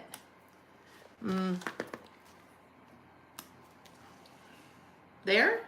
Are we going to like that? I think we will. We'll make it work. We'll make it work. All right, get that nice and inked up, and I will put this about right here. Okay, April. Nice and sweet. I love that thin font. It's just so nice and dainty. Oh, don't put that there yet. Let's clean this guy off. You know what the hazard? I don't think hazard is the word I'm looking for. You know what the result? Not downside. I don't know what the word is there. It's just not coming to me. One of the things that comes out of came out of the pandemic and still is happening is when I teach virtually or when I do our listing sessions on Saturday, I basically am talking to myself the whole time, right? And I have to be thinking out loud. If I'm not thinking out loud the whole time, then I'm just sitting here working and then it's just, you know, you're watching me, but you're not listening. And, you know, if you're only here to listen because you want some company, then it doesn't really work. So I pretty much have to talk to myself all day. Which now has transcended into my regular life as well, even when I'm not doing this. So when I'm designing a project for a class, I would be doing the same thing. Oh, yeah, I like that there. Oh, no, Layle, that doesn't make any sense. That looks bad. You should really put this here. I do that because I'm so used to, you know, doing it, which is kind of odd, which is a little odd, right? Okay, so now I need a long, well, not a long skinny one. I just need one that's long. Okay. Oh, Carol just had some pasta for lunch. Now she's having another coffee. That sounds lovely. Nick and I are having a date night tonight. We are going to an Italian food restaurant, a really yummy one here that's local. Well, obviously local. A realtor, when we sold our last house, gave us this was 5.5 years ago. No, almost 6 years. June, holy cow, June's going to be 6 years. She gave us a $200 gift card, very generous, thank you, to this Italian restaurant. And Nick made reservations for us last night. So that's what we're going to do tonight. So yes, pasta. I love pasta. Love your lunch, Carol. Oh, Heather, I love that. Heather says she just bought the Simple Stories Remember to make a mini book to remember her dad. It is a beautiful collection. I'm sure it will be a beautiful project to remember him by. I love that. Debbie said she just received her order with just beachy in it. She loves the colors. Yes, beautiful. Designed by Kelly Bangs. Yeah, you can always tell. You know her color palette. You know her design style. Stacy said, question, do you have a storage system for the new Tiny Tim Dauber tops? Not yet, Stacy. That's something I probably need to get on, but not yet. Kind of have to do some investigating. Need, I think, smaller, maybe not small. Anyhow, I'll figure it out. Stay tuned. Carol said, too funny. It reminds me of when my daughter was wee and I would talk to her all the time. First time in the grocery store alone, I caught myself talking to myself with no child to listen to. Isn't that funny, right? We talk to ourselves, right? I give myself the best advice. Sometimes not. All right, so that's what it will look like below it. Okay? So this is a little SMTW, you know, like your Sunday, Monday, Tuesday, Wednesday. So we will do that next. I will stamp that right below and try to get that centered. I'm going to put this a little bit more towards me so I can see it. So I kind of have that bird's eye view. Okay. That is the type of stamp that it's always a good idea to test first, because really skinny letters, also with your April. So I'm going to show you something. We've talked a little bit about testing your stamps so you know how much pressure to apply. This is going to be a very exaggerated example. Oh, well, here, I can show you this. I did the example last time, apparently. So this is an example of what happens when you apply too much pressure. Do you see how like thick and blurry that line is? It is a really fine stamp. The harder you press, the rubber, not the rubber, whatever material that is, in the stamp, the harder you press, it flattens out. And so if you're flattening out the material, then your ink is spreading. So with that one, you can see I totally over exaggerated, but with this type of stamp, I don't need to apply a lot of pressure. If you test first, those are all those things that you can figure out. Maybe you stamp once or twice and go, oh, okay, now I get it. I don't need to press hard. And then you can move to your project and start stamping on your project. Those of you that tell me you don't like to stamp or you're afraid to stamp, that's something that I suggest you do. Practice for all kinds of things. Practice to see if you like the color, the ink you're using. Practice to see if you have everything spelled correctly. If you are using alpha stamps, practice. What the heck? I keep losing this stamp set. Oh, here we go. Practice so you know how much pressure to apply. Maybe practice standing up, maybe practice sitting down. The other thing that I think can make a huge difference when it comes to stamping, you want to stamp on a hard surface. And I know that's pretty intuitive. You're like, well, duh, don't stamp on your bed. And again, duh, there's not enough resistance coming back at you. The reason I bring that up, I know some of you go to crops or go to retreats where you're maybe stamping or working on a folding table, right? A folding table, like a card table. Think about a card table. Card table is not super sturdy. When you press on it, it gives a little bit. You don't want any give. You want it to push right back at you. You want a hard surface. So make sure you're stamping on a hard surface. If you are at a retreat or something and you're on a folding table, or at home you craft on a folding table, pick up your stamps, go into the kitchen or go into the bathroom where you have a nice solid surface. That can make a huge difference in your stamping as well. All right, so now we are ready for our ones, because these are our 11. This day that I did was April 11th. And I just pick a day. So earlier this week, I knew, actually Wednesday, I knew this was the stamp, or excuse me, Thursday. This was one of the lists that we were going to do. So I said, hey, you know what? Today would be a good day. I'll do the 11th while I'm thinking of it. So you can pick any day, right? I think it might be helpful to pick different types of days. So maybe one day pick a weekday, maybe one day pick a weekend, because your weekends may be very different than your weekdays, right? All right, so now I'm ready for my 11. We're gonna do my little one right here. One of our neighbors is this cute young gal. I think her parents bought the house for her. She's out in the driveway talking to Nick, and she has 3 dogs. So she lives by herself, and she has 3 dogs. And they are all, they're all some kind of doodle. Some kind of doodle, poodle, doodle. But the dogs are all like laying in the street right now on their leashes. Kind of cool, kind of fun. Hi, Laura, nice to see you. Laura is one of my design team members. She just popped in and said, hi, Layle and friends, late to the party today. Never late to the party. It's like a big open house. It's like a big open house. Carolyn had chips and pico de gallo for lunch. Oh, I love chips. Chips and queso, chips and guacamole, chips and cheese, chips and salsa, chips and yum, yum, yum. That sounds like a great lunch too. That sounds yummy, yummy, yummy. Ooh, Patricia chicken tacos. That sounds good too. Very yum. All right, so there we go. There's the start of my what a day list. Let's get this little guy cleaned up. I'm just gonna put the lid on that. I'm still stamping, but I'll put the lid on that for now just to, get it covered up. Because if I don't cover it up, I'll probably put my fist in it on accident, right? Guess that's the best that could happen. The worst would be I accidentally pick it up and drop it on a list, which I've done in the past. We were working on a list and I was inking the edges, or I was doing something and I picked it up and the ink pad totally dropped on my project. And then I just had to embrace it. And then what I did was I dropped it a bunch more times on there. Oh, Jacqueline, pizza bagels, so good. I love it. I love it. Hi, Carla. Nice to see you. Chips are everything. I know, chips are everything. I just wish they were better for us, right? I love chips. I love the crunch. All right, where are we? Where are we? Oh, I need my TH for the 11th, right? So you have your TH or your ND or your RD or whatever.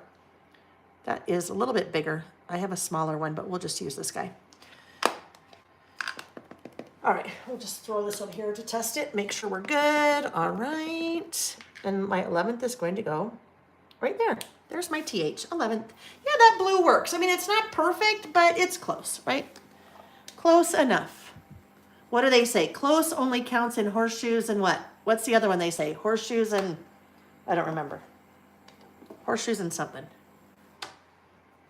All right, so I think what I will do is, I haven't done this one in a while. I might do this little rating stamp. So the rating stamp says rating, and then it has 5 open stars. All right, 5 little open stars. So you can decide if none of your stars are colored in, then that means it was not a very good day. But if all of your stars are filled in, then it could be a good day. So what I'm going to do, I am stamping in that same color, that same speckled egg color, which means, oh, look at that. Look how nice and fine that is. Oh, love it. So good. So, so good. Just nice and crisp. That is one difference that you may see in photopolymer stamps, okay? Photopolymer stamps, my stamps are made in the US. They are generally a better quality than an acrylic stamp. Like in life, if things are a little bit more expensive, generally, not all the time, but the quality is better. So you can find very inexpensive stamps and nothing wrong with that. But a lot of times, if they're acrylic especially, they're usually not, the quality isn't as great as you see with a photopolymer stamp. It's part of the way they're processed. But look at that. Look how nice and fine that is. So if I want to now fill those in, well, how do I fill them in? I don't have little stars to fill them in. I thought that would be too hard to try to have little teeny tiny stars to then fill in. So what I can do is I have the Tim Holtz watercolor pencils. The watercolor pencils are all the exact same colors as the distress inks.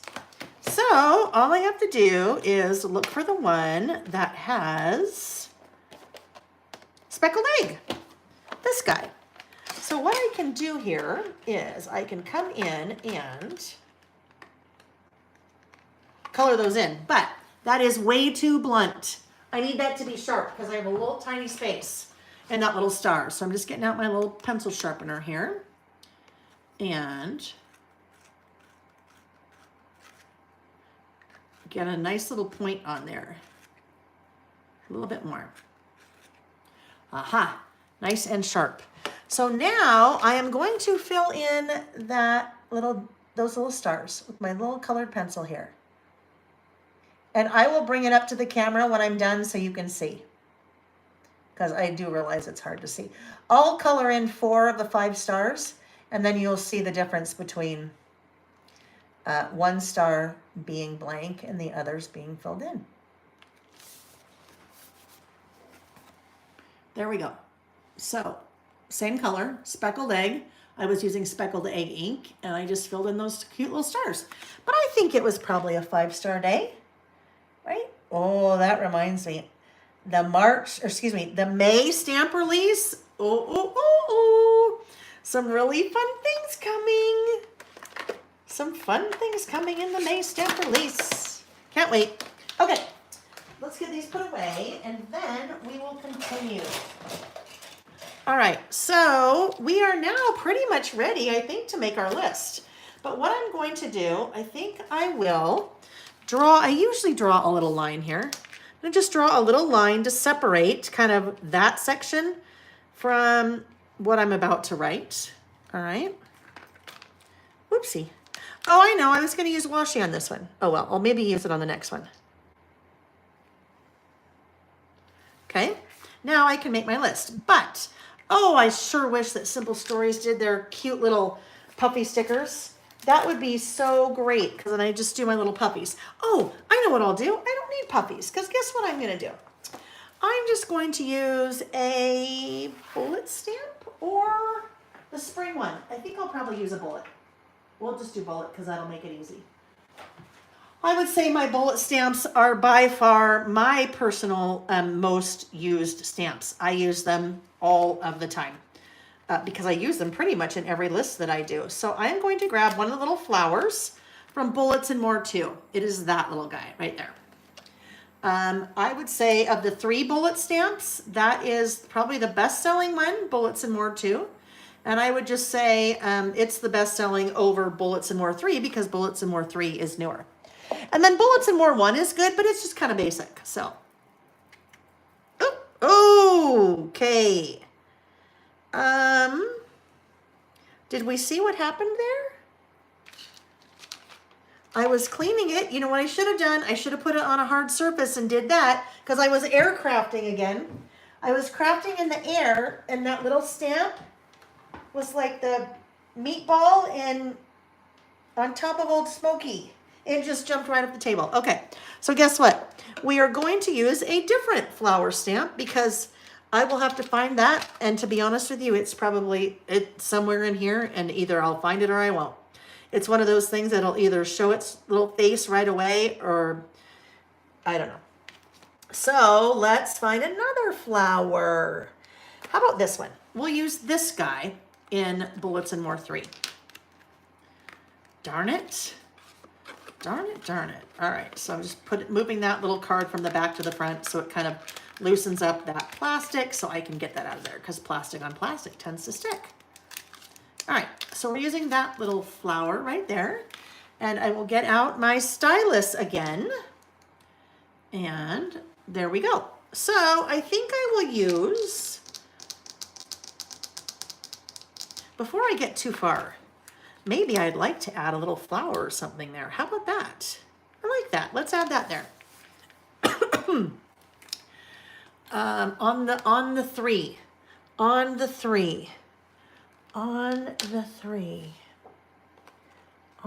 that 3, on the back of the 3. You know what? It could have been on the 3, and then when I picked it up, I probably totally lost it, right? Wait, okay, why isn't that laying flat? It's not laying flat. Is there something on the back of it? Nope. I don't know. It's gone. It's gone. On the back of the What of the Day. Yeah, guess what? I think it was there. I think it was on the back of that stamp set, and then I think I picked it up, and then it flew away from me again. Yeah, you guys probably, because usually when something like that happens, you rewind for me, and you can see where it landed, but I think I disturbed it again. Yeah, oh well. Oh well. It will either show its pretty face or it won't. All right, my little glue pen again there. All right, there we go, just a cute little flower. And then that kind of brings in the bluish a little bit more, right? All right, so now my flower, if I wanted to add a lot of color here, you know what I could do? Let's see if we think we're gonna like it. I'm thinking we could add some orange.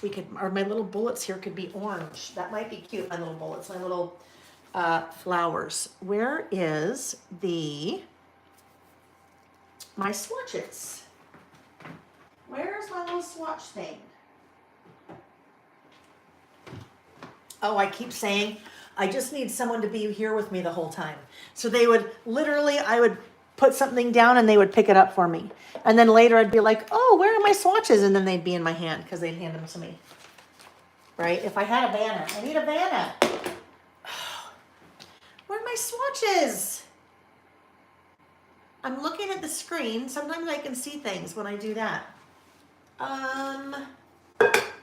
Okay. They are, oh, I'm such a ding-a-ling. They're right in front of my face. Look it. They're right there. They're right there. Oh my gosh. If they were if they were a snake, they would have bit me. Under the Bullet and More stamp set. Oh, that's where that is. Tammy, I was excited. I thought it was the stamp. All right. Okay, so orange. Let's look for an orange. Maybe carved pumpkin. Ooh, right, persimmon. That's pretty, but it's pretty bright. Dried marigold. Oh, I like it. Dried marigold. Dried marigold or carved pumpkin. You know what? We can try both. Both of them are, carved pumpkin is looking really, really bright, but it won't be as bright because that stamp isn't solid. The stamp is not solid, so we'll get a feel for it here. Do this, move all these things out of the way. I need that to be flat or else that will be difficult. All right, here's my little stamp, my little flower stamp. Oh, it's cute, isn't it? Look how cute it is. You could make your own background paper like that, right? Just keep going. It's cute, but let's see if we like dried marigold. Dried marigold is gonna be just a little bit more subtle, right? It'll be a little bit more subtle for us.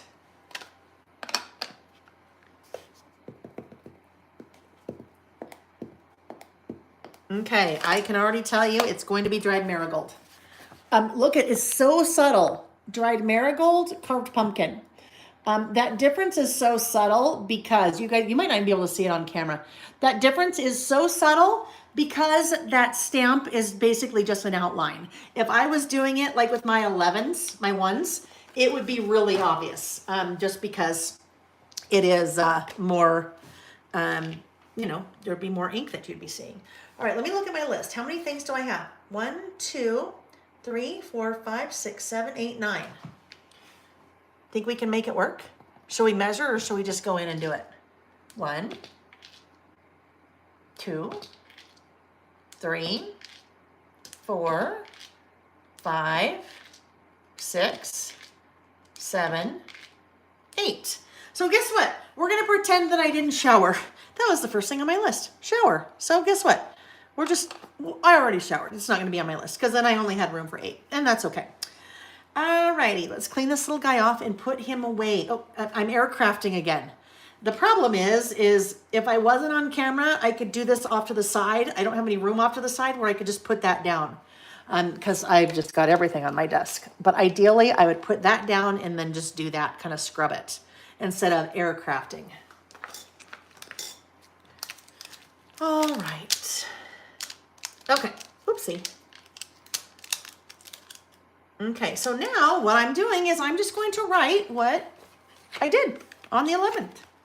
Nothing fancy, basically just the facts, right? And that's a lot of times when we're listing, just the facts. That's why it makes it easy. We're not Ernest Hemingway, we're just literally writing what we did or what happened. So on Thursday the 11th, I had a team meeting with Denise and Lily.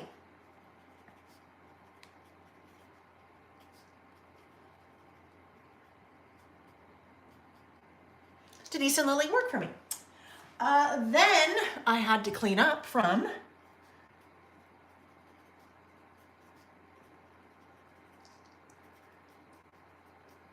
What's New Wednesday. I had to clean up from What's New Wednesday because I did a What's New Wednesday video and there was a giant mess everywhere. So I had to clean up from that so that I could work. I filmed a video. I filmed a flip through video. Filmed the Live Life in Color.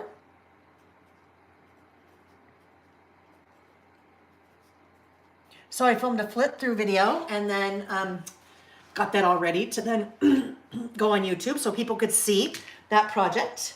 Then I went to the dentist. I went to the dentist in February. I went to the dentist twice in February. First time in February was for my 6-month checkup. Then I had to go back because one of my fillings had a crack in it and he wanted to replace the filling. So great. Well, sometimes, especially I think as you get older and your teeth aren't quite what they used to be, doing a change in your dental, whatever's happening in your mouth, sometimes it sets off a chain reaction. I knew something was going on. So 2 months later, April 11th, I went back to the dentist. I knew. I already knew. He said, well, maybe when we replaced the filling, it didn't, we were a little high and we need to, sand or drill some of it off. I'm like, yeah, no, that's not it. So now I have a consult next month with an endodontist because I'm pretty sure I need to have a root canal. So, dentist appointment. I do not like the dentist. I like our dentist, but I am not a fan of the dentist in general because I just don't like to go to the dentist. I prepped for Saturday for today. There's a lot of prep work that goes into our Saturdays, from figuring out the flat lay, taking the photos, editing the photos, figuring out the list, figuring out the things on my list, putting the email together, all that. So prep for Saturday. I did that on the 11th. I wrote instructions. Ugh. That is one of my least favorite things to do. I prepped for the make and take class that I did at 3 Craft Chicks, the virtual, somewhere over the Rainbow Retreat. And then I taught virtual retreat. So there we go. That was my 11th. Okay, super simple. I added stamps and I added pattern paper and I added die cuts.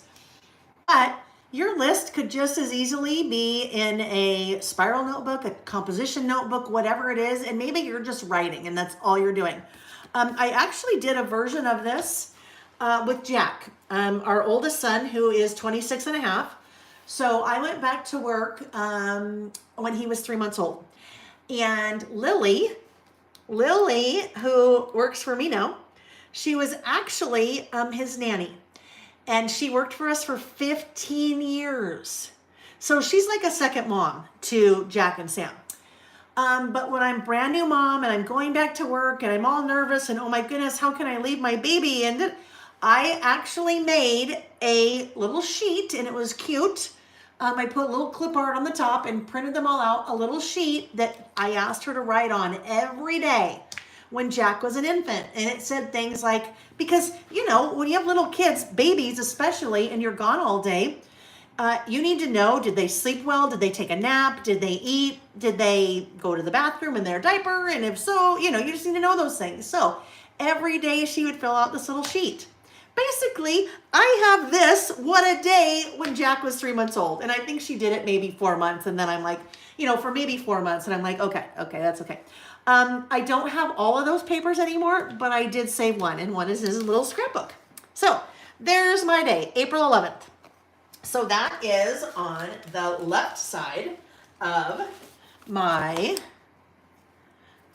insert. Now, one of the things that we talked about for those people, I need to narrow that down just a tad.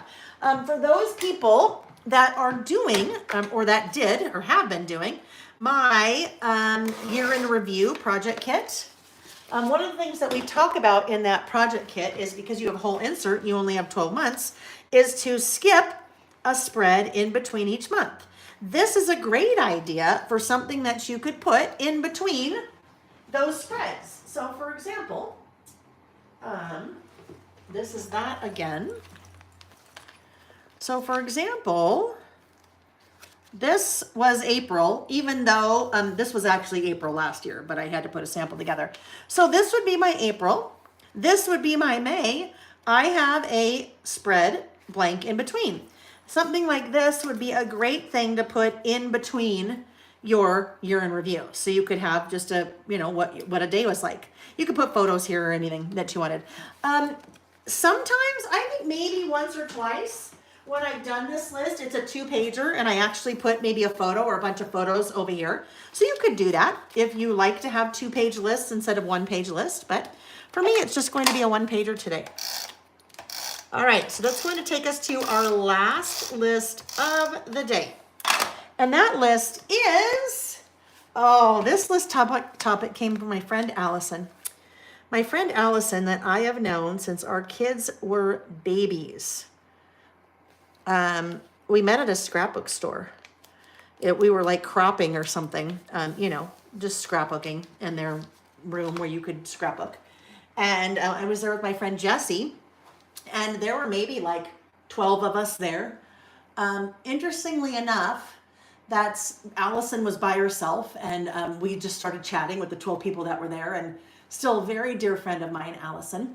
But also in that same room, if you know Stamp Market, the Stamp Market, Amy, who owns Stamp Market, was also there. Now, Stamp Market, has been around maybe for like 8 or 9 years. This is back when, we all had first started scrapbooking and crafting. So Amy, that owns Stamp Market, was there. And then she was there with a friend of hers, Robin Werlick, who for a long time was in the industry as a designer. So it's just kind of fun that, we were all there just scrapbooking, and then everybody, kind of, anyhow, my friend Allison.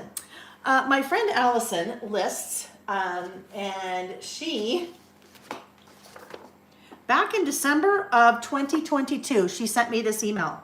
I'm sure you don't need any more ideas. You guys know I'm always looking for listing ideas. Look at all of these. Like, how cool is this, right? So every once in a while, I come to this and look for a list topic. And I did that this week. One of the list topics on here that I thought was such a great idea was, I know what it is. I was just looking for it so I could cross it off, but that's okay. Things I'm going to do for me this week. So what is something that you're going to do just for you next week? Okay, just for you next week. And that's what mine is, next week. What is something that you're going to do just for you? Okay, that's not something, thank you, not under there. It'll show up. It'll show up at some point. What's something that you're going to do just for you? And guess what? You don't have to write it down, okay? You don't have to write it down. Maybe even just think about it. Tracy, I just saw your thing that said hand grenades.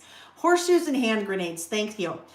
When I said you only have to be close only counts in horseshoes and hand grenades. But I just looked at I'm like, hand grenades? What the heck does that mean? Now I get it. It's on the 6/9. See? I think it was there. It was there. The stamp was on there, and then I lost it when I picked it up. Oh, thank you guys. Thanks, Laura. Tracy said, I'm going to go to the gym, won't enjoy it, but it will be for me, right? So what's something that you're going to do for you? We need to be thinking about things that we need to do for ourselves. It's not selfish. It is not selfish, friends. You have to it's like when you get on the airplane and they tell you to put on your own oxygen mask before you put on anyone else's.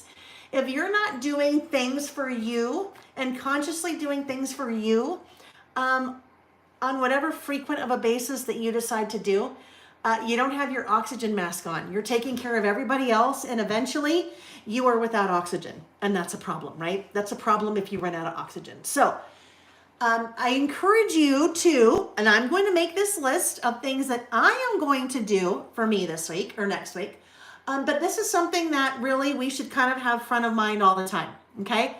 And you know what? It doesn't have to be going out and buying a new outfit. It doesn't have to be something big. It could be something like, one of the things on my list is I am going to stop working at 5 o'clock every day next week. That is not something I do often, but that's something I'm going to do for me. Maybe you decide that you're going to buy yourself flowers, or maybe you're going to pick flowers out of your garden and bring them in the house for yourself. Maybe you're going to treat yourself to ice cream. Maybe you're going to treat yourself to a walk, right? Maybe Jody said a bubble bath. Jody said, I love it. Practice responsible selfishness. It's okay. That is perfect. Practice responsible selfishness. I'm going to write that down because I like that. That is a great way to put it. Practice responsible selfishness. Because you know what happens? We practice responsible selflessness quite often. Some of us more than others, some of you more than others. We practice responsible selflessness. We have to balance that out with responsible selfishness. stylishness. That is just perfect, Jody. I love that. Sarah said caregivers get tired too. It is always good to recharge those batteries, 100%. So what are you going to do to recharge your batteries this week? What are you going to do for you? For you. Okay, so I am going to use that same collection again, the same Fresh Air collection, because I had cut that one ahead of time. Even though they're two separate lists, they go together, they coordinate, right? This is a right-facing list. That is my other one. That's the half. I would like the one. I am rounding my, opposite facing corners. Whatever. The outside corners. All right, so that is going to be the base. And then this is part of what I'm about to do. Do I want more layer? Because I need one little bit of pattern. So let me think. Let me just look at the pattern paper in the Fresh Air collection. Let me just look. Oh, I need to remember too, because there's another stamp set I wanted to use. I would have gotten so far ahead, I would have forgotten to use it. Because I'm not looking at my little notes. Where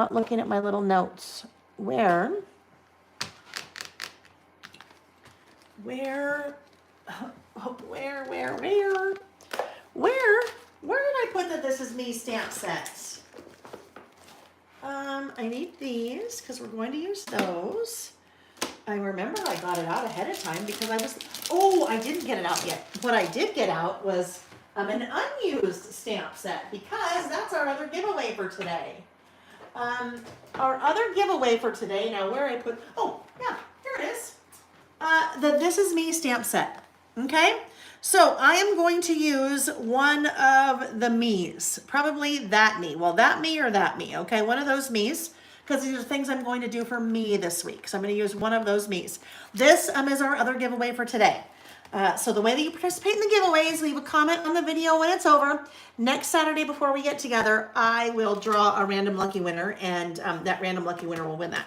Okay, I need one more little pattern here. So I am going to go back to that paper pad and just see if I can find one that will work. And if not, then it's okay. If not, it is, actually, I'm going to use that one.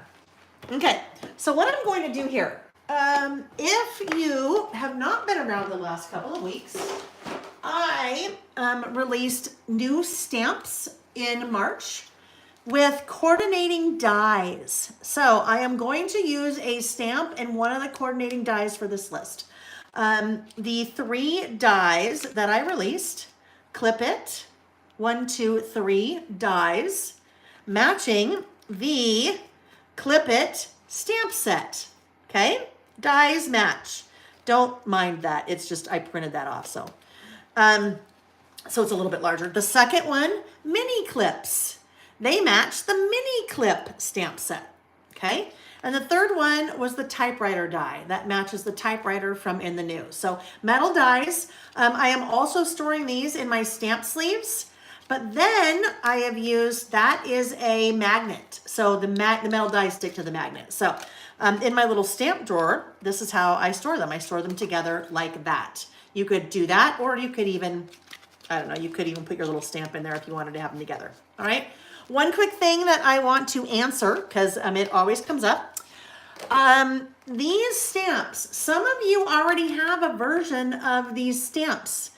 I worked with my friend Andy K. Art when I was originally doing stamps and when I first started doing them, and worked with Andy on a set called List It, Clip It.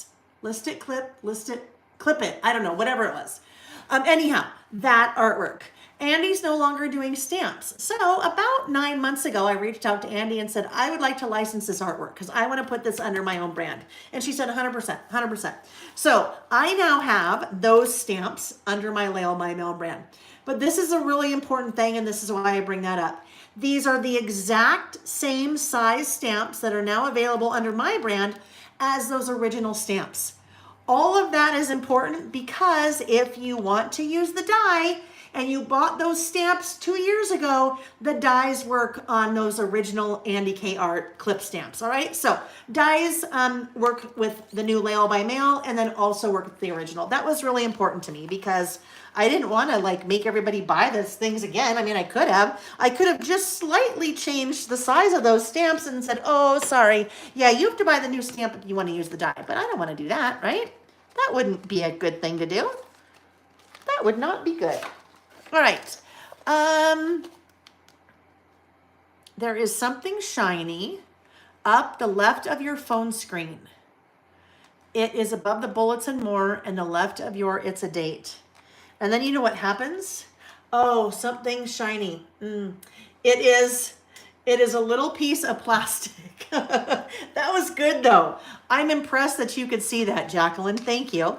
Thank you guys for continuing to look for that stamp for me. All right, so what we're going to do, I am going to stamp one of these clips and then I'm going to die cut it out with my little die cut machine. Now, someone hours ago asked a question and I said, oh, I will answer that when we get there. The question was, do you stamp first and then die, or do you die first and then stamp? Yes. It's really a personal preference, okay? It's totally a personal preference. So I think for me, it depends because I do it two different ways depending on which die cut machine I'm using. So this, my friend Amy said, this is a really great little mini one to use. It is the Empress Mini from Anna Griffin. Tiny little, it's electric. So it will plug in, it plugs in and it just pulls the die and all the plates right through. So this one to me kind of dictates for me the order that I should do this. All right. So these are my little, these are the little plates. When you are working with dies, you're basically making a sandwich. So the sandwich that I would really like to go back to, this is what I miss. Could be one of my missed things. When I was a little kid, I would have a fluffer nutter sandwich. Okay, anyone ever had a fluffer nutter? It had to be white bread. Like it had to be on like the squishiest, most unhealthy, carb-loaded, processed white flour Wonder Bread. Okay, start with the Wonder Bread. That's your bread. So here, when I'm making a sandwich, my plates are the bread. Here's my bottom plate. Here's my top plate. Okay, that's the bread. Inside of a fluffer nutter, two things. Peanut butter. This little magnetic mat that my die goes on, that is the peanut butter. My die is the fluffer. Okay, the fluffer is marshmallow cream. Okay, marshmallow cream. I tell you what, fluffer nutter I probably haven't had since I was a little kid, but oh, I'm making a sandwich with my dies, so that's the sandwich I'm making, a fluffer nutter. All right, so here's my little die. All right, metal die. Let me get this little guy poked out. Okay, I can't aircraft. If I aircraft that way, I'm going to end up really poking myself in the finger. All right, there we go. So that's from a past die cut. So there's my little metal die. If you haven't worked with dies before, kind of the benefit, I guess, of having a die is that this die will cut out that stamp perfectly, as opposed to if I wanted to use the stamp and then cut it out, then I would have to fussy cut it. So it just kind of skips a step. Well, makes it easier. All right. So I am going to grab my clipboard stamp. There is a coordinating die that goes with that. So which comes first, the chicken or the egg? Do you stamp first and then die, or die first and then stamp? It's up to you.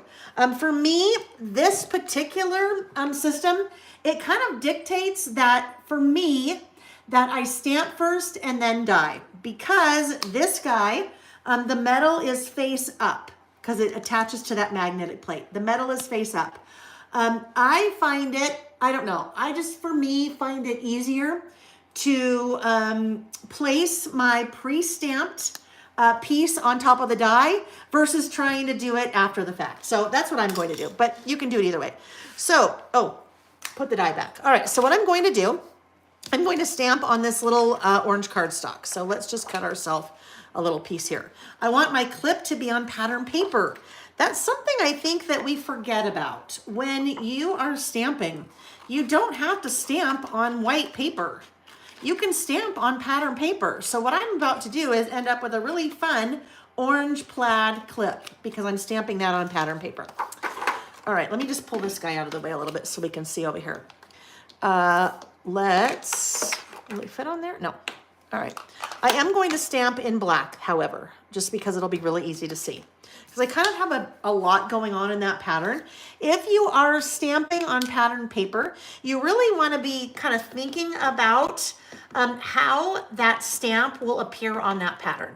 Like I probably don't want to use maybe a really busy pattern, because if I use a really busy pattern, I will probably completely lose that clip. I probably won't be able to see it very well.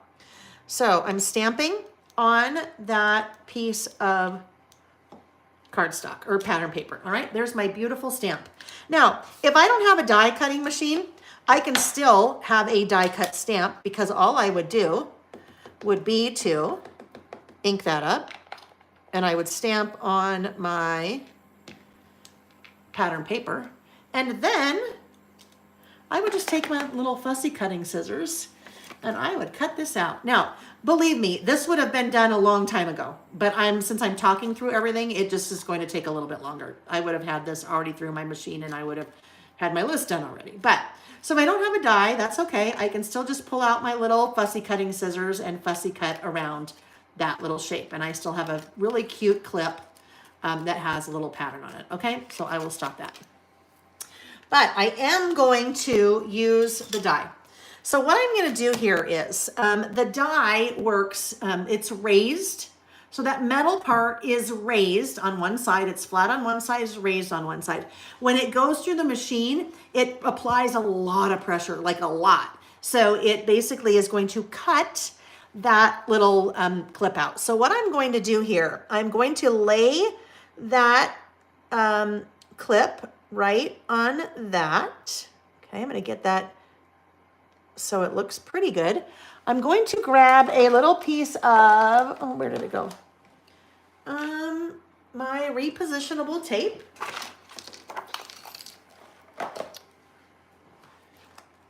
It's mint color. It's been sitting here the whole time. Oh, there it is. It's just buried a little bit. All right. So this is just a little piece of like repositionable tape. Oh, goodness. Look what I did. Let's put this back down again. Okay. There is, it's face down. So I have the metal part facing down. I am going to place that where I think it looks pretty good, pretty centered. And that is just going to go right over the top. It's going to hold that in place. Now, that is going on top of, there's my Wonder Bread. Oops, there's my Wonder Bread. That is my peanut butter.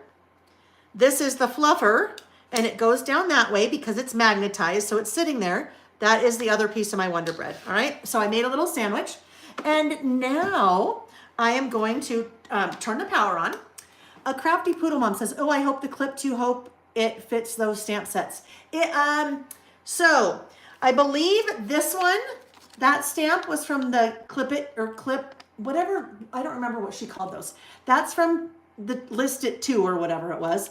Those two are from 1, that's from 2. All right, so yes, any of the stamps that already existed under the Andy K brand, they work with the dies. All right, so now what I'm gonna do is I've kind of put that in the little machine and I'm going to click run. And that is going to take that and it's just pushing it right through. You kind of hear you may have heard a little, and that was that noise it made when it kind of hit that and applied the pressure. So it's as easy as that. And that would really normally probably take about 1 minute to do, but I've just had to explain the whole thing. I mean, not had to, I wanted to. So I'm gonna grab this little guy now and lift that up. That is now the outline.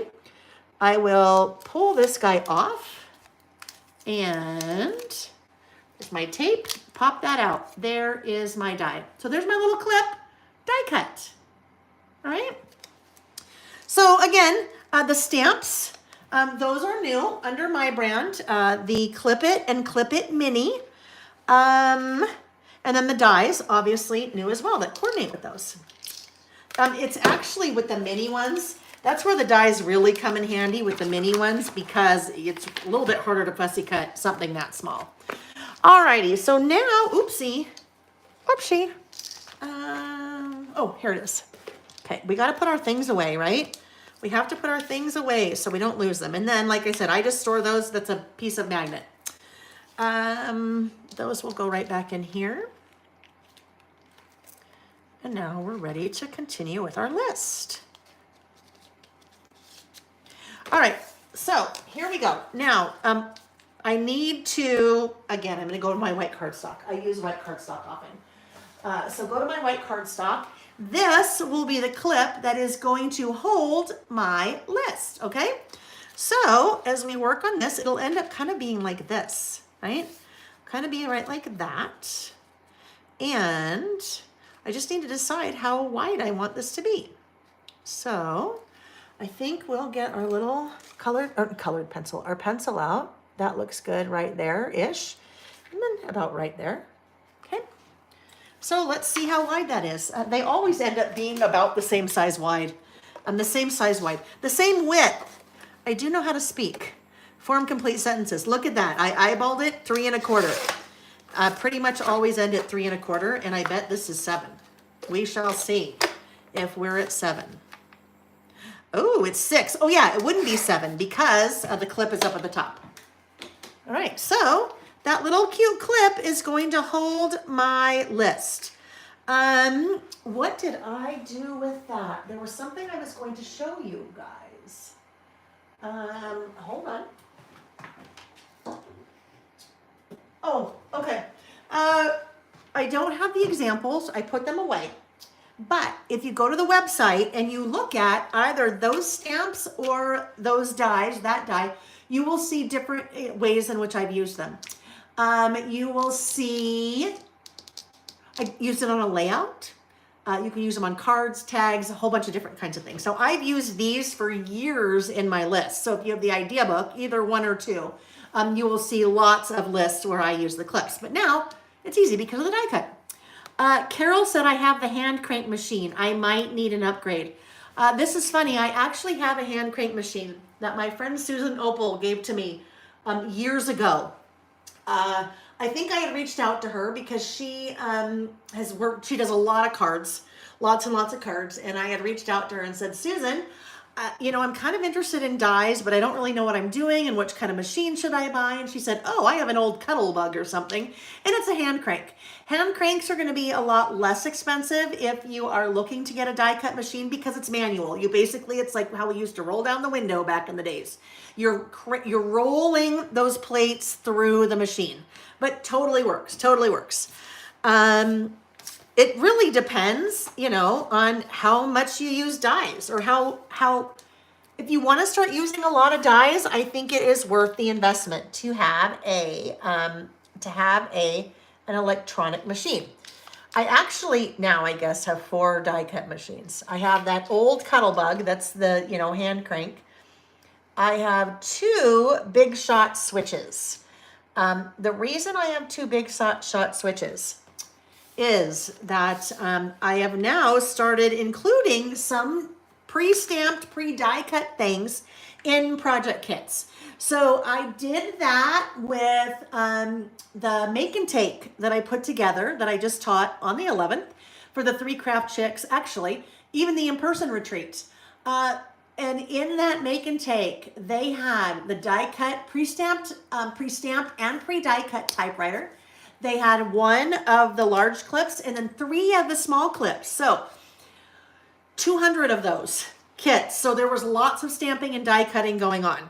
And I quickly realized with Lily and Denise as they were working on those things for me that the bottleneck was the die cut machine. So if I had 2 die cut machines running, then they could get, you know, things kind of done twice as fast. So, yeah. Tracy said, I find it very satisfying to roll the die through because I know you roll and then you hear that, which it's when that pressure hits the metal and it actually cuts through the paper onto the plate. I think that's really cool too. Mary Lee said, so excited for the dies to make these clips. Yeah, they're just fun. I think they're a lot of fun. So just know there are some new dies coming now that I'm doing dies. And I will tell you, it was probably a year-long process. There is a lot of, oh wait, hold on, Susan.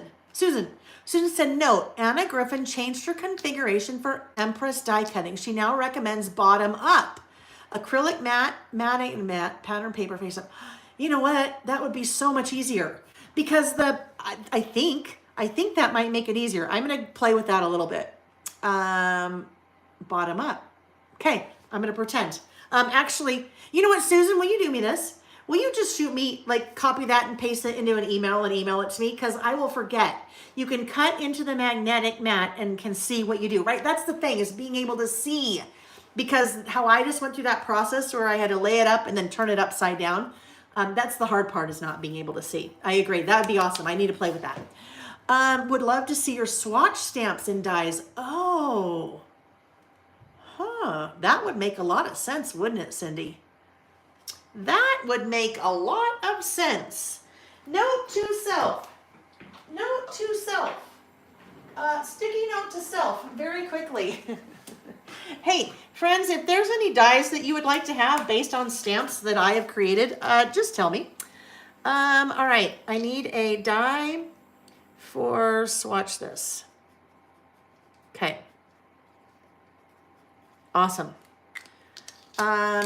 I will tell you that one of the stamp sets that was recently released, I won't tell you which one, is going to come out in another size. It was a very, very popular mini icon stamp set that is going to come out in another size. And when it comes out in the other size, what I mean is the little icons are larger, a good bit larger, like maybe this big instead of the little minis. It will come out. Those will come out in a stamp set, and when they come out in a stamp set, they will have the coordinating dies at the same time that you can purchase if you want. Yes, anyhow, while I'm doing my outlining here, what I was saying is that whole process of doing dies, it has probably been about a year-long process. There are lots of steps involved because first you design the stamps, then you have samples of the stamps actually made, and then that's when the die gets designed, because you need to wait to design the die until you have the exact dimensions. So then you work with the die factory in China, and they produce the die, they produce a sample for you, and then they mail it to you.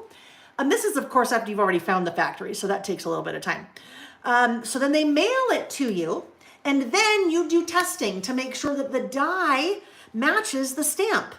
And then sometimes it doesn't quite. So in our case, we had to go back and make some changes to the stamp. And then you've got to get the stamp sample again and then do your testing and the new dimensions and then back to the die people. Then the die people send it and then it looks good. And then you say, okay, make all the stamps. And then you say, make all the dies. And then they come from China. And anyhow, it's a ways. It is a ways. Tracy, I don't have anything to share yet. The artwork has just been designed. I have one more revision that I just got yesterday. So soon. Crafty, what's the difference between electronic versus hand die cut machine other than how they work? Nothing. It's really how they work.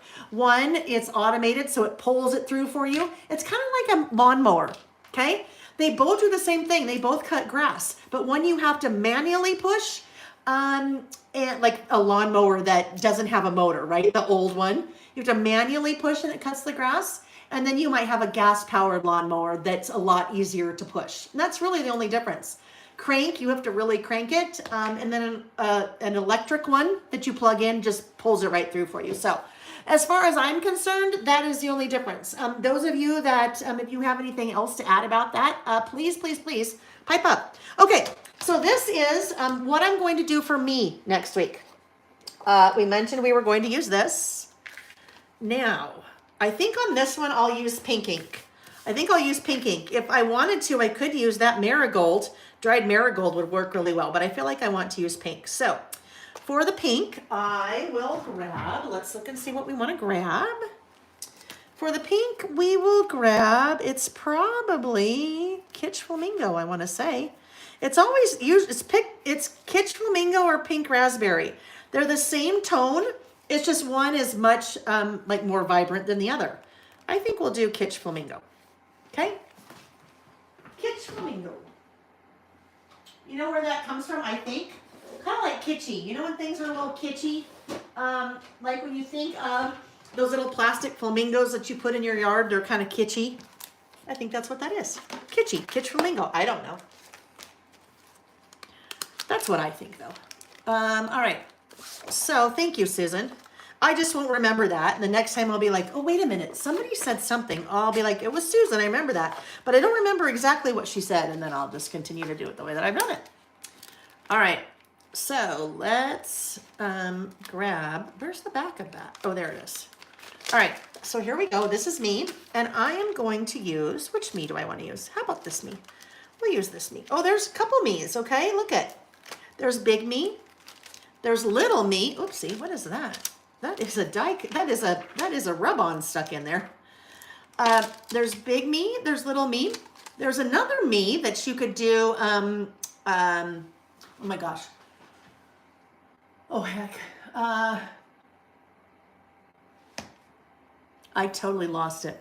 Anyhow, doesn't matter. And there's another me. So there's lots of me's to choose from. Let's get a stand. Oh, let's clean this off first. Let's, it's on the tip of my tongue. It is on the tip of my tongue, whatever it is I'm thinking of. A mask. I could create a mask. There we go. I could create a mask and only that piece said this is me. But if I put a sticky note there and a sticky note there and then I ink that, then I would just have that little me. All right. Clean that guy off. This is another very, very, very well used and loved stamp. It is dirty. It's dirty. The way that ink gets on there, if you, I always try to go at an angle with my ink pad. If you're not going at an angle, sometimes your ink will deposit there and just kind of stain the material. Nothing wrong with that, but that's usually why. So I always usually try to go at an angle in that case. All right, so we're going to stamp me, but I need to think about this. Things I'm going to do for me this week. I think what I can do, let's just mock this up and see what we're doing. Let's see if we can make this work. Mock it up. That fits really well there. Let's get, oh, my friend Allison. Anyway, this was the list that she suggested. When you guys see me pull this out, Allison sent me this. Actually, she just sent me another one. She just sent me this one too. Squirrel Squad, because that's what you guys are, the Squirrel Squad. Anyhow, she sent me this, and then I added our little scatter sticker to it. So that's my little stamp testing notebook here. But what I'm going to do, besides testing it here, I'm actually going to just mock up maybe how I might make this might make this little title look. Me. Okay, there's me. So if I said, what if I just underneath here write this? Okay, not yet here. Things I'm going to do for me this week. So if I want to stack it to do, things I'm going to do. Let's look. So, things I'm going to do for me this week. Does that work? I think it does. I think I need to write a little bit smaller. That's what I'm thinking, because my other option would be this. I'll just do this really quick, but I don't think I will like the way this looks. My other option would be to just write it all out in one long line, but I think that will look a little odd. Things I'm going to do for me. Yeah, I mean, it would basically have to go the full length of the page, the full width of the page. So I don't think I want to do that. So we're going to do a single stamp. Carol said, I am unsure about the electronic, but hand cranked, I need to add shim sometimes to get a good cut. Anyone else have this problem? I think sometimes, Carol, and I'm wondering if you have to do that with all of your dies or just some of your dies. I think and I'm no expert, so I'm just telling you maybe what I think. Well, not maybe what I think is maybe happening. Sometimes your dies are deeper than others, okay? So if your die is deeper than others, well, let's say if your die is shallower than others, so the metal is not as thick, then you may need to add a shim in there because it's not as thick as some dies. So not sure, but maybe. Laura said, I use a shim all the time now that my Big Shot is so old. So that's a good point too. It could depend on the age of your machine. It could probably also depend on the age of some of your plates, right? Some of your plates, if you've used them a lot and maybe towards the center, maybe you're starting to wear out a little bit of the plate in the center. I don't know. Sarah said, yes, I shim using old cardboard box. So shim is basically just adding another layer in your fluffernutter sandwich. Okay, maybe you put peanut butter and jelly and marshmallow fluff in between the Wonder Bread, okay? So just adding another layer to make it a little bit thicker. Okay, me. Laura did a really cool, I think it was with this stamps? I know it was with the stamp set, Laura. I don't remember if it was me or if it was one of the words. It was I think it was one of the handwritten words that you had used on one of your design team projects. It was so fun. It just looked so cool. But I don't remember which one it was. I don't remember. All right. So this is me stamp set. That is the second giveaway for today. Remember, leave a comment on the video when it's over. So not the chat, but on the video itself. And that's how you participate in the giveaways. All right. So me. Little plane up here, right? Maybe we need a little bit of, oh, look at little butterfly. Ooh, that could be kind of cute. I like it in the center. If I was working on a card or if I was working on a layout or on a mini book or a tag or anything else, I would be adding pop dots or foam squares. I'd be adding some dimension here because I think it'd be really cute to have that popped up. I don't use any kind of pop dot or foam square when it comes to working in my traveler's notebooks. On the covers, if I slip cover them, or on the pockets, if I'm decorating the interior pockets, I do. But I don't like to add any dimension. If you add dimension, if I add pop dots right here, it's great here. It's great until I turn the page, and then that's in the way. That pop dot is in the way, and when I start writing or something, it's going to cause me issues. So flat, in this case, flat's okay. Flat is okay.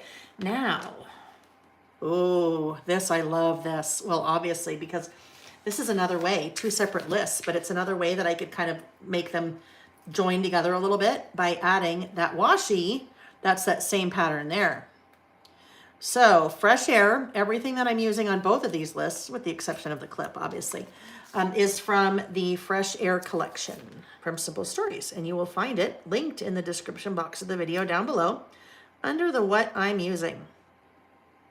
All right, so now that I see that, it's way too much floral. But then out of the corner of my eye, I saw that.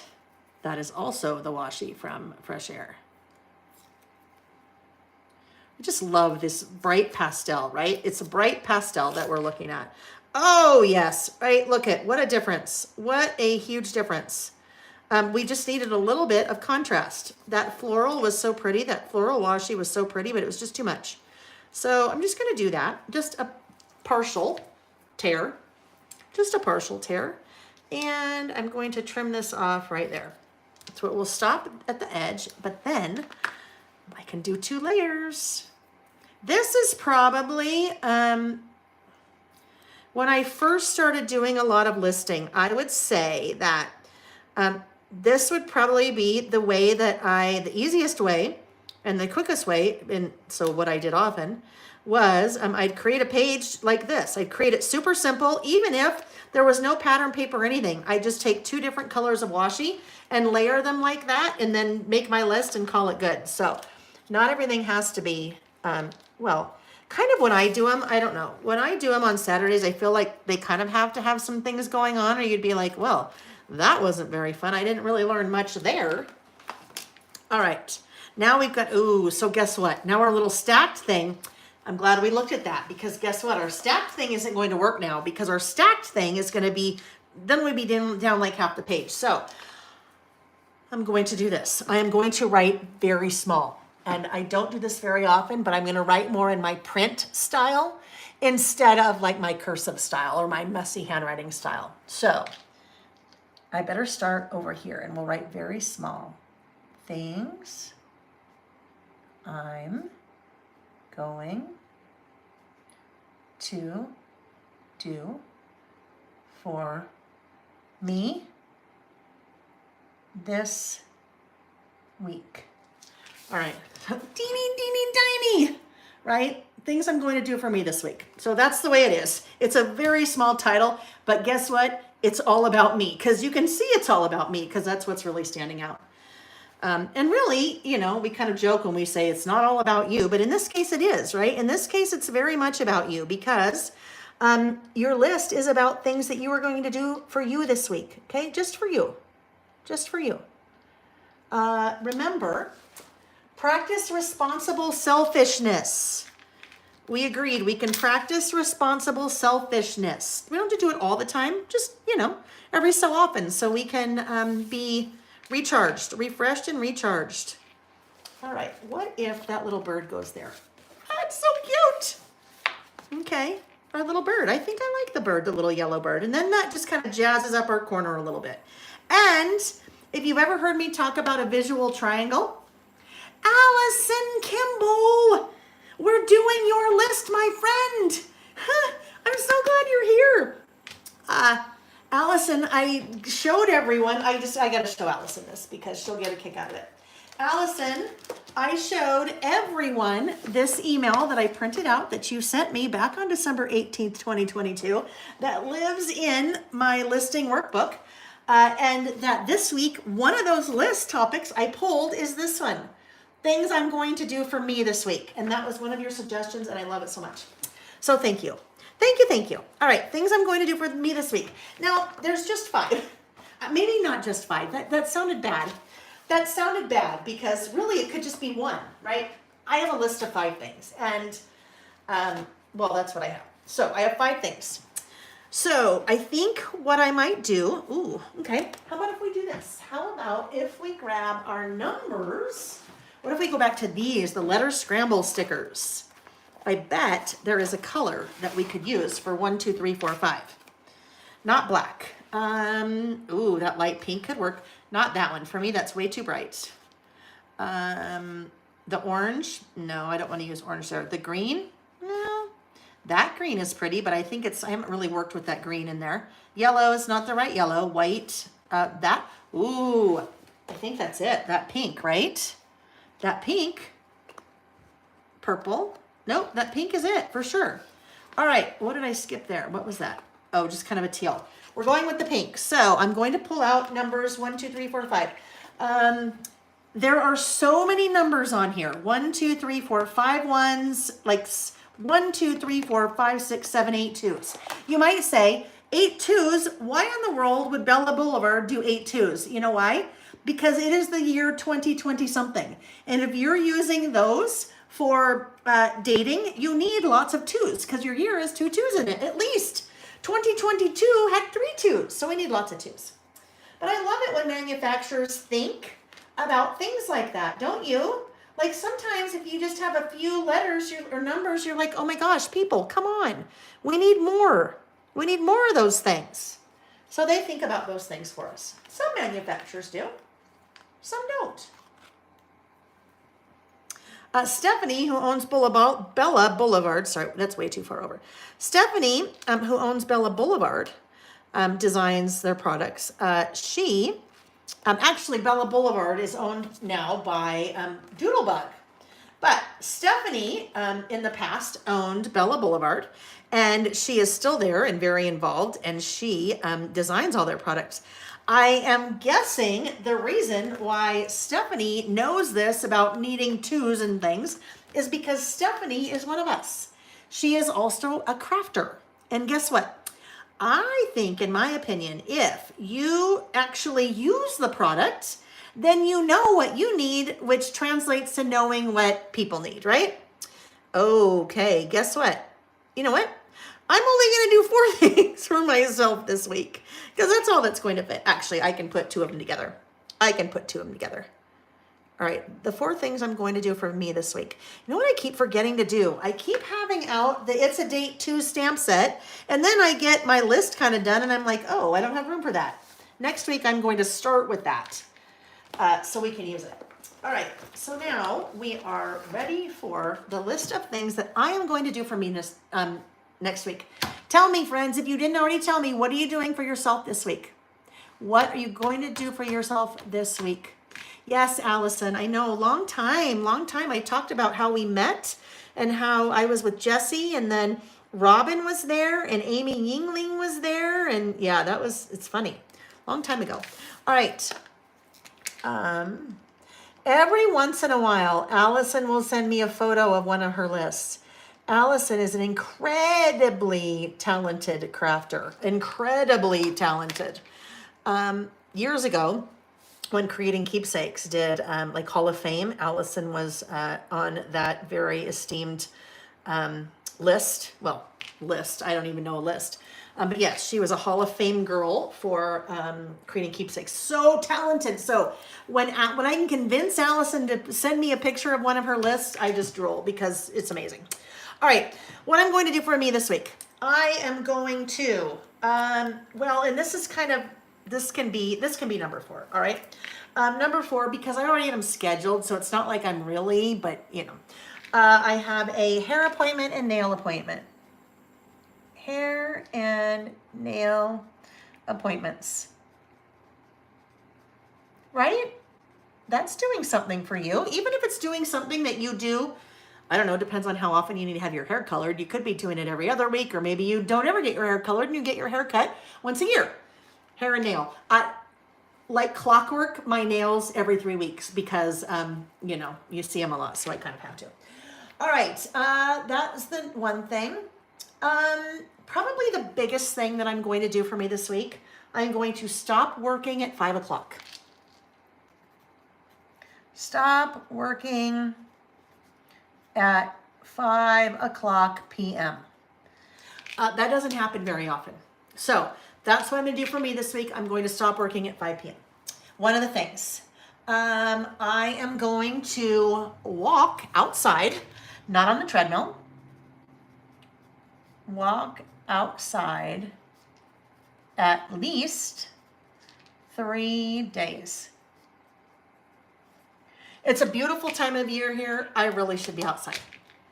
So, my last one is I'm going to sit in the sun. I'm going to sit in the sun and read a book. And it doesn't mean I'm sunbathing. It doesn't mean that I'm out there for 8 hours with the laying on the silver tinfoil blanket with the butter all over my body. Remember that when you were like in high school? Boy, yes, not that. I'm going to sit on our little patio furniture that we took all the covers off yesterday because it's beautiful out, and I am going to just relax. I might even have the big umbrella over me because, you know, you get older, you don't necessarily want the sun. That's when your self-tanner comes in real handy. Real handy. Okay, so last thing I'm going to do. I really like the look of that, but this is kind of bothering me a little bit. That is so heavy and that is so light. You kind of lose this. Like when you look at the list, that's what you see. You kind of lose the meat. So I used Kitsch Flamingo. I am coming back again to my Distress watercolor pencils. There are 6 sets of those, and those there are 12 pencils in each set. So across those 6 sets, you have every color. Ooh, actually, I had an idea. Hang on. You have every color of the Distress inks. There is also a separate pack of the white and the black, but I don't have the white and black. But I do have, I think, still all 6 sets on the website. So I wonder, I used Kitsch Flamingo. That's Kitsch Flamingo. So if I color that in, oh, that's the effect I was going for. Good. I wanted it to be light. I wanted that to be light, but I also pulled out picked raspberry because I thought, oh yeah, good. Totally different color. We don't want to do that. Yep, we're doing the raspberry comes in there. It does. Okay. So now let's go ahead and color those in. And I think that will help that kind of pop a little bit more, right? Because it was just getting a little bit lost. It's just getting a little bit lost. Watercolor pencils, I don't use for watercolor because I don't really do much of that. I like them because they are the same colors as the inks. So I can have fun with them when I want to match or coordinate with the inks that I've used. But there's some really cool things you can do with them with water. Just don't look to me to tell you, because I don't know. If you want to know things like that, YouTube is a great place to look. My friend Jen Shurkus, JenNSHurkus, she does some amazing things with the watercolor pencils. I think she's on Tim Holtz's design team. So if you want to like really take it up a notch besides what I do with just coloring, she'd be a great place to go to just kind of get some ideas and tutorials from what she does. All right, so there we are. I have to add my date. So we're just gonna do something really small down here. This is just 4/24. Okay, there we go. There is my last list. Those are the things that I am going to do for me this week. Mostly Mandy said Jen is so good. Yeah, she is talented. Oh my goodness. When it comes to mixed media, she does amazing things. Amazing things. Just not me, not my, I don't do mixed media. But if you want to do it, you totally should. And she'd be a great resource. She'd be a great place to go. All right, so 2 separate lists, but they go together in a spread because they use the same collection. I have no problem doing totally different things, different collections, different look, different color palette, from right to left on a spread. But I know some of you that really bugs you. So this would be a way to have 2 separate lists work side by side when using that same collection. So what I mean by that is that those are 2 separate lists. They very much don't go together, right? Because they're 2. Other than that, they really don't go together at all. That's totally okay, right? That is totally okay. Ooh, that's weird. I am getting very slow all of a sudden. It probably the video, the camera is hungry. It needs to be nourished like me. No.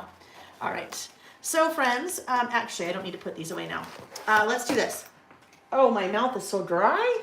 Let's have a sip of iced tea. Let's turn on the overhead. Let's turn off the studio lights. Let's flip the camera and let's say our goodbyes for this week.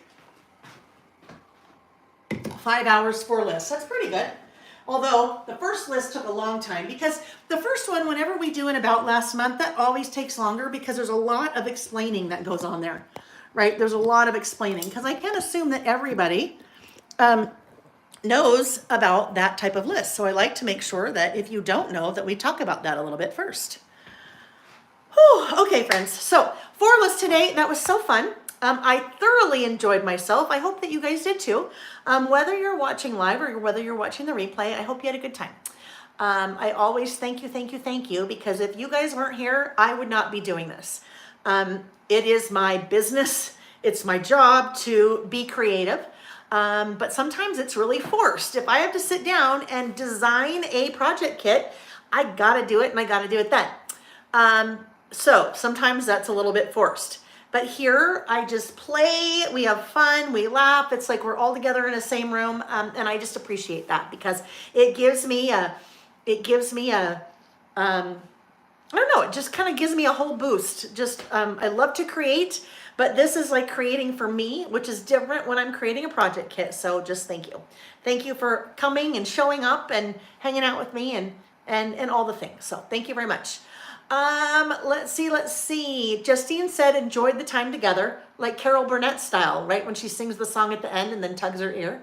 Her song, I'm so glad we had this time together. That reminds me of being a little kid is Carol Burnett show. Gloria Ann said, great list for today. That's what I did for myself today. Oh, good. I love that. That's what you did. I'm so happy I could be part of something that you did for you. Love that. Nancy said, thanks, Layle. I will watch the replay and enjoy. You are so generous with your time. Love listing. So fun. It's very selfish of me, really. It's selfish of me because I get to do this. I get to play. So I'm just happy that you guys show up. Like I said, otherwise I wouldn't be doing it. Crafty said, is this just your list book? Yes. So Crafty, this is, I just start a new one every time I start a new one. So I probably have, I don't know, maybe 15 of these. Listing I have done for a long time. I started doing listing with the Reset Girl back in, and some of you know this. If you want to stick around, you can. I'm just going to show you something very quickly. This is my very first listing book. Now I will tell you, I have listed my entire life. My brain has to have lists to think. This book, this chunky, this book, I started back in, this is why you date your things, 2015. So this, oh my goodness. Holy cow, I didn't realize that. 9 years ago, you guys, 9 years ago, this. And it was something that the Reset Girl was doing every month. She would do like a list of 20 lists, and you could just do whatever you wanted. And that I did them every day, every day. I can't believe it's 2015. But these are like, this is when I first started doing this, kind of these fun creative lists. And then when the pandemic started, so in March of 2020, that very first week, on Monday, the world shut down. And on Wednesday, we had an earthquake here in Utah. So it was kind of like a 1-2 punch. It was a lot. So that Wednesday afternoon, I just started thinking, what could I do? What could I do to put something good out in the crafting community? And I said, well, you know what? I like Traveler's Notebooks a lot, so maybe I could just do a class. I'll record a class, put it on YouTube that people could watch, you know, when we weren't leaving our houses or, you know, everything back then.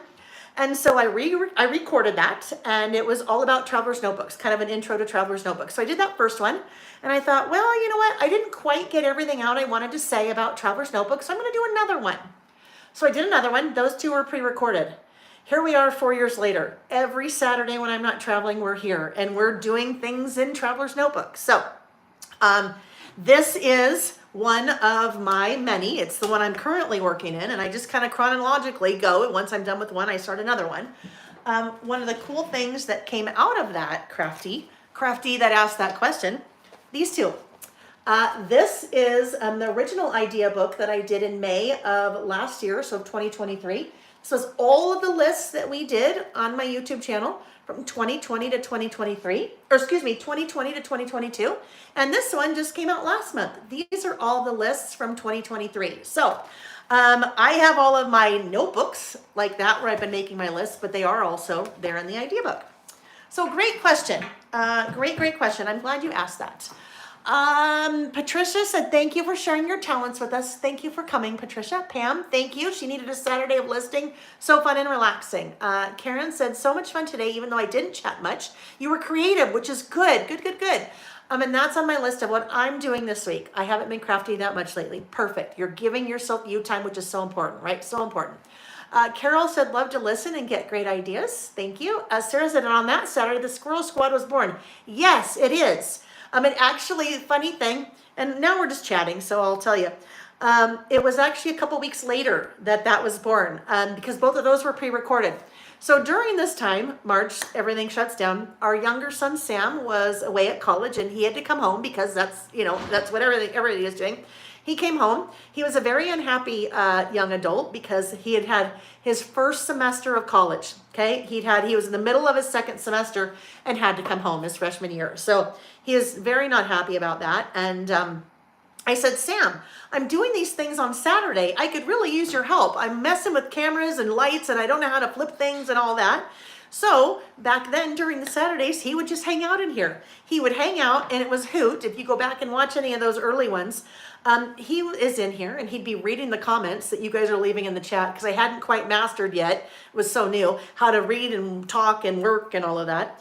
He'd be reading the comments, and then I'd be responding. And then every once in a while, he'd be like, Mom, why are you doing that? That didn't make sense. Mom, that's not how you do it. And he's right here, so you guys can all hear that. And I'm like, Sam, you are not the expert. So we're, like mother, son, we're bickering back and forth.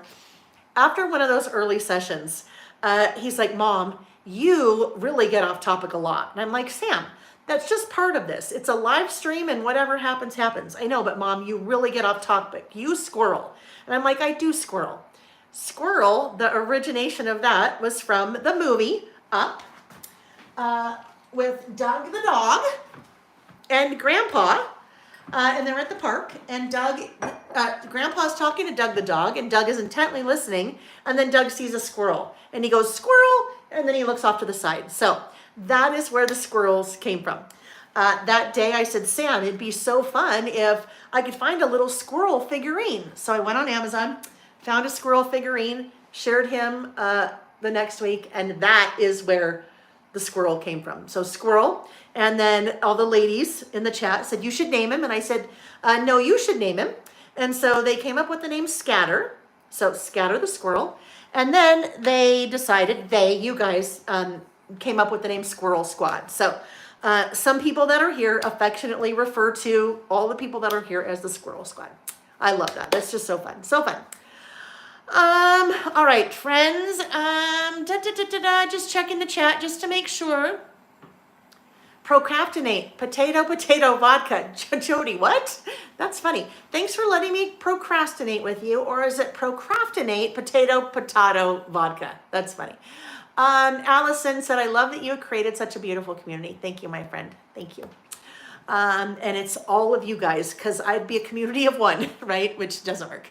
Okay, friends. I'm sure Nick, oh, look, Nick, he uses that line every time. Let them up, they've had enough. Usually he walks into the room and says very loudly, let them up, they've had enough. And I say, honey, if anyone's had enough, they're not here anymore. They're good, it's fine, it's fine. Go back to cleaning the garage or whatever. All right, but I've had enough. I need to go get something to eat and at some point get all this mess cleaned up. So thank you, friends, for joining me today. A reminder, there are 2 giveaways. The way you participate in the giveaways, leave a comment on the video when it's over, not in the chat. Leave a comment on the video when it's over. You have all the time until we're together again. So we'll be together again listing on Saturday the 20th. So that early morning of Saturday the 20th, I will draw 2 random lucky winners to win one of 2 prizes. One is that This Is Me stamp set, brand new, not the one I used.